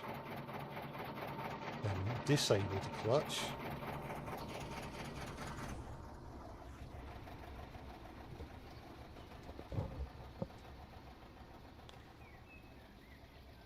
Here's why I had to keep restarting the engine. It's odd that I can't keep the engine running without... Keep the engine running whilst having the brakes on. Yeah, for some reason the brakes just turn the engine off.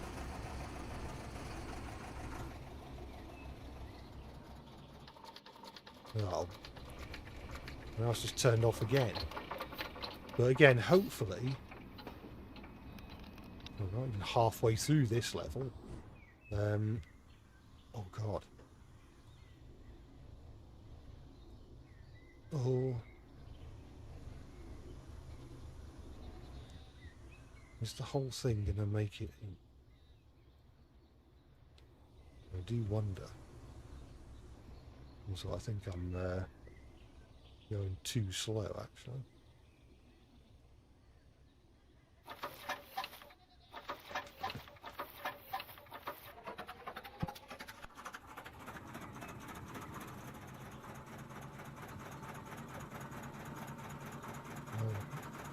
Pressing the wrong button.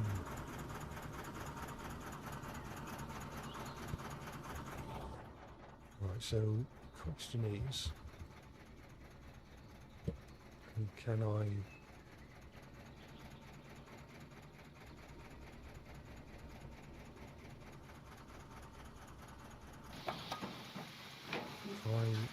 do that? Hold on.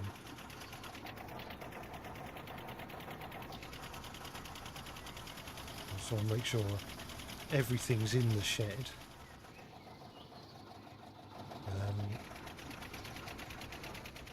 That's got to be good enough, hasn't it? Right.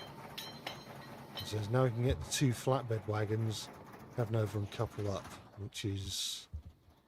Where's that? Oh, it's there. So I'm still got to hang round by the carriage shed.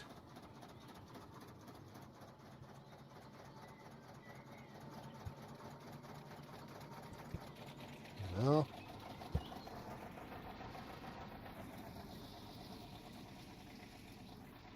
And how would I like to adapt the trains from Red Dead Redemption franchise in the Railway series? I'll admit I've not played the Red Dead Redemption games.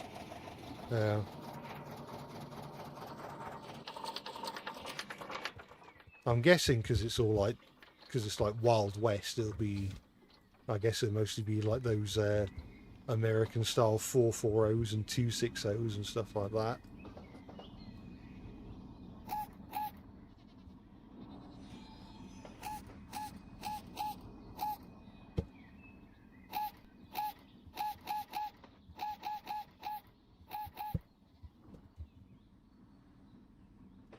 not too fast.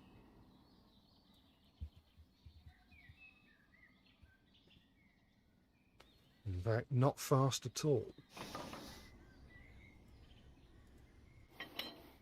Right. Take the 2 wagons over to the south platform so we can begin to assemble the works train.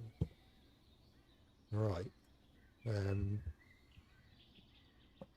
think I want to enable the clutch, don't I? And then turn the engine on.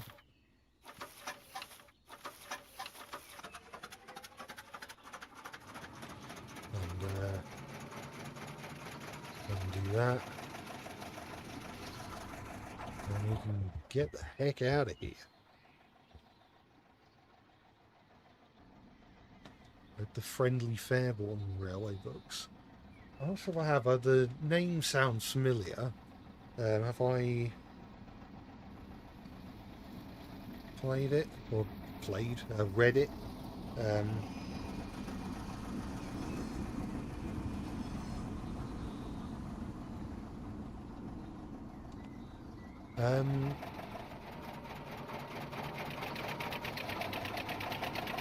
I'll admit, I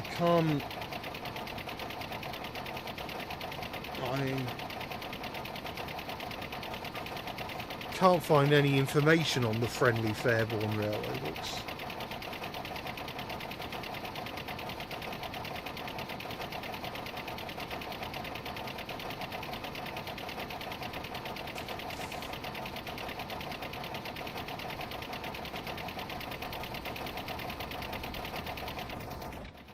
Right.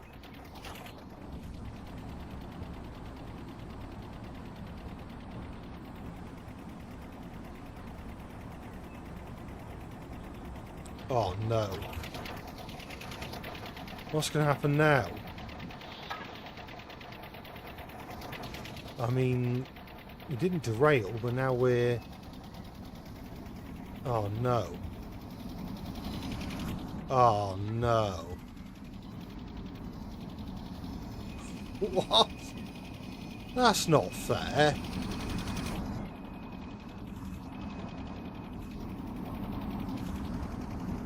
For blithering hell's sake.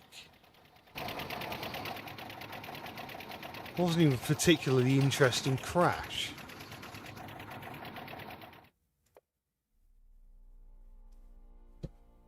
So what do you reckon? Should I try that session again immediately, or should I go to the next one and then come back to that one afterwards? Is up to you.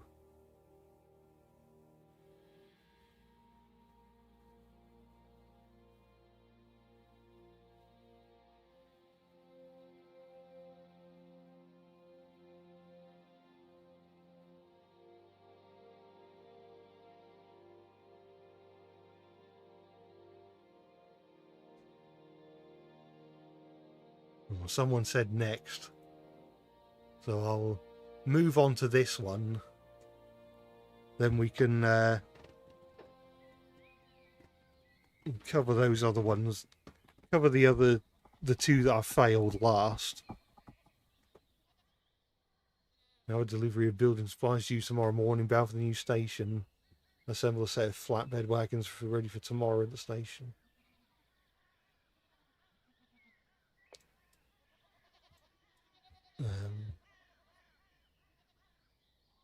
Right. Let's couple up to that.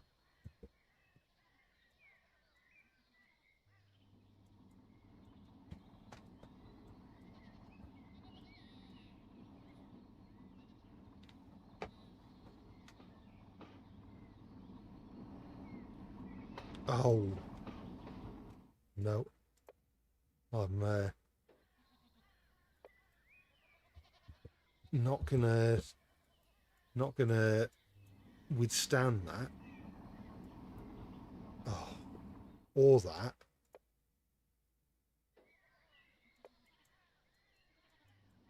You will not speed, and you'll enjoy not speeding.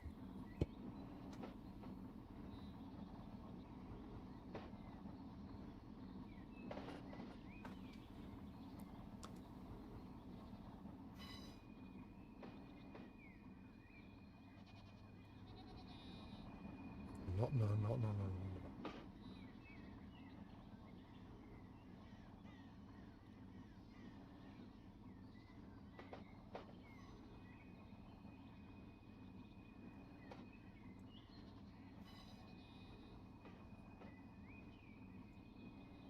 Right.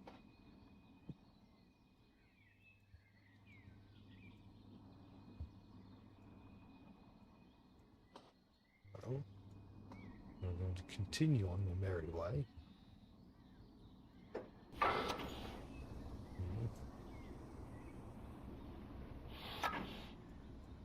Let's try coupling up again. Maybe I should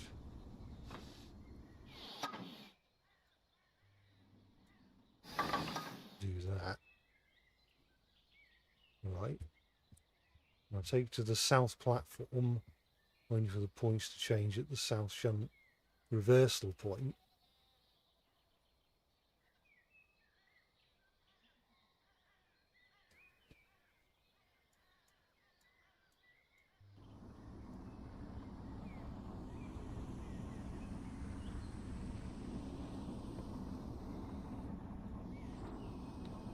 So I can prevent it from speeding. No, I can't. So I genuinely can't.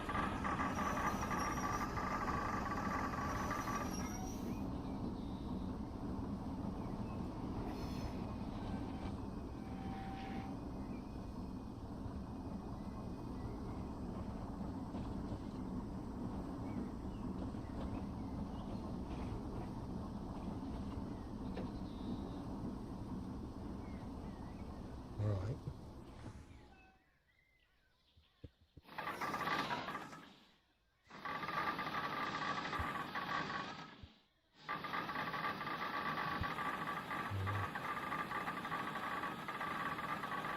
That. Why is it making that noise? I think it's stopped now.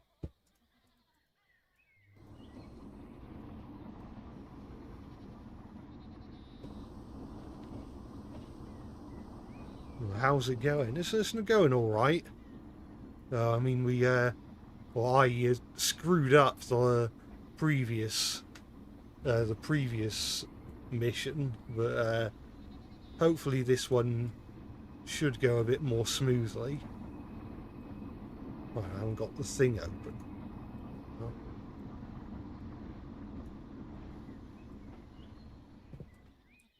Hang on. No, no, no.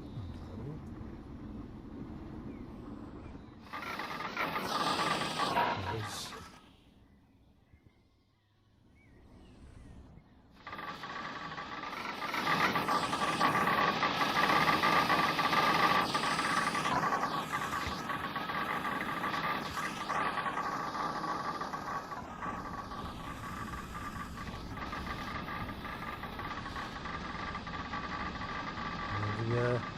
that hopper wagon is making some strange noises.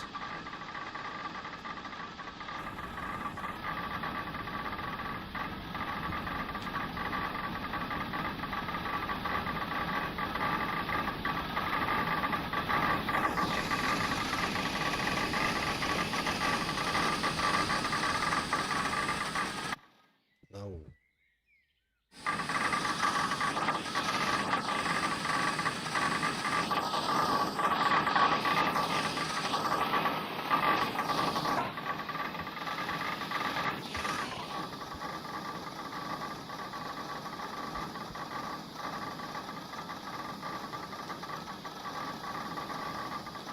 Right.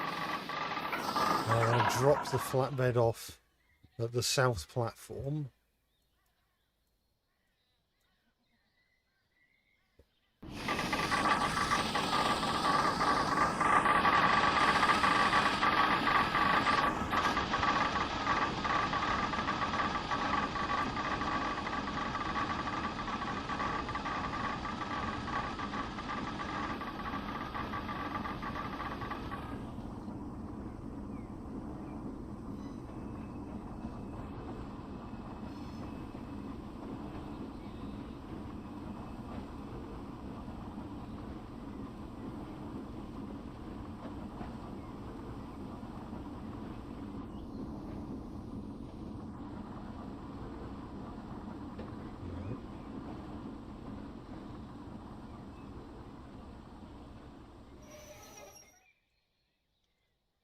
I'm going to uncouple it. And then the next wagon is down at Tanny Coed, so we need to recover it. Is that grammatically correct? I'm not so sure. While we were at it, there are 2 ballast tipper wagons for us to take down. They've been placed on the north platform. Head over to couple up to them now. Okay, that's simple enough.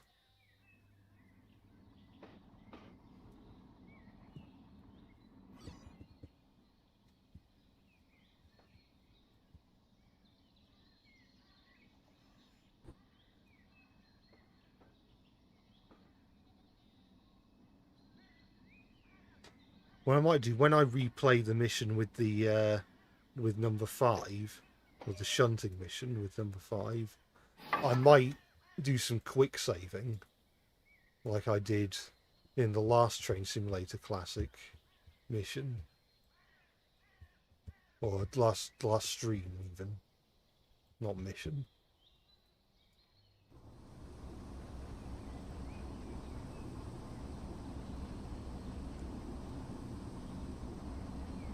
Buffers be buffering, they certainly are.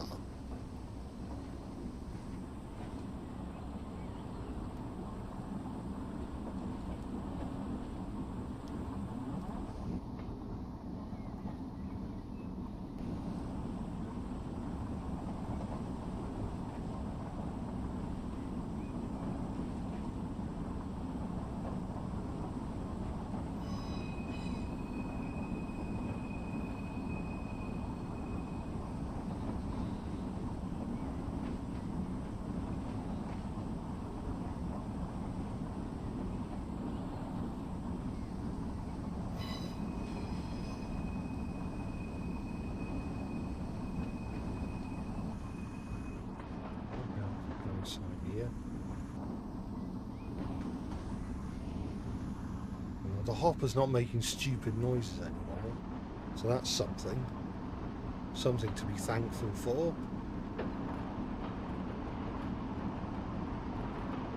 I want to make sure I don't exceed the speed limit.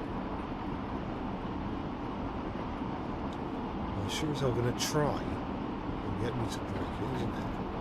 Might have to.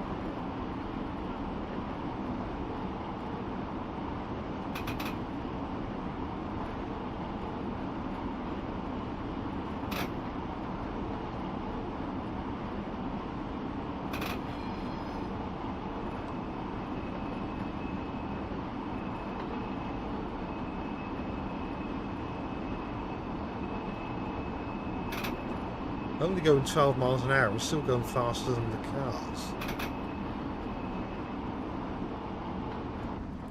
I think I can release the brakes for the time being.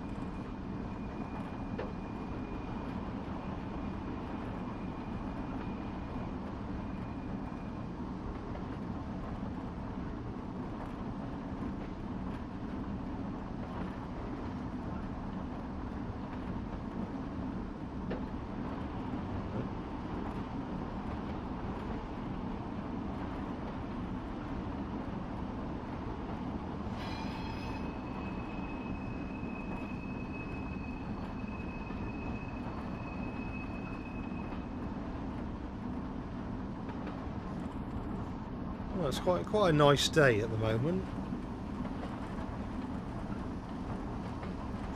The skies are blue, not a cloud in sight.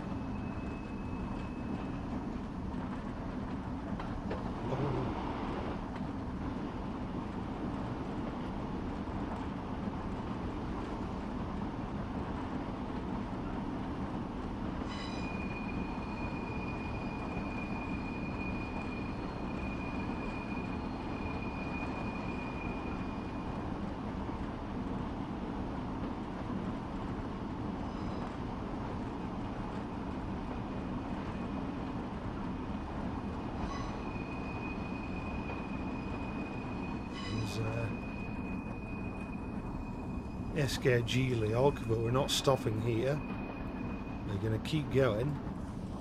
Also, Escargiliog, I never mentioned this before, but that is the same, the station building is the same as the one from Ulfstead Road on the Mid-Sodal Railway. So now you know.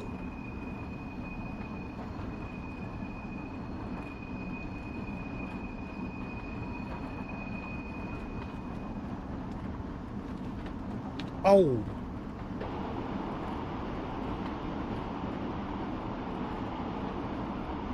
It's not stopping either. Oh god, it's still not. Come on! Stop!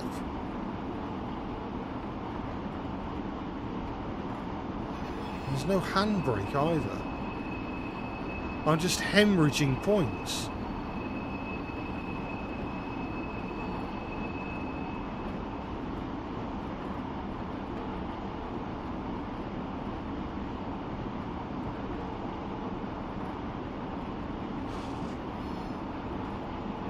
Screw it, I'm coming back to this one as well.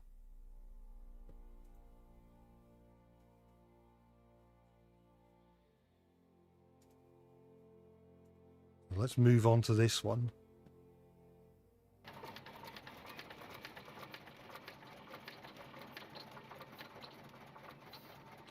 Right. Let's take the cement bags down to Tanny Coated. It's already uncoupled for us, so I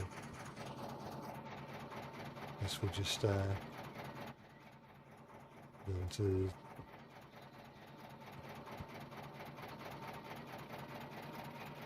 do that.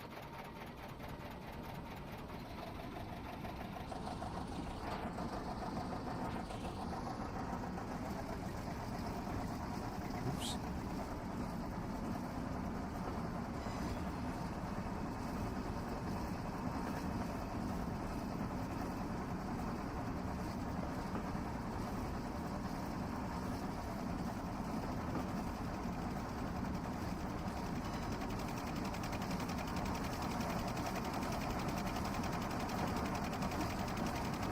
I can afford to speed up a little bit before getting to the hill.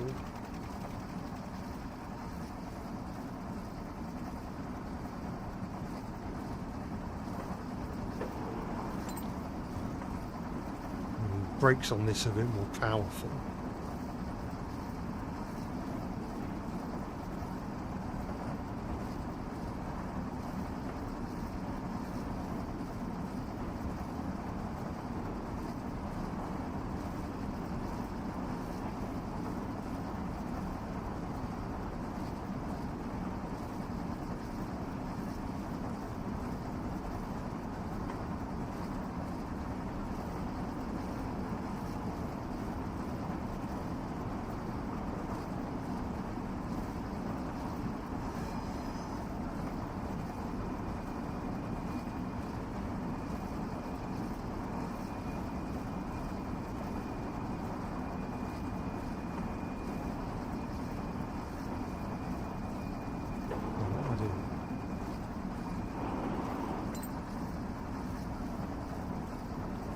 I can afford to keep the brakes off around this bit because it's completely level, I think. Yeah.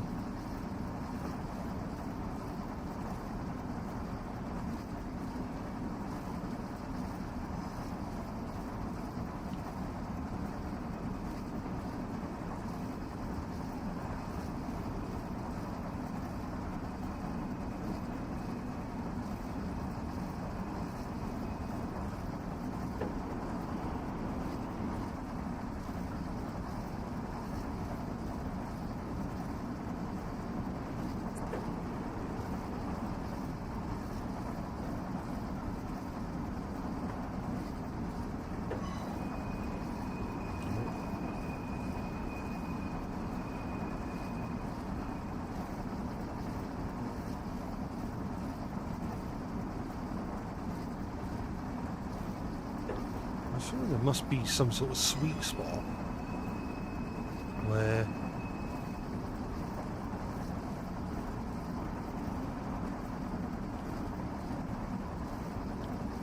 the brakes are on to an extent where it doesn't make you decelerate, but it doesn't make you accelerate either. Right, this is the closest we've got so far, which is 14%. Have I heard of Cartoon All-Stars to the Rescue? Yeah, I have. I never watched it as a kid.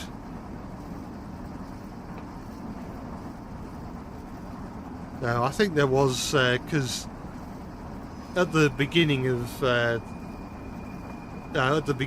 film, there was different, basically, political leaders, or like basically the head of whatever country you were in that would introduce the cartoon. So it was because it came out back when George Bush Senior was the US president.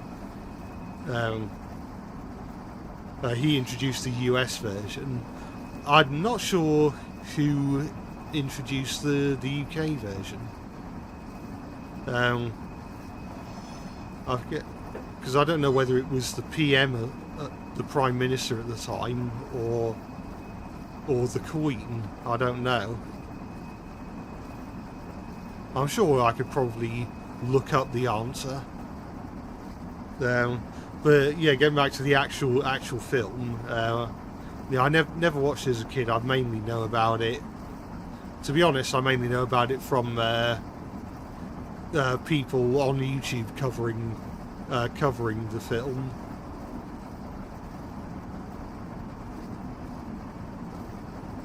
Well, so it's sort of, I guess it was sort of, I guess the war on drugs era was sort of that late 80s, early 90s period, or like very early 90s. But it's weird because it was like that, because to me it was like that sort of era of cartoons where, other than like Bugs Bunny and Daffy Duck, and maybe Garfield at a push, I didn't really care about any of the cartoon characters that actually featured in it. It would have been interesting if they'd made something similar that come out, say, 10 years later, and it had like SpongeBob and Dexter's Lab and the Powerpuff Girls and Ed, Ed and Eddie maybe, and stuff like that. Well, maybe not Ed, Ed and Eddie. I don't know if the creator of Ed, Ed and Eddie would have wanted that, and he still had full creative control over the series. Or maybe like, I don't know, Hey Arnold or Rugrats and stuff like that, although it would be a bit weird for babies to be talking about drugs. But then we had the Muppet Babies in the version we actually got. So I guess it wouldn't have been too crazy. But I also think people don't tend to bring this up in relation to Cartoon All-Stars to the Rescue, but could it be argued that Peter Kay's animated All-Star Band was essentially the British Cartoon All-Stars to the Rescue? Because it was a bunch of classic cartoon characters coming together for a good cause. And you could even argue that the Peter Kay's animated All-Star Band actually had higher profile American cartoons than Cartoon All-Stars, because it had Scooby-Doo, it had SpongeBob, and it had Ben 10.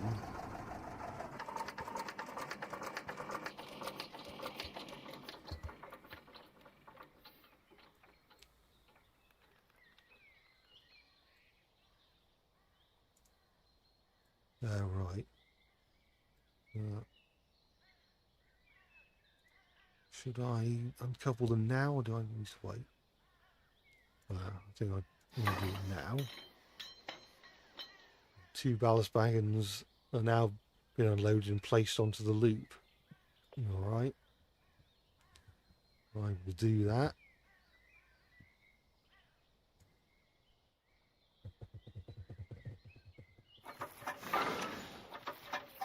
What was that? For a split second I thought something had derailed, but apparently not. Right, let's... No, that's wrong. That's right.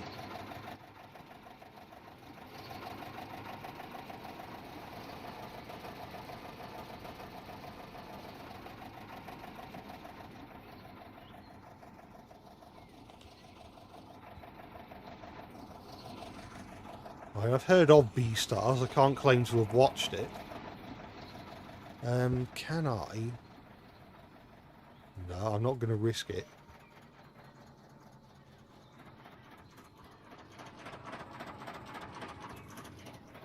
It seems to want me to wait here anyway.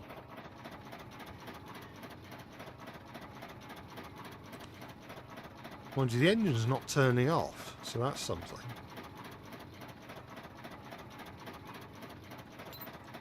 So, I've got to enable the clutch once again to... Oh, and that turned it off apparently. Brilliant. Well, I'm really glad that happened.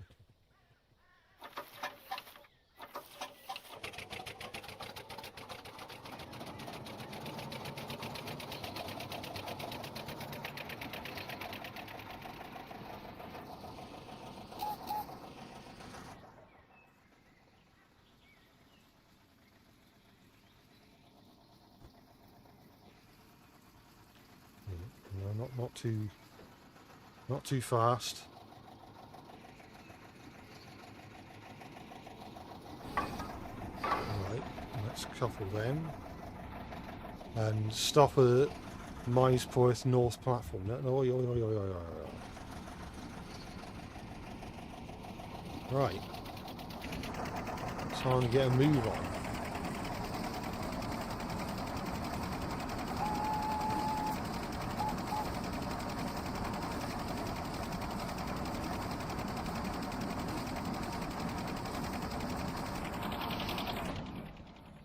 Yeah, I don't think, by looks of things, I don't think I have to worry about the train speeding. I don't know whether it's worth re-enabling the clutch, going into the second gear, and then disabling the clutch again. I think I may have just slowed it down.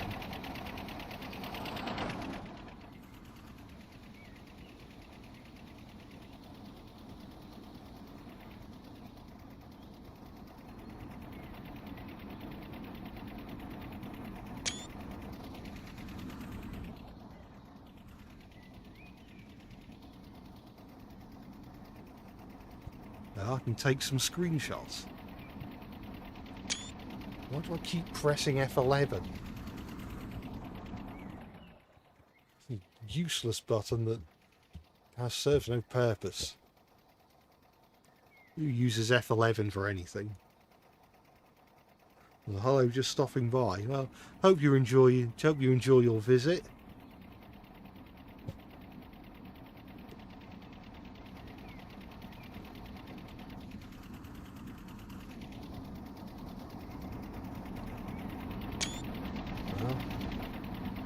There's some pickies.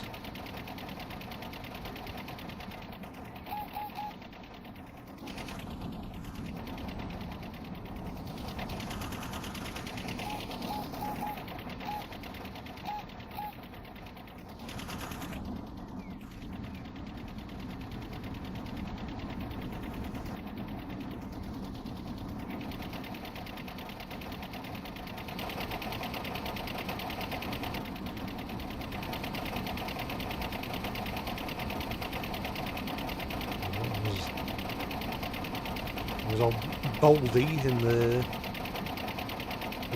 the engine's cab.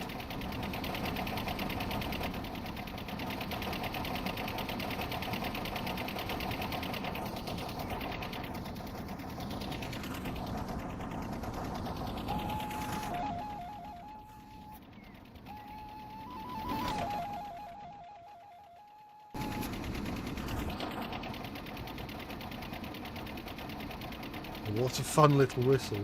Yeah, it's got an air whistle rather than a horn, this diesel engine.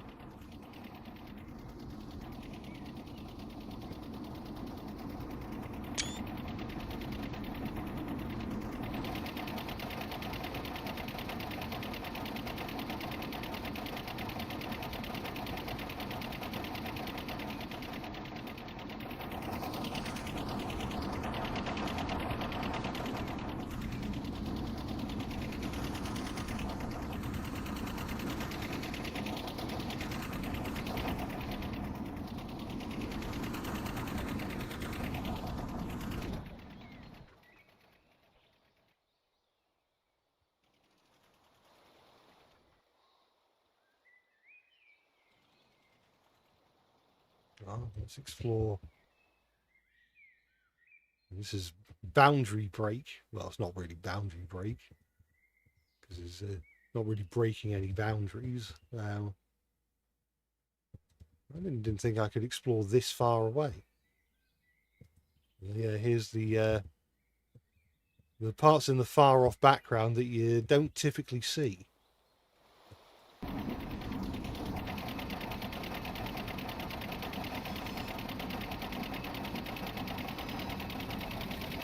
Doppler effect, your beloved.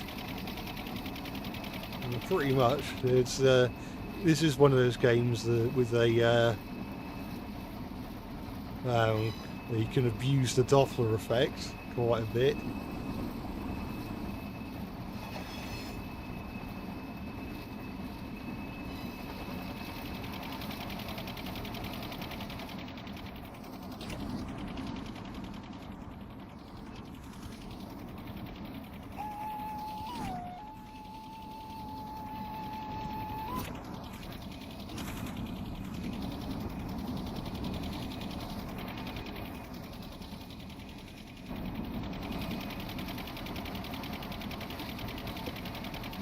What a lovely PNG forest. Yeah, pretty much. I don't think it's meant to be seen from that particular angle. Also, this game does that thing that a lot of old games do, where the 2D scenery objects like trees will always face the camera, no matter what way you're looking at them. So if you turn the camera like this, it looks like they're spinning around.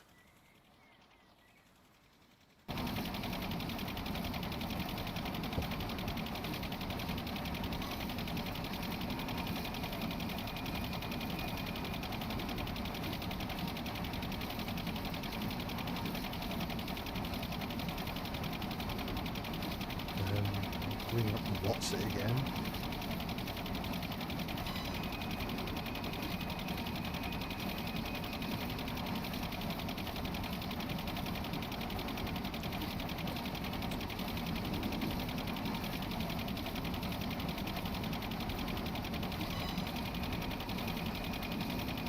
What's my favourite brands and scales for Thomas Model Railways? Well, the only ones I've really had much experience with are Hornby, Bachmann, and to some extent Tomix. I mean, I say to some extent. I do have all four engines, although they're not in the best condition at the moment because I didn't take the best care of them back when I first got them. Like I said in the Micro Machines video, I'd like to get my hands on some of the Bachmann N-gauge Thomas stuff, especially since that scales up a lot better with British N-gauge, whereas the Tomix N-gauge Thomas stuff is really is like super overscale to the point where it could probably almost pass for 009.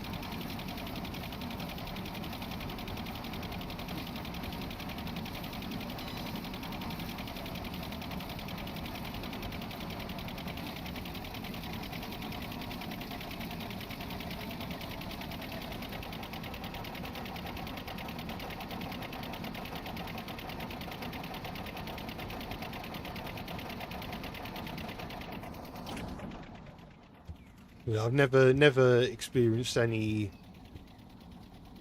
or never owned or operated any of the Lionel Thomas trains. Same. It's pretty much is just those four, isn't it? Just Hornby, Bachmann, Tomix, and Lionel that have done electric model railways with the Thomas brand.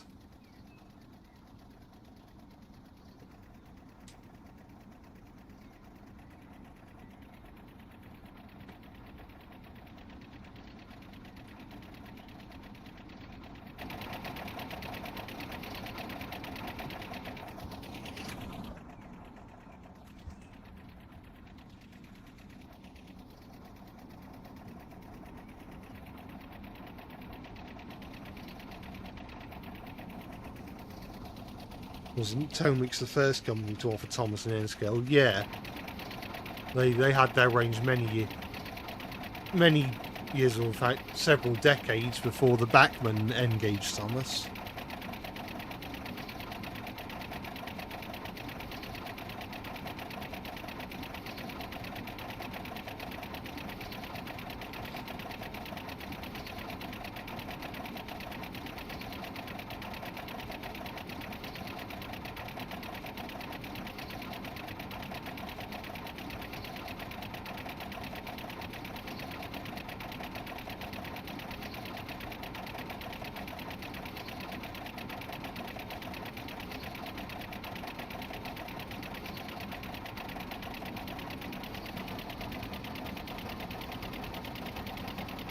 Speeding up now.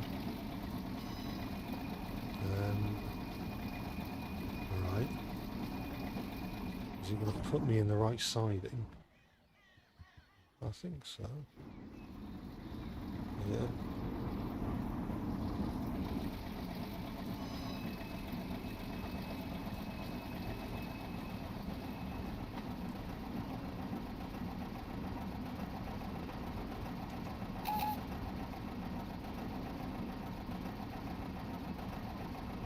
Oh yeah, Marklin. Because admittedly their Thomas stuff was pretty much just the Hornby Thomas stuff, but modified to run on the Marklin 3 rail track.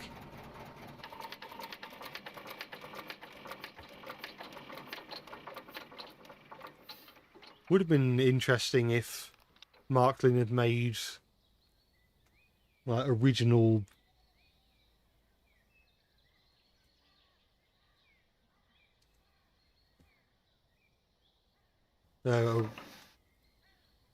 original body toolings for the Thomas characters, and sort of using the parts of the chassis and stuff that very much like the TV series models did. So like they used a cut down BR-55 chassis to make Thomas or something. Obviously, well, I'll say it probably wouldn't have happened. It didn't happen, but it would have been a fun idea. Right. So stop here. I'll do that.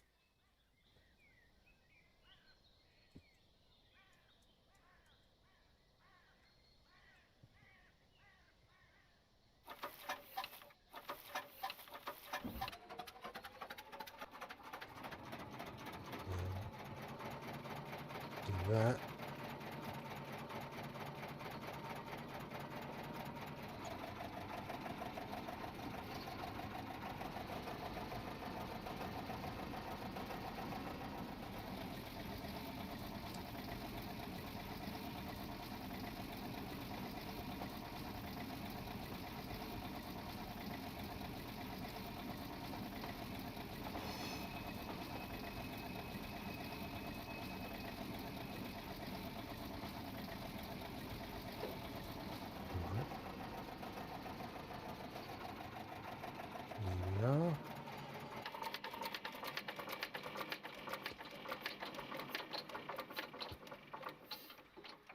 Marklin could have made Marklin and sold him as a new exclusive Thomas character.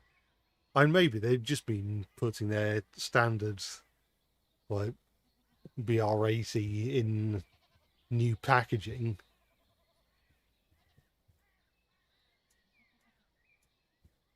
I'm not sure if people would have been particularly impressed with that, but who knows?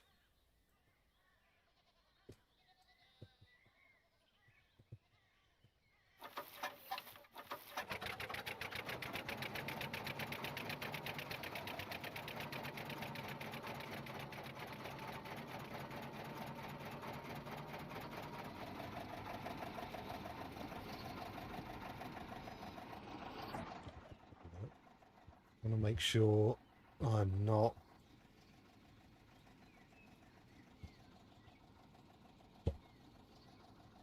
approaching these trucks too quickly. Try that.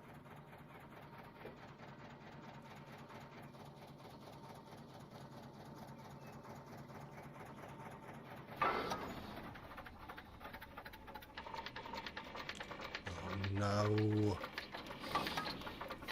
Well, take the wagons down to the runaround loop, because we don't want to run straight into the other flat there. Help if I enabled the clutch and then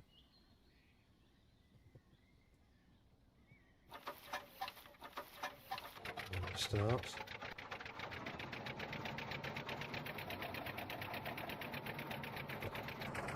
Now.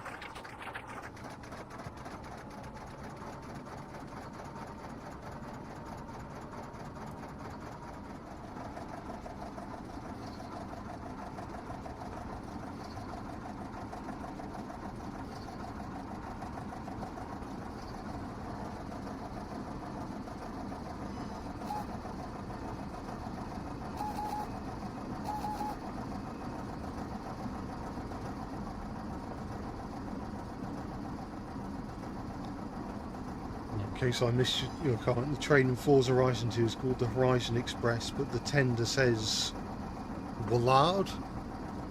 Wellard? Does that mean the engine is well hard?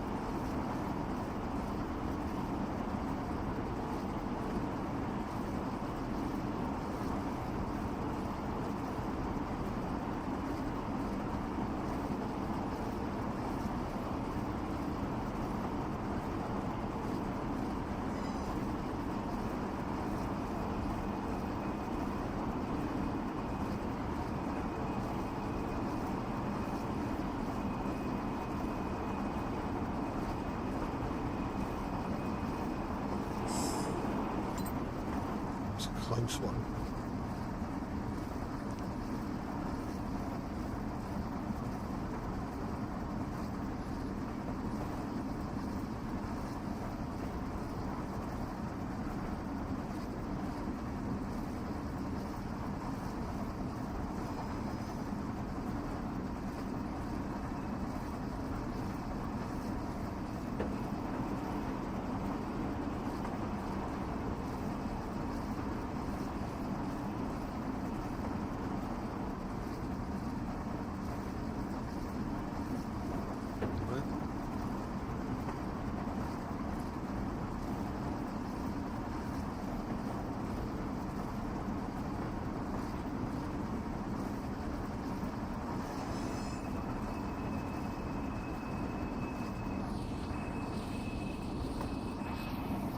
Don't have too much to worry about with regards to speeding at the moment.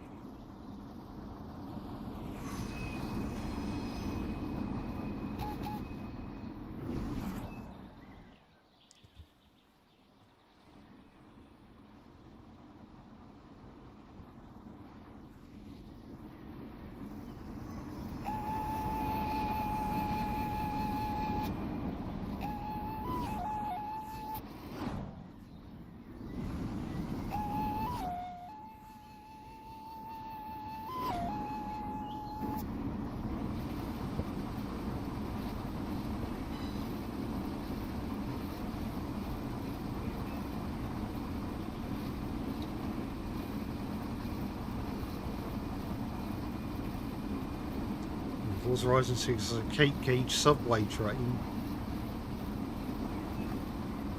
Or is that alongside? Because someone said the Shinkansen is in Forza Horizon 6 as well. It was interesting. We got railways of 2 different gauges.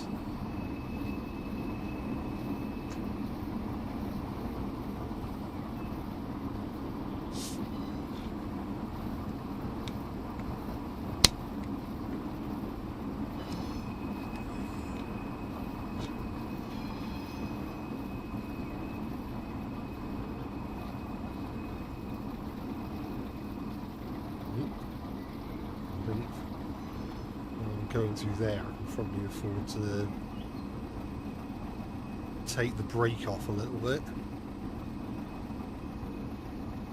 I'm going to start descending again very soon. Oh.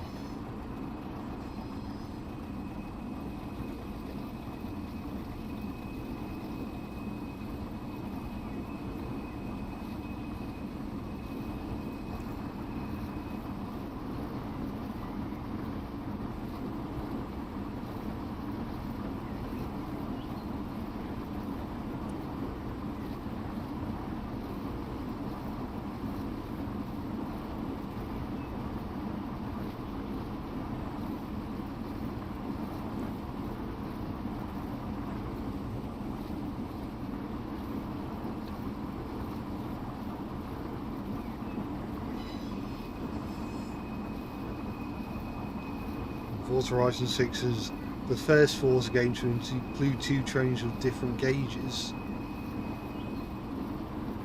Forza Horizon 4 and 3 had trams, but they were the same gauge as Flying Scotsman. Alright.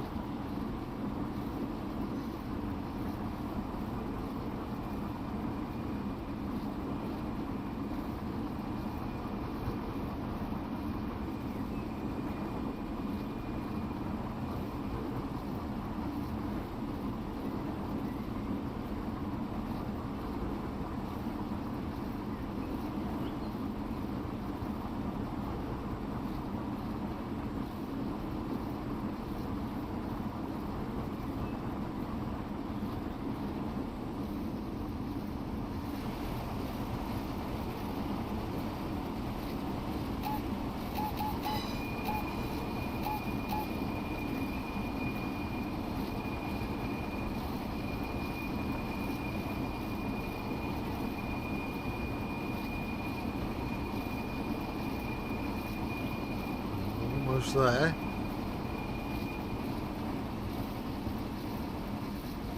Probably afford to take the brake off for a little while before we arrive at the loop.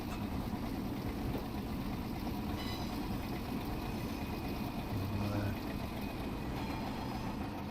start slowing down.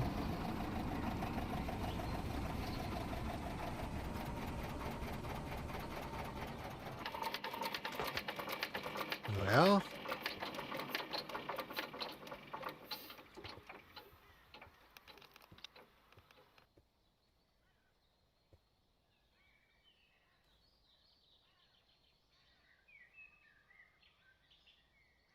and we'll now say, let's take a break now, wait for the workmen to unload this wagon. Scenario complete. 1000 XP gained.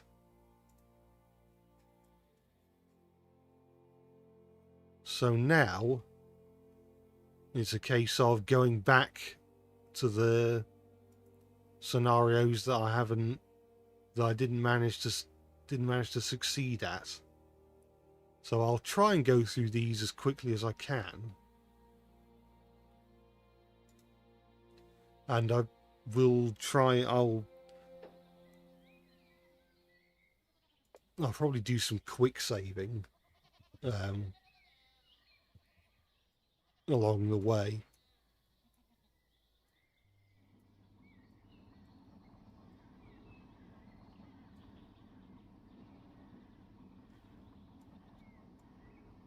Flying Scotsman pulls 5L on the Arctic coach in Forza Horizon 4, but there was an image where he was pulling 9 coaches instead.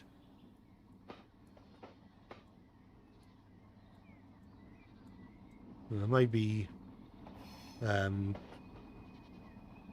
whoever makes Forza Horizon, it's not Playground Games, is it?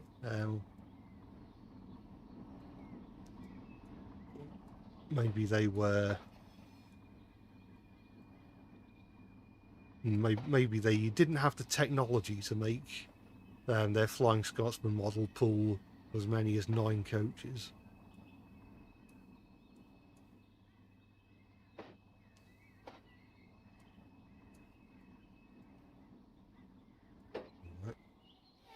Let's slowly couple up and take it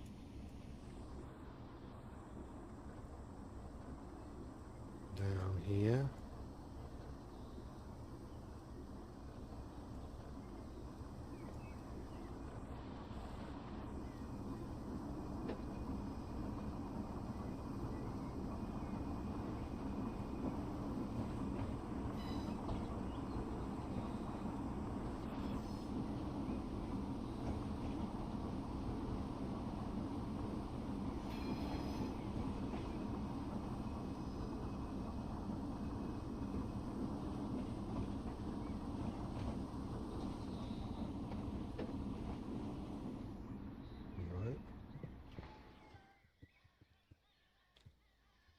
Make sure that's set the right way. I think everything else is set fine.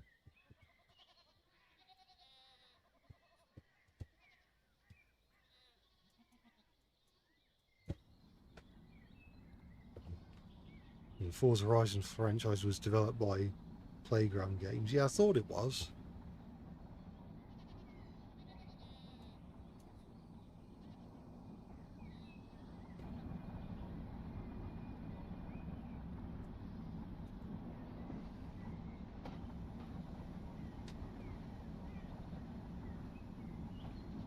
Unfortunately, this engine, as I think I mentioned before, doesn't have a whistle or a horn or a bell. It's just completely silent.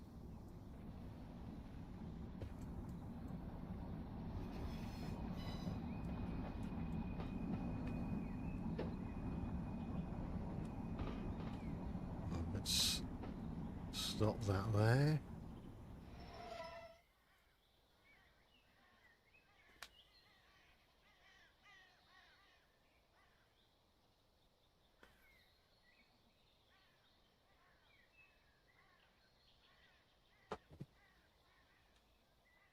Just got to wait for the candy cane to extend all the way. And now I want to drop this flatbed off over here. Which should be easy to do. Yeah, they are set the right way.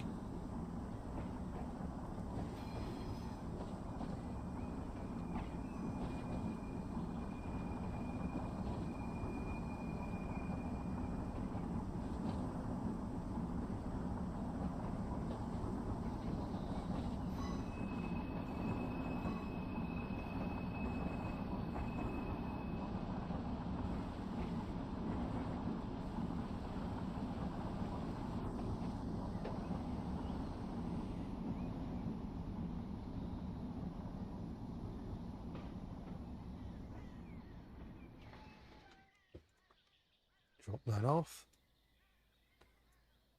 Next wagon is lower down at Tanny Coed. We need to get recoveries. We need to take down the 2 ballast tipper wagons. I think this is while I was going down the hill where I ended up speeding and couldn't slow myself down. Oh, trucks are running away. There we are.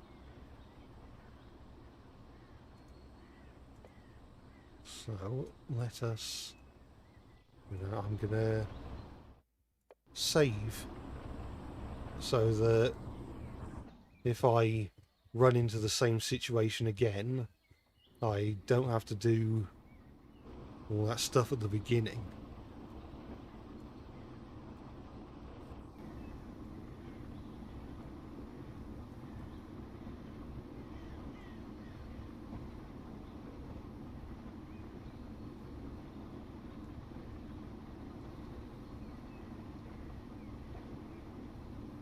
I can afford to go a bit faster than that. There's the diesel tractor.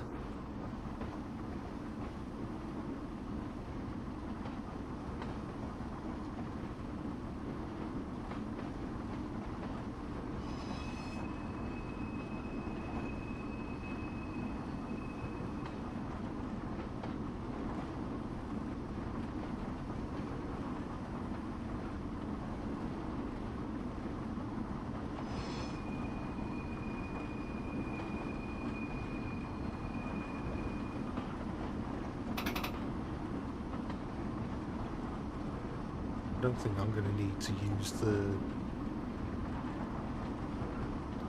the throttle much, if at all, on the way down. Actually, I might have to use it to push the other way to prevent myself from breaching the speed limit.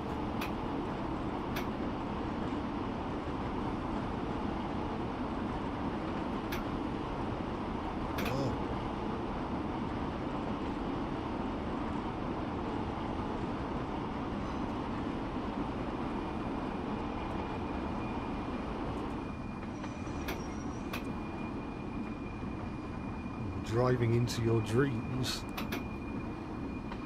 And quite possibly, if your dreams take place in the middle of Wales. Oh shit.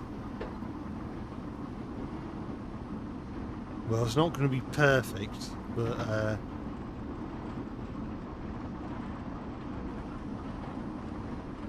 it won't be too bad.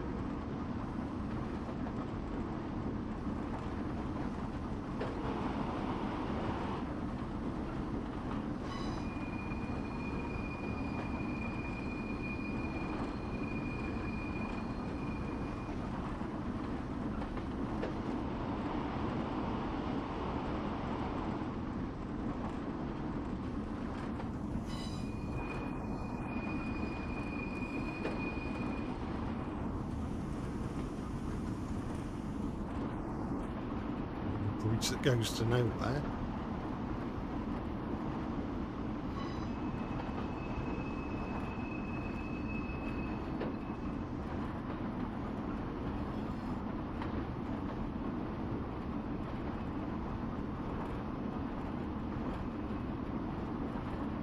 Why do I used to hit here at Thomas for my livestream titles? Well, why not? You know, I was sort of trying to make it look a bit like the early 2000s Ertl packaging. When I say early 2000s, I mean the second type of early 2000s Ertl packaging. Because there was the earlier one with the lighter solid blue background. But then when they introduced like the season, like the Ghislaine era characters from like season 7 and 6, they changed the packaging style again, and it's sort of loosely based on that. I suppose to really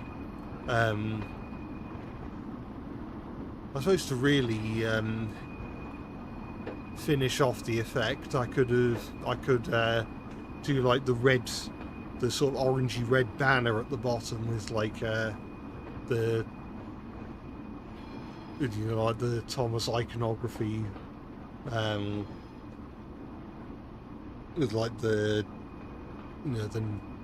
the number 1 and the letter T and the railroad crossing sign and the pictures of, what was it, Thomas, Percy, James, Toby and Mavis, which I think that's more of a Hornby thing, rather than an Ursel thing.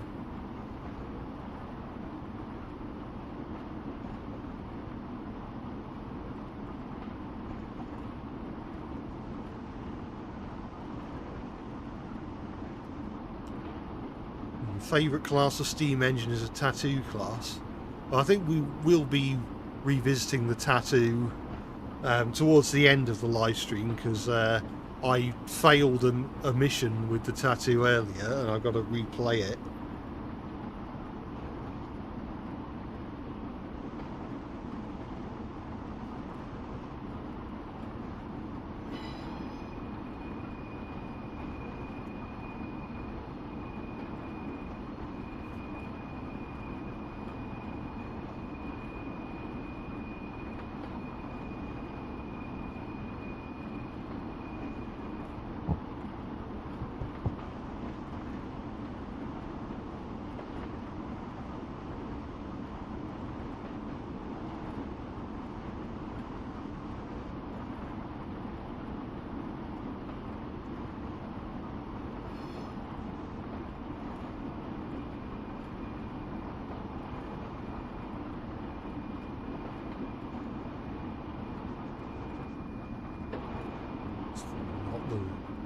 Best idea. Let's speed up a little bit, just so we're not going too slow.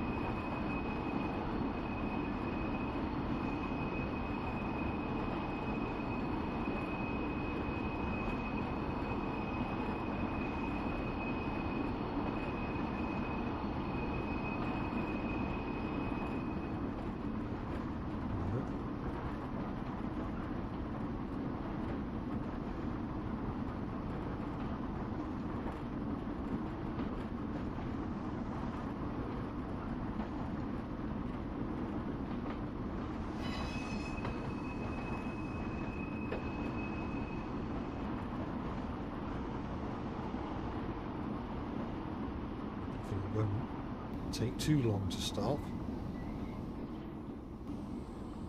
Please stop.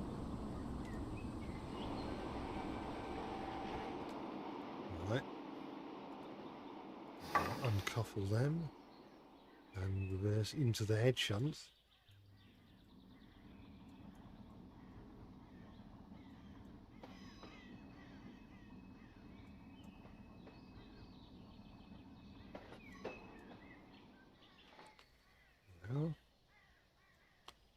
And I've got to again wait for the thing to go all the way.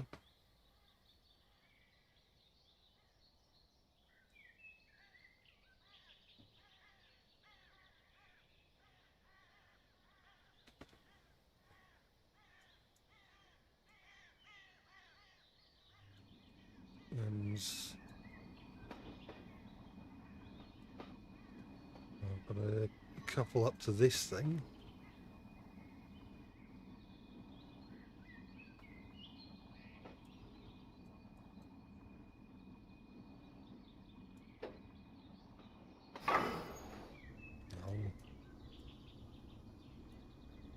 Run after it. Right, let's take it back up to the top of the hill. And I'd have thought that surely it's not going to exceed the speed limit if I'm just going up the hill the whole time.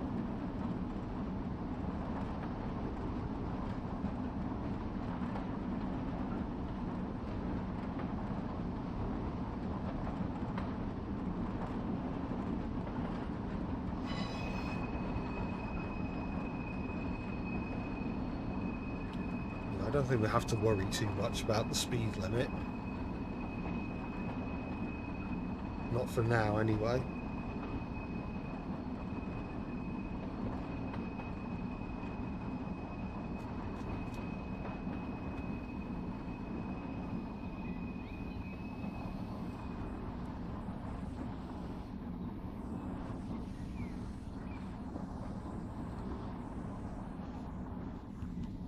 Can't make it look like I'm riding on the flatbed. I think I'm sure if I had a controller plugged in, I could probably move the controller slowly enough, or like move the analog stick gently enough that I could make it seem like, or at least have the camera go the same speed as the flatbed.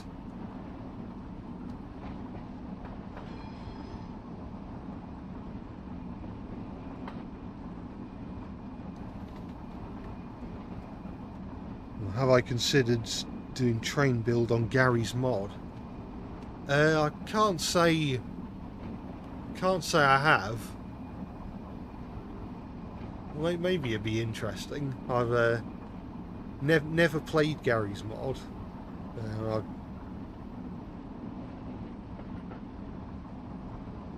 I know it's one of those programs where I need to download a bunch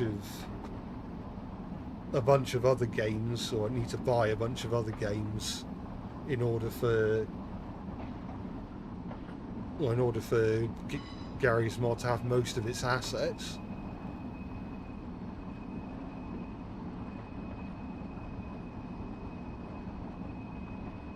Maybe maybe it would be worth playing around in.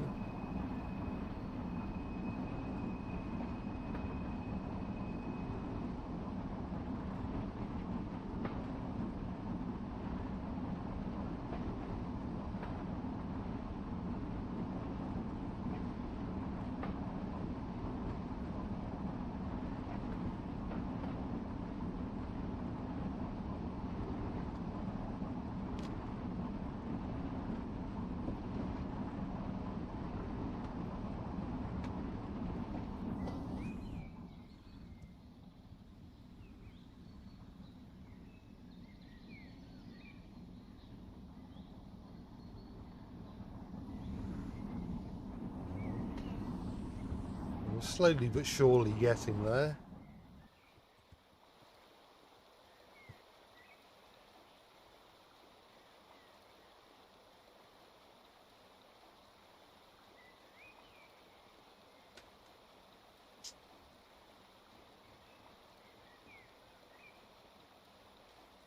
Unfortunately, the cars are now overtaking us. I'm only going 6.5 miles an hour. Well, I might speed up a bit along here because this bit by the station is flat ground. Yeah, it's speeding up a little bit, but I don't think it'll speed up enough to exceed the speed limit, so we should be all right.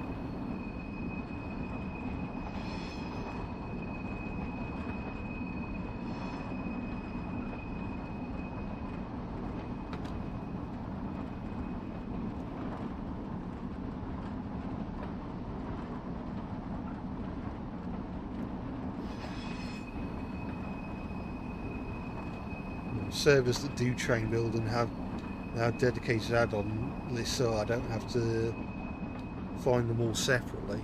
Well, that could be worth looking into if I ever decide to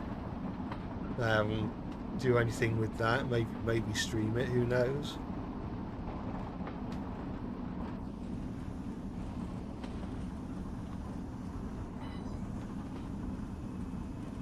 The view is quite nice as we climb the hill. See the river. Is that a river or is it a road? I think it is a river.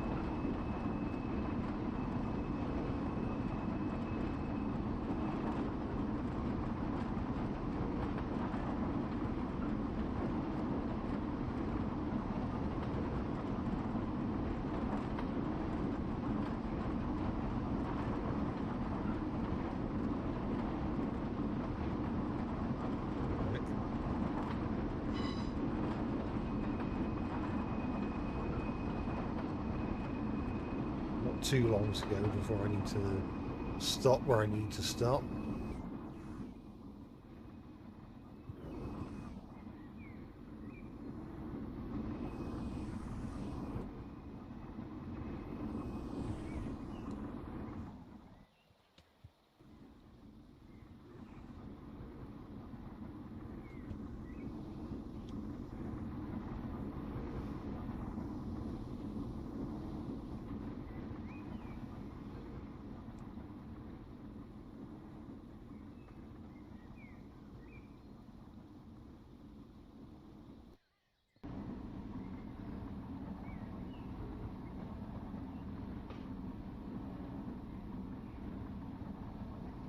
Slowing down quite a bit on this hill. I should say I have slowed down quite a bit. I'm not currently in the process of slowing down.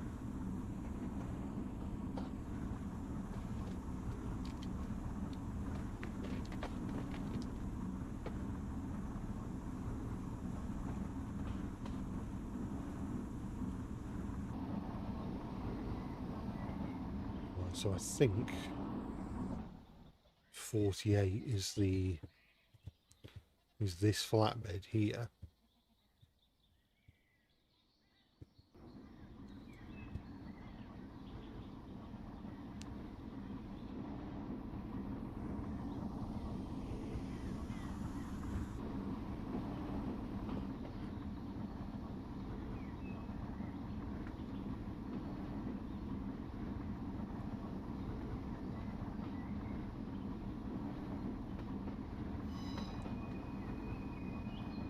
In the future you'll build a railway called the Boxcar Bogie Railway, or BBR. Right, will that be a real railway, or will it be a model layout?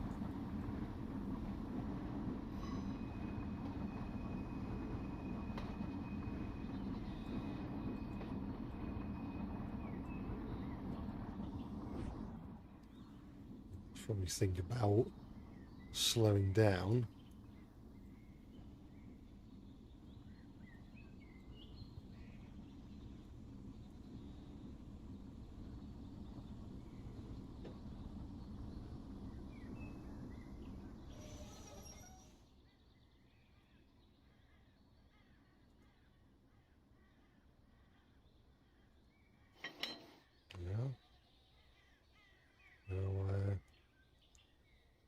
Drop them off at the south platform. Oh. Are we? Yeah, we're at the south platform. Just uncouple them. And put our engine in the carriage shed. We're not doing that. We're not having. I've said this before. Some reason, occasionally, Railworks or Train Simulator Classic will get this glitch where you'll press a directional key, and then when you let go of the directional key, it won't actually stop moving the camera.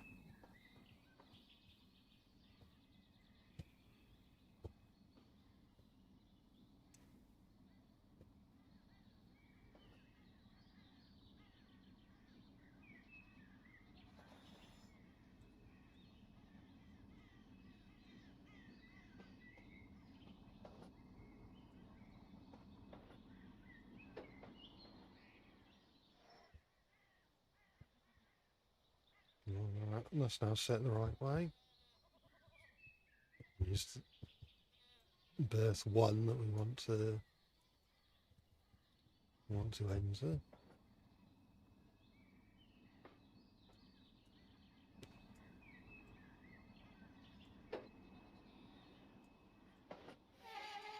No, not too much.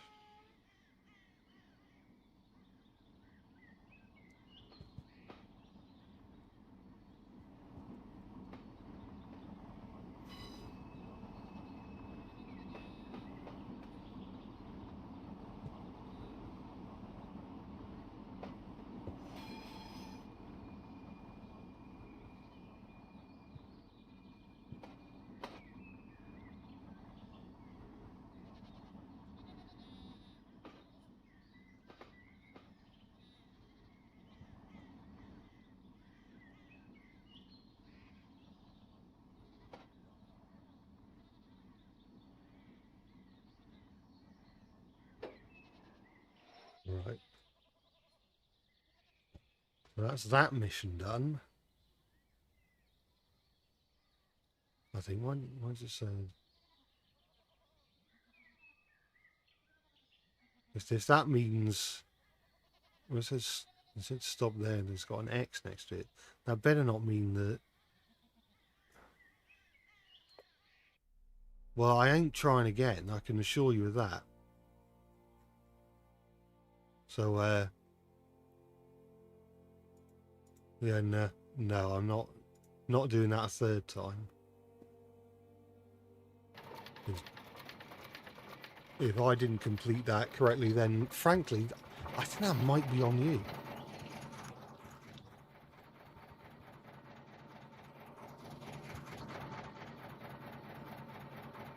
Right, for this one, I'm going to save after every objective on this list.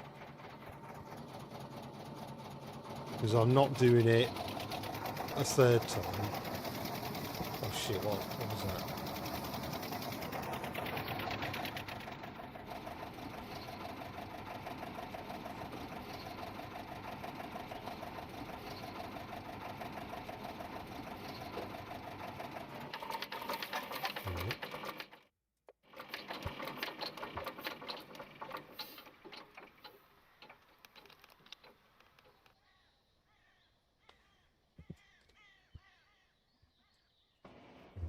That.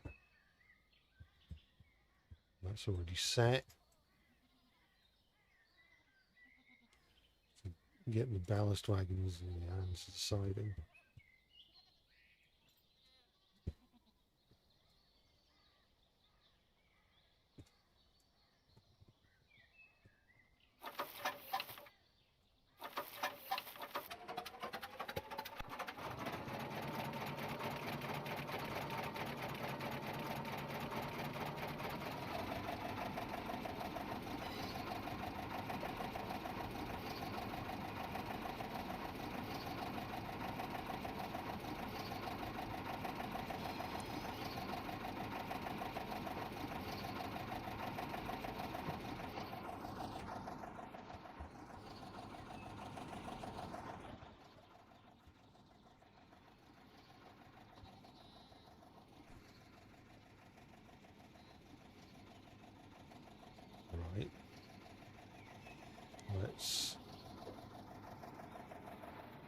Buckle up.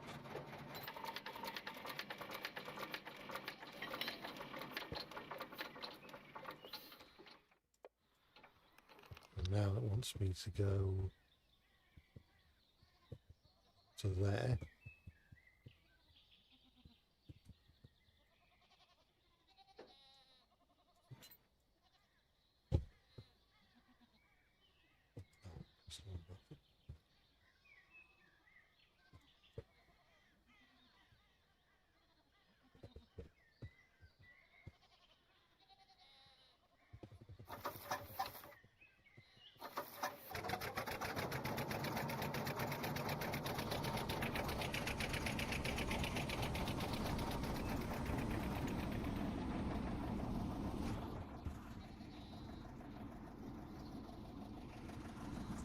See if to speed things up a bit, can I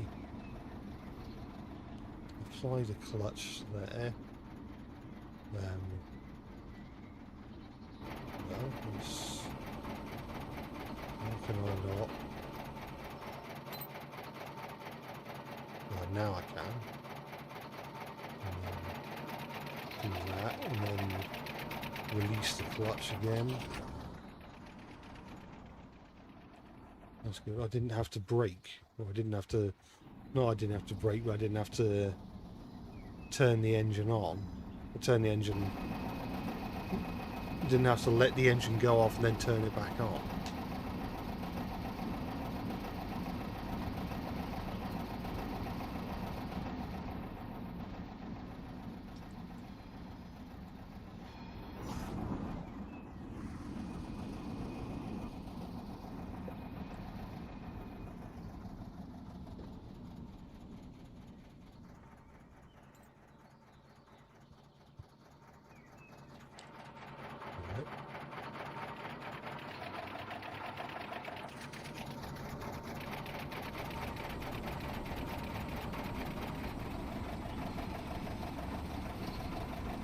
Wary of the fact that I've got to be really careful when I go down here. Like that. Oh.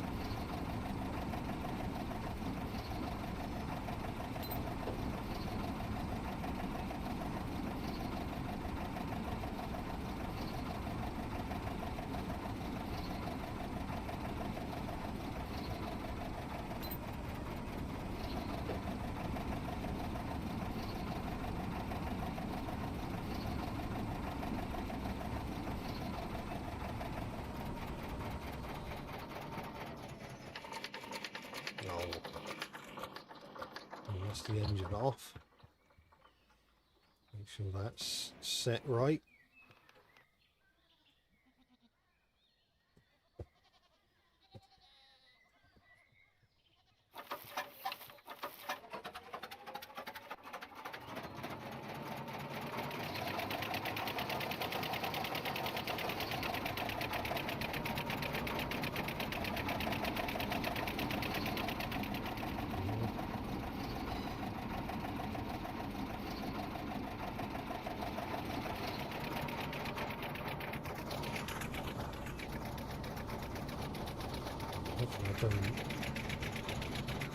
Hopefully I've got enough power to get up here.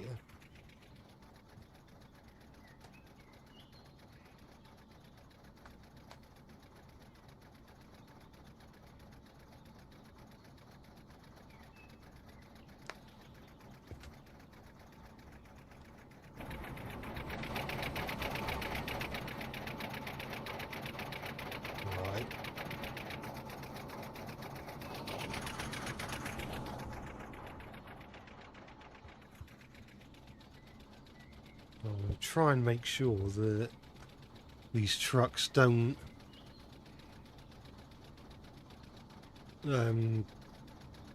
try and roll away this time.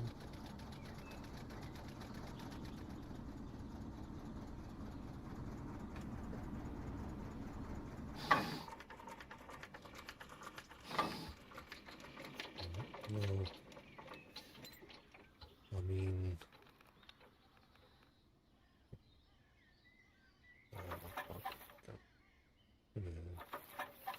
first.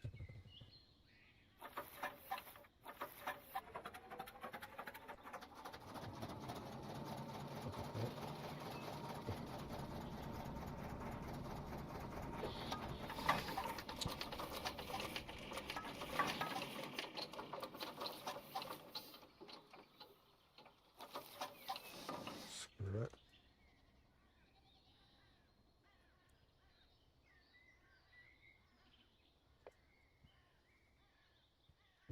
Right.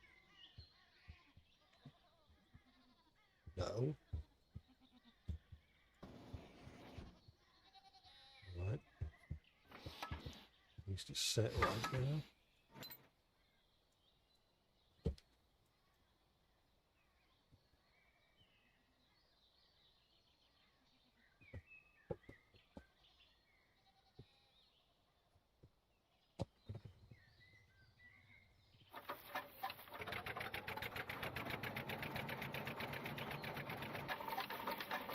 Huh? Why? The brakes are off.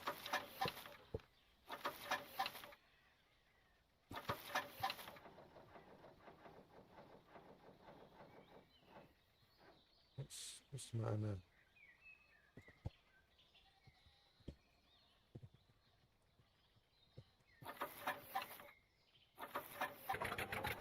Oh, that's what I thought you said.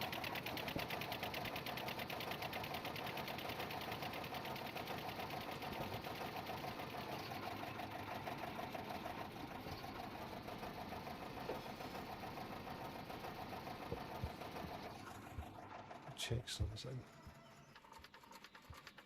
No. I'm gonna have to coast into the shed.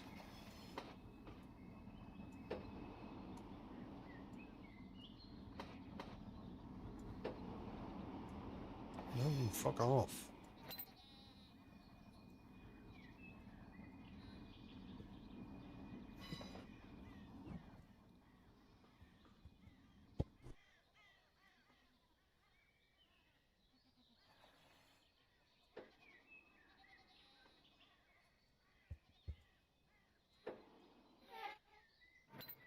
I'm going to be close enough.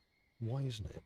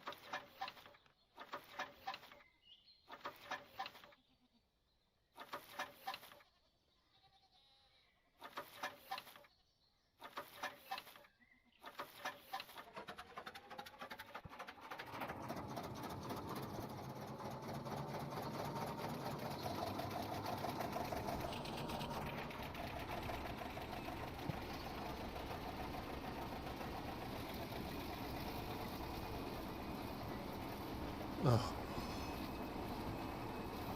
Stop.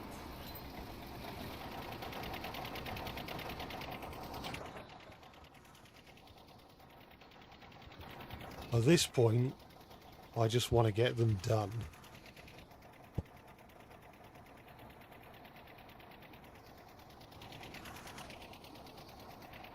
This is swiftly starting to turn into the loco commotion stream all over again. Why is it going there?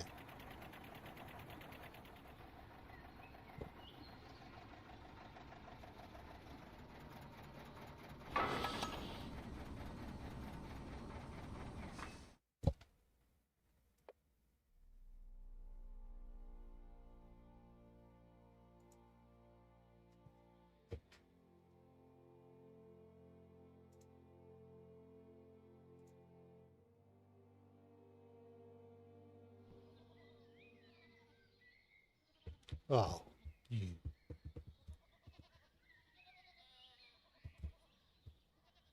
I'm very tempted to just end the stream here.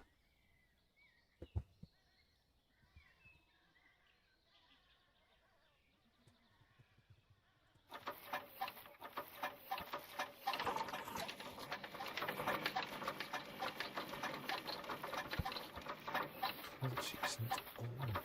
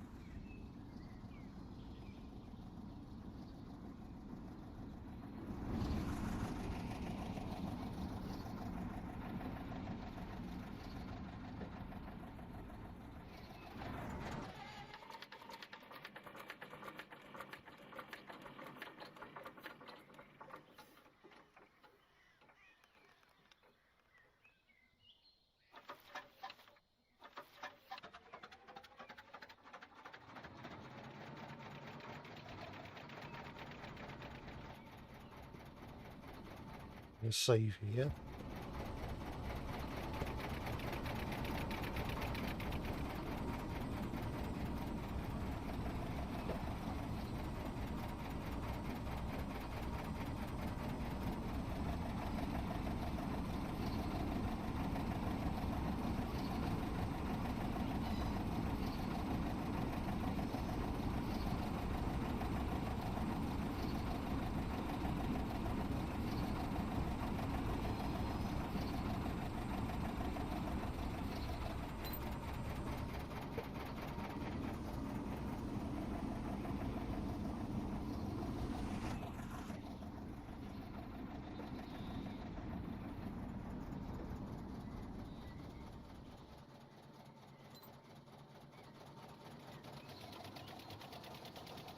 Do that, making sure that this set of points is set correctly.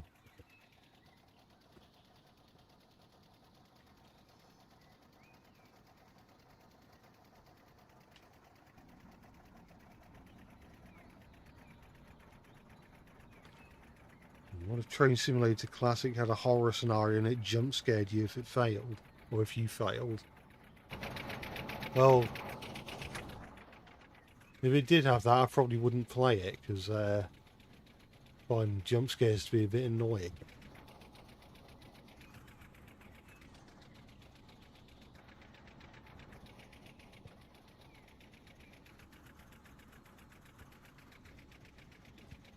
I say that as the guy who made the video of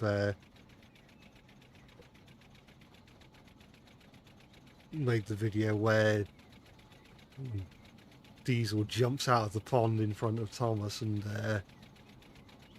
makes a loud noise. But that was then. I can dish it out, but I can't take it. I think that is if you feed the rail, then you might die.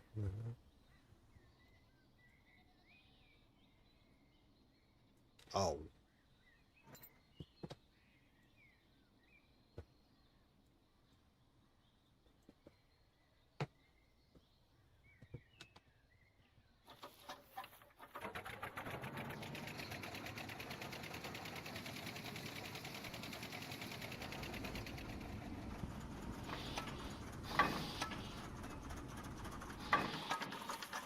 sure they're all coupled together.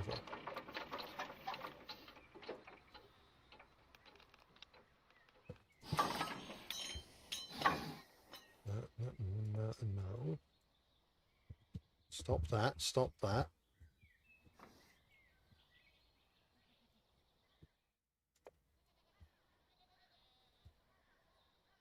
Right.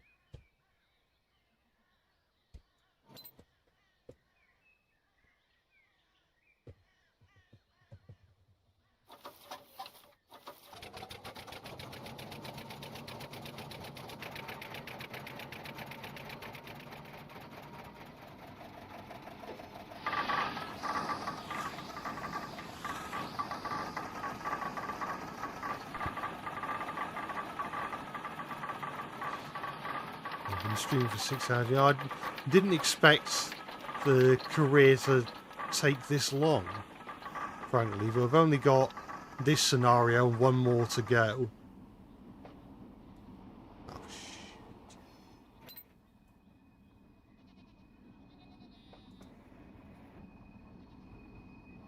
Stop it.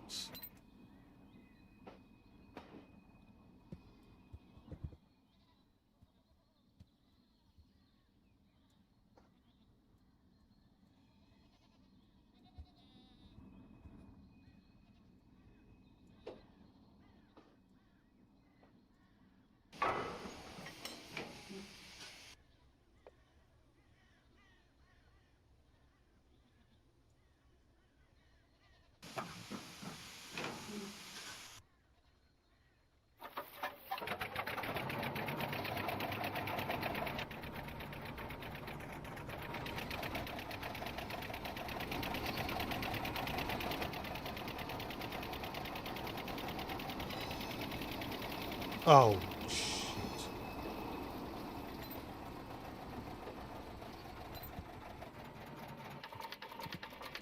No, don't.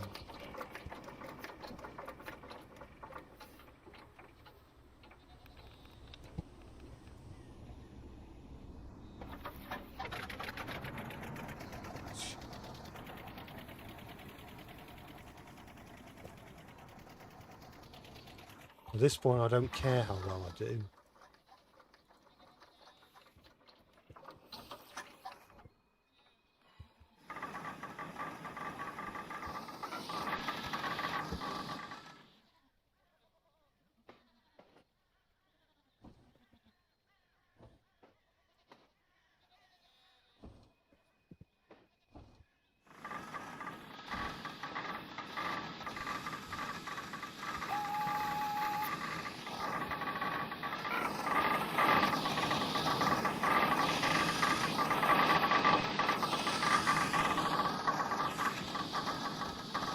Don't stop.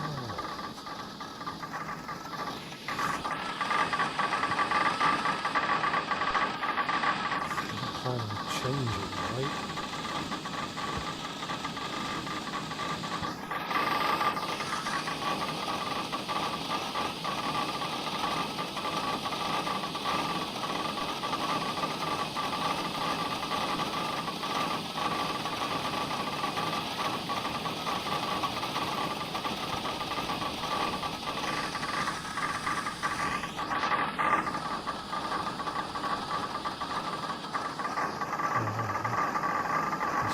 Supposed to change.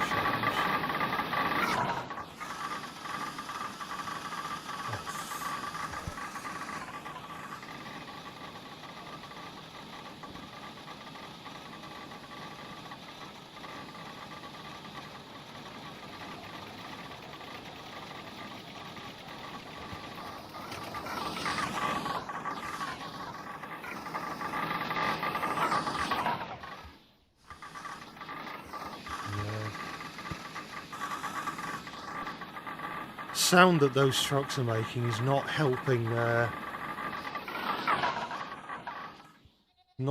Doesn't make me feel any better, frankly.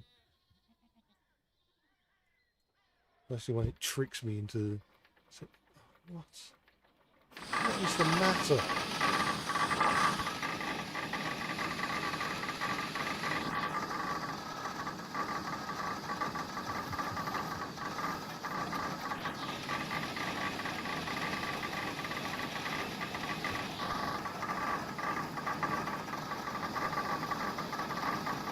Oh, the brakes are on.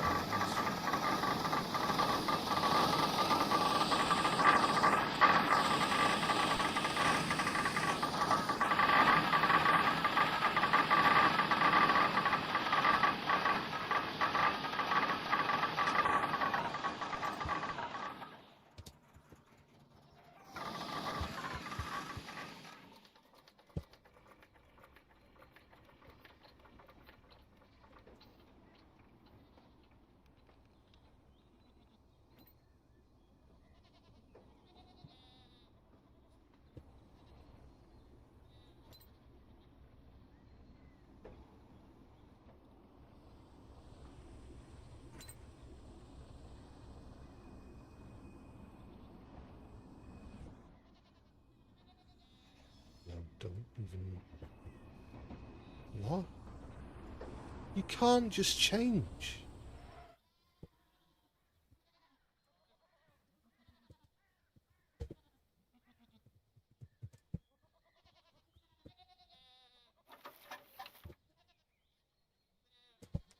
Is that the other side? I swear the side keeps changing.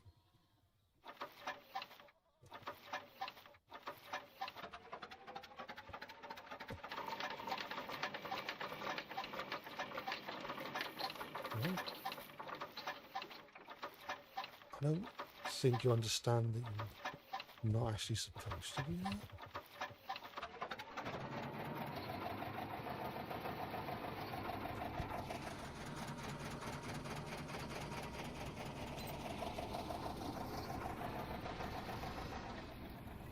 Oh, stop.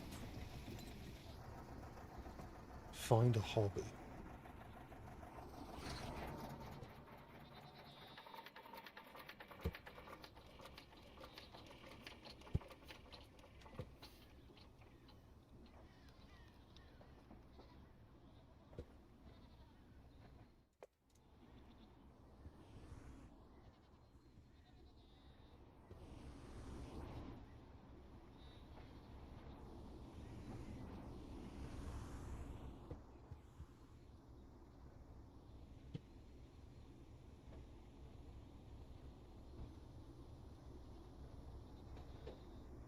And we'll see how I feel after I've completed this mission in particular, because can't help but feel like my energy is draining somewhat.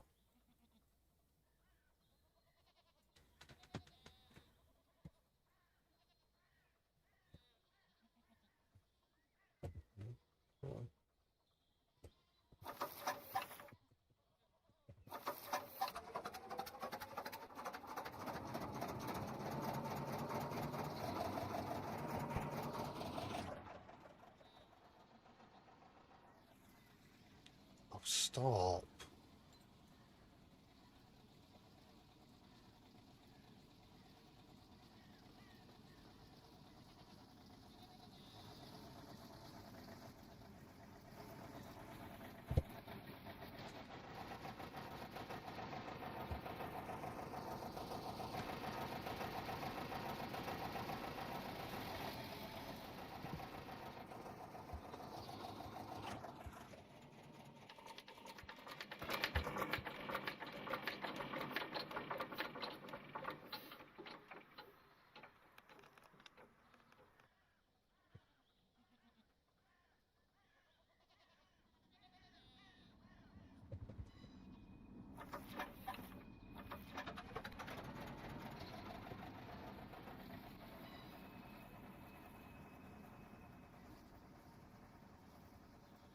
You can attempt.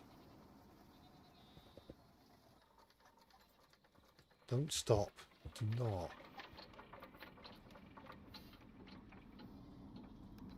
No, I don't care at this point. Speed all you like. Although, maybe not too much.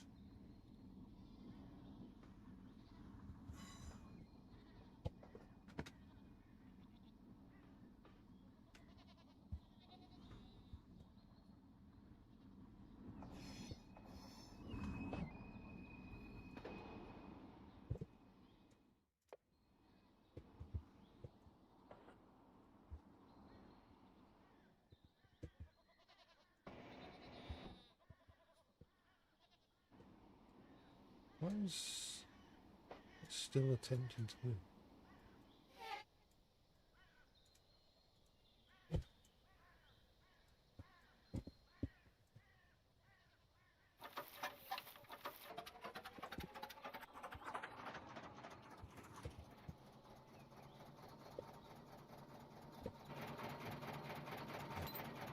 Oh.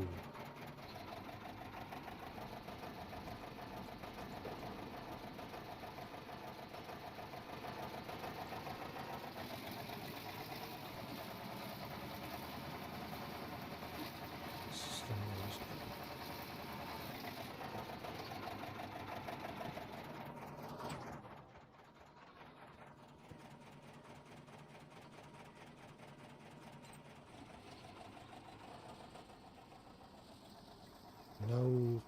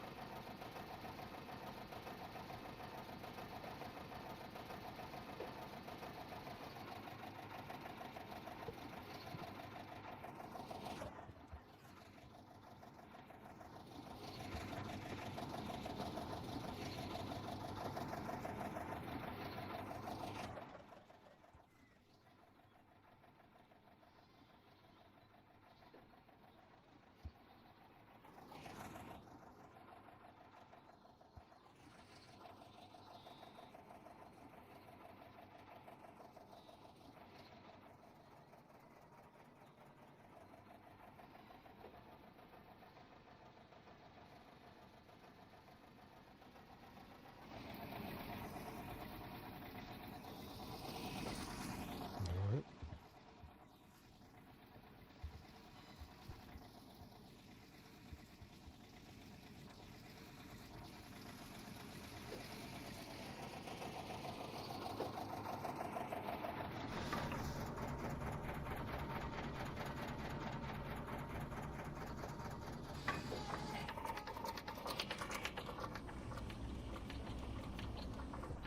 Please.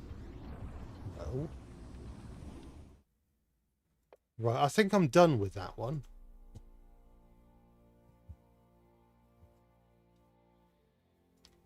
I will try this one again, and then that'll be it for the night.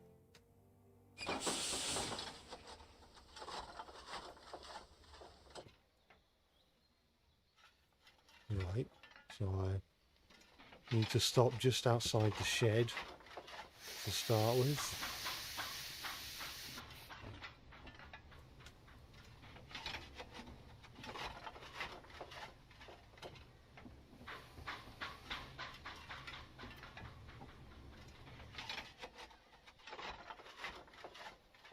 Yeah, I want to be... Oh, yeah, I want to... Forgot that I got used to the loco brake and not the train brake.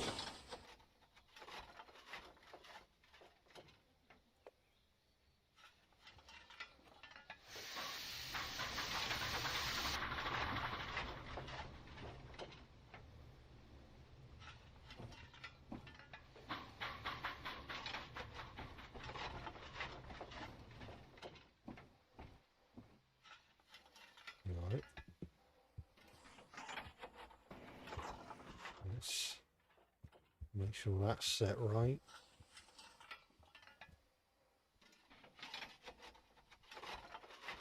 Yeah, it's PP sham once again.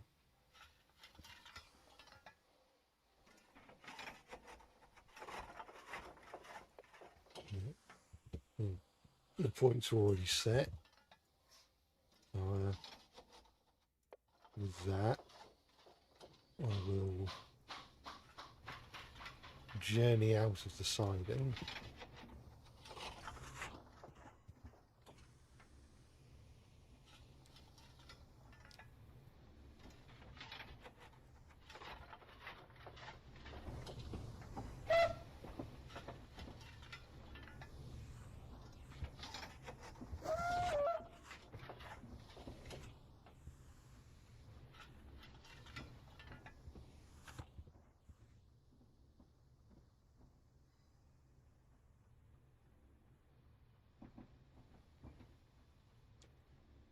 didn't know Peter Sam was red. Well, he was in the books.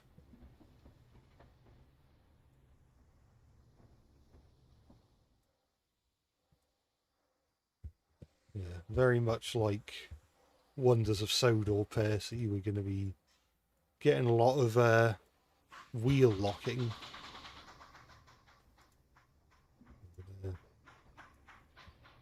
Enable the sanding gear.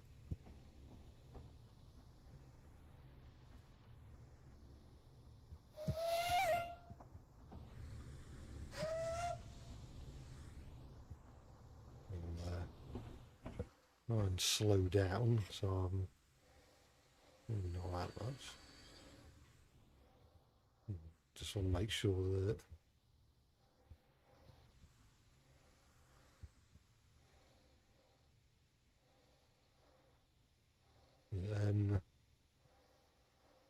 I don't couple up to the coaches too roughly.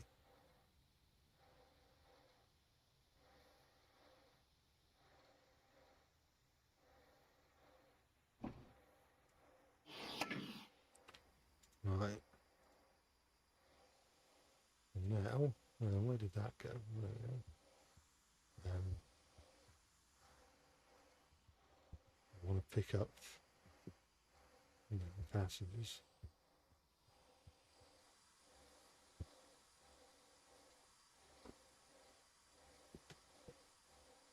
Right.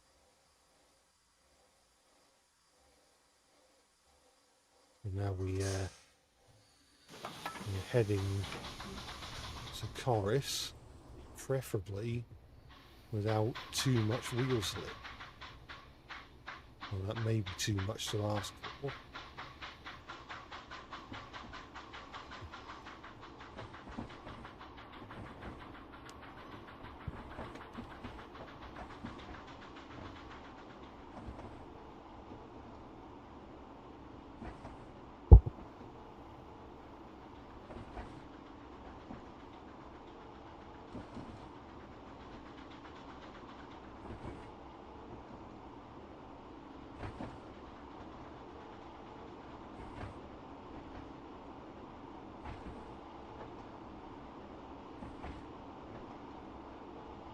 Remember Protogen, especially when he was just super wide wire, but recoloured and race swapped. Yeah, that was a strange one.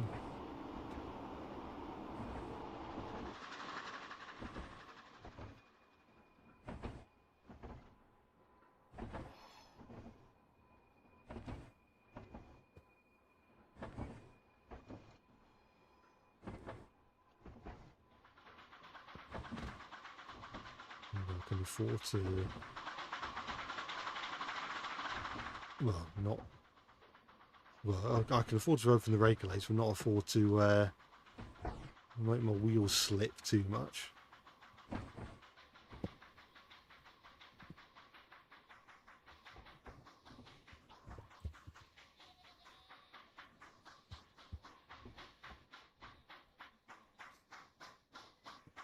Right, you don't have to go quite that slow.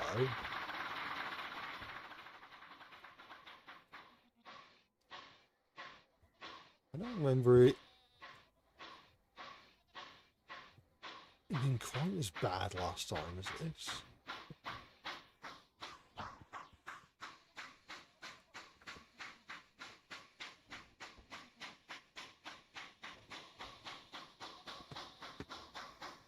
Very slowly getting there.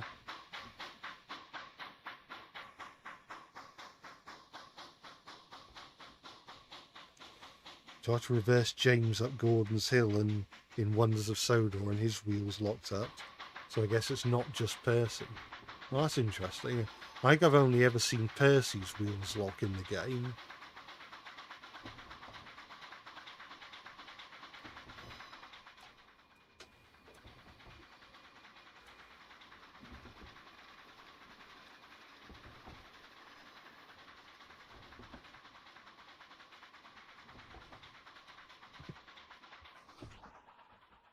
Fine, are we?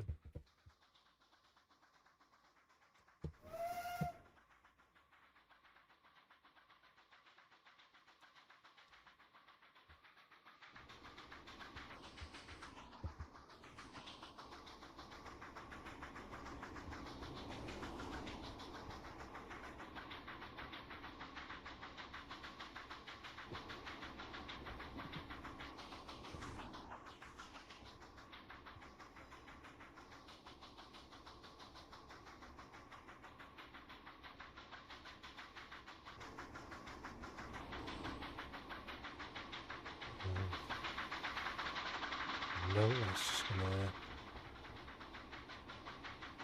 cause me a wheel slip.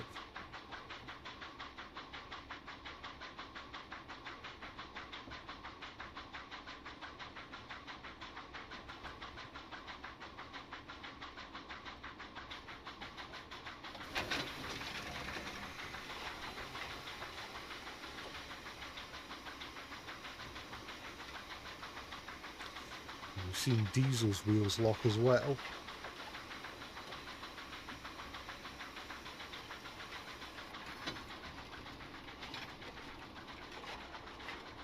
Now maybe I've just not played enough of the game to experience everything it has to offer.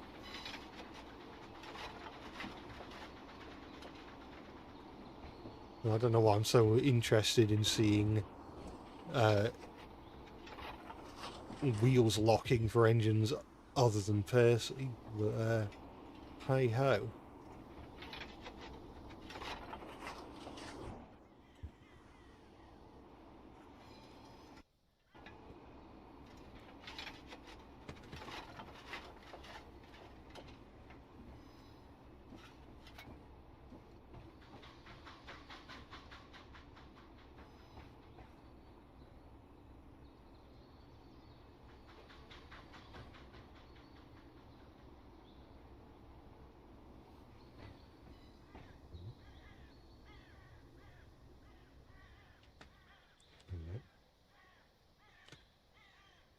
Let's get the passengers in.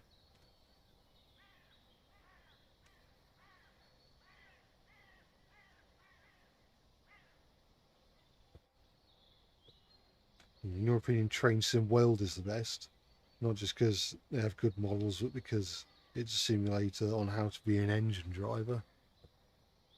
Yeah, I suppose there's that. I think they're... I mean, you have stuff like the Academy mode in this level, or in this game even. But I don't know how in depth it is compared to Train Sim World.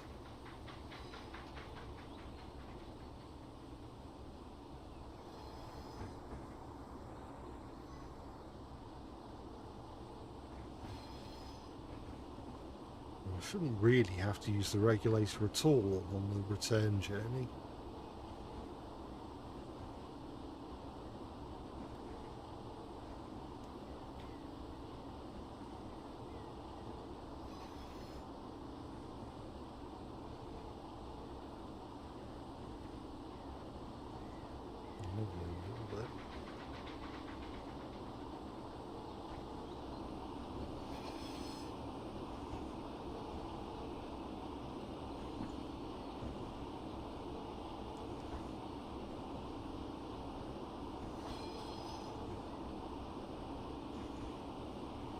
I wish the engines could talk more in Wonders of Soda, or maybe like having one-sided conversations with you during timetable and explore mode.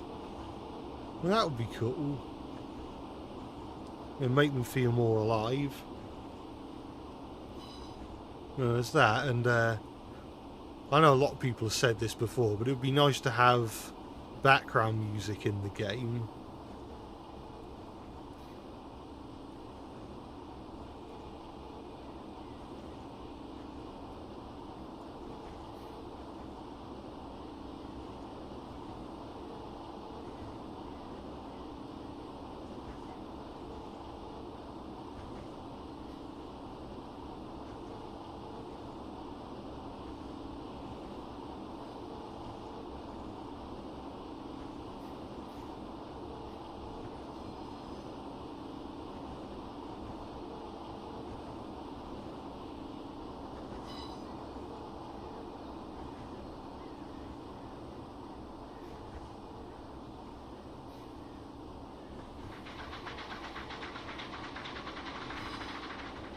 Too much.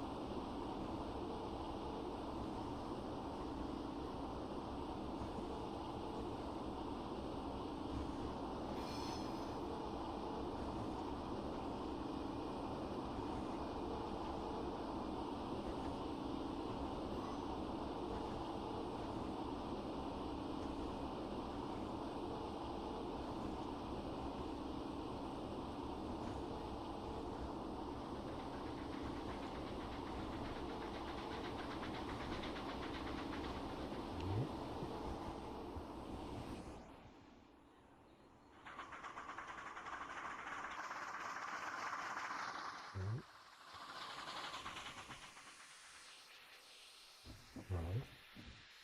Hopefully, if I start to brake, I think I've broken too early.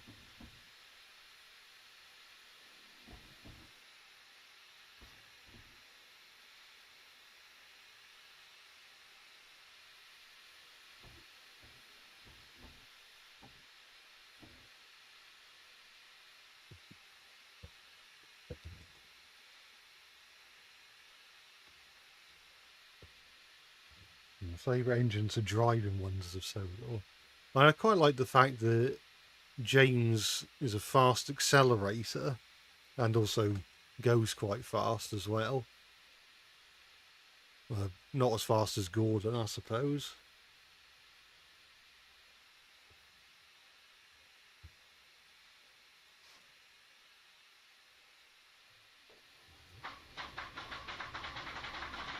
Oh, stop.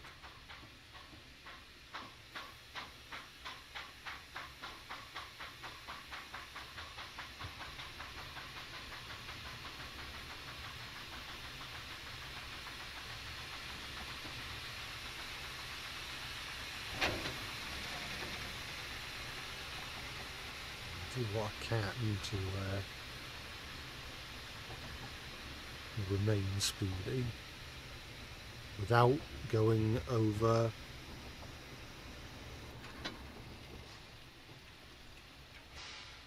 No, not moving.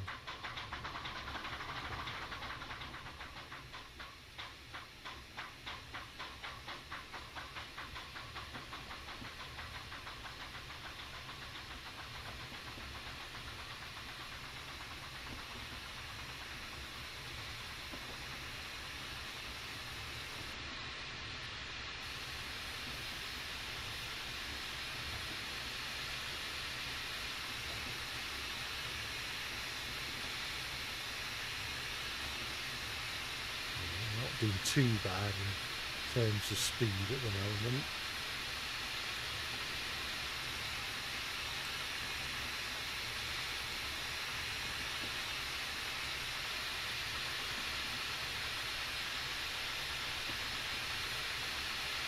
I doubt that Cranky would be in Ones of Sodor because Brendan Docks is not an Audrey's. I mean, there is a Docks at Brendan, isn't there? In the Railway series, and I guess even if there isn't, Maithwaite wasn't on Audrey's map either, and that's in Wonders of Sodor. So I think if they were going to do Edward's branch line in Wonders of Sodor, then I think they would add Brendan Docks and Cranky.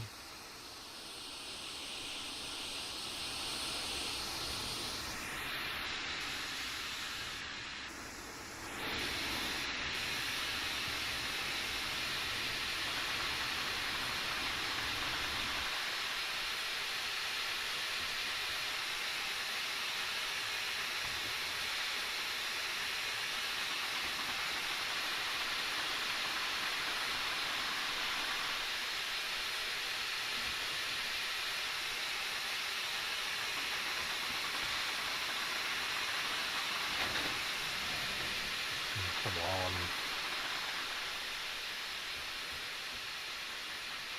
Don't do this to me. Just get up there.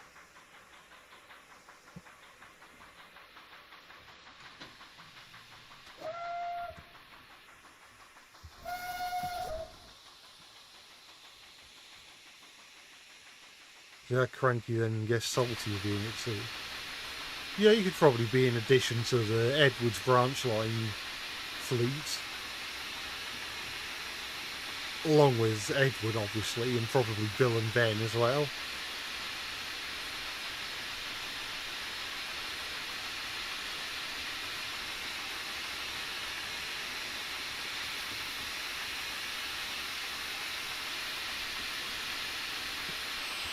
Not far away, are they? Probably a bit further away than I'd like, but still.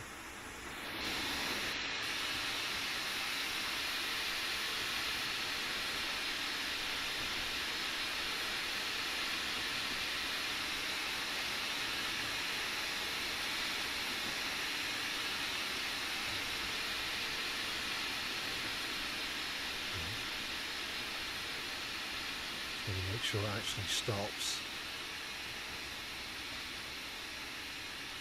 It's coming in with the train brake as well. Or...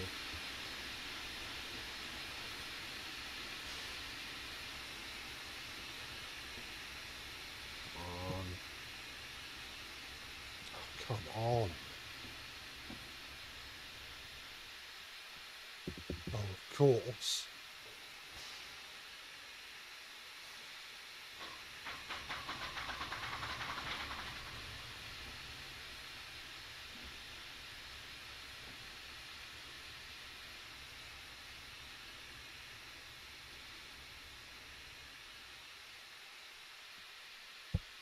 Right.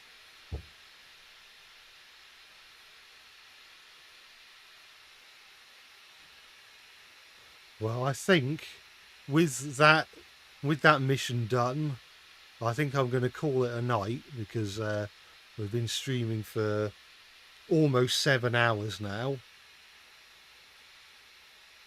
Yeah, I apologise if towards the end of the stream I got a bit low energy in comparison to the beginning. Well, 897 XP gains, so that's not too bad, I suppose. It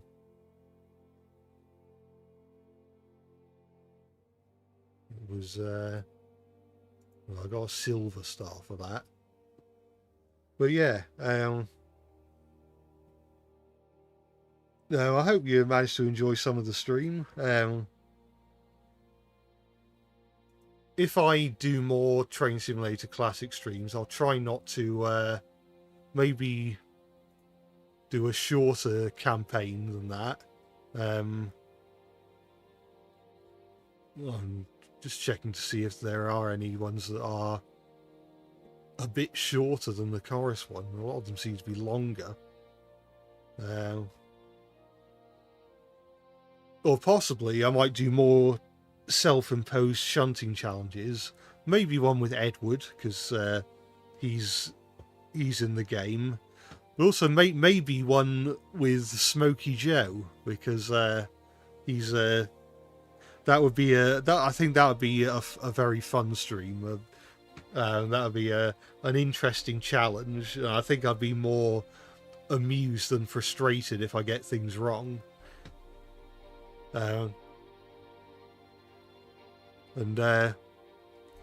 Yeah, maybe at some point I might stream a bumpy ride as well. It's not very expensive, so I can't say for certain whether that'll be next week's stream, but we shall see.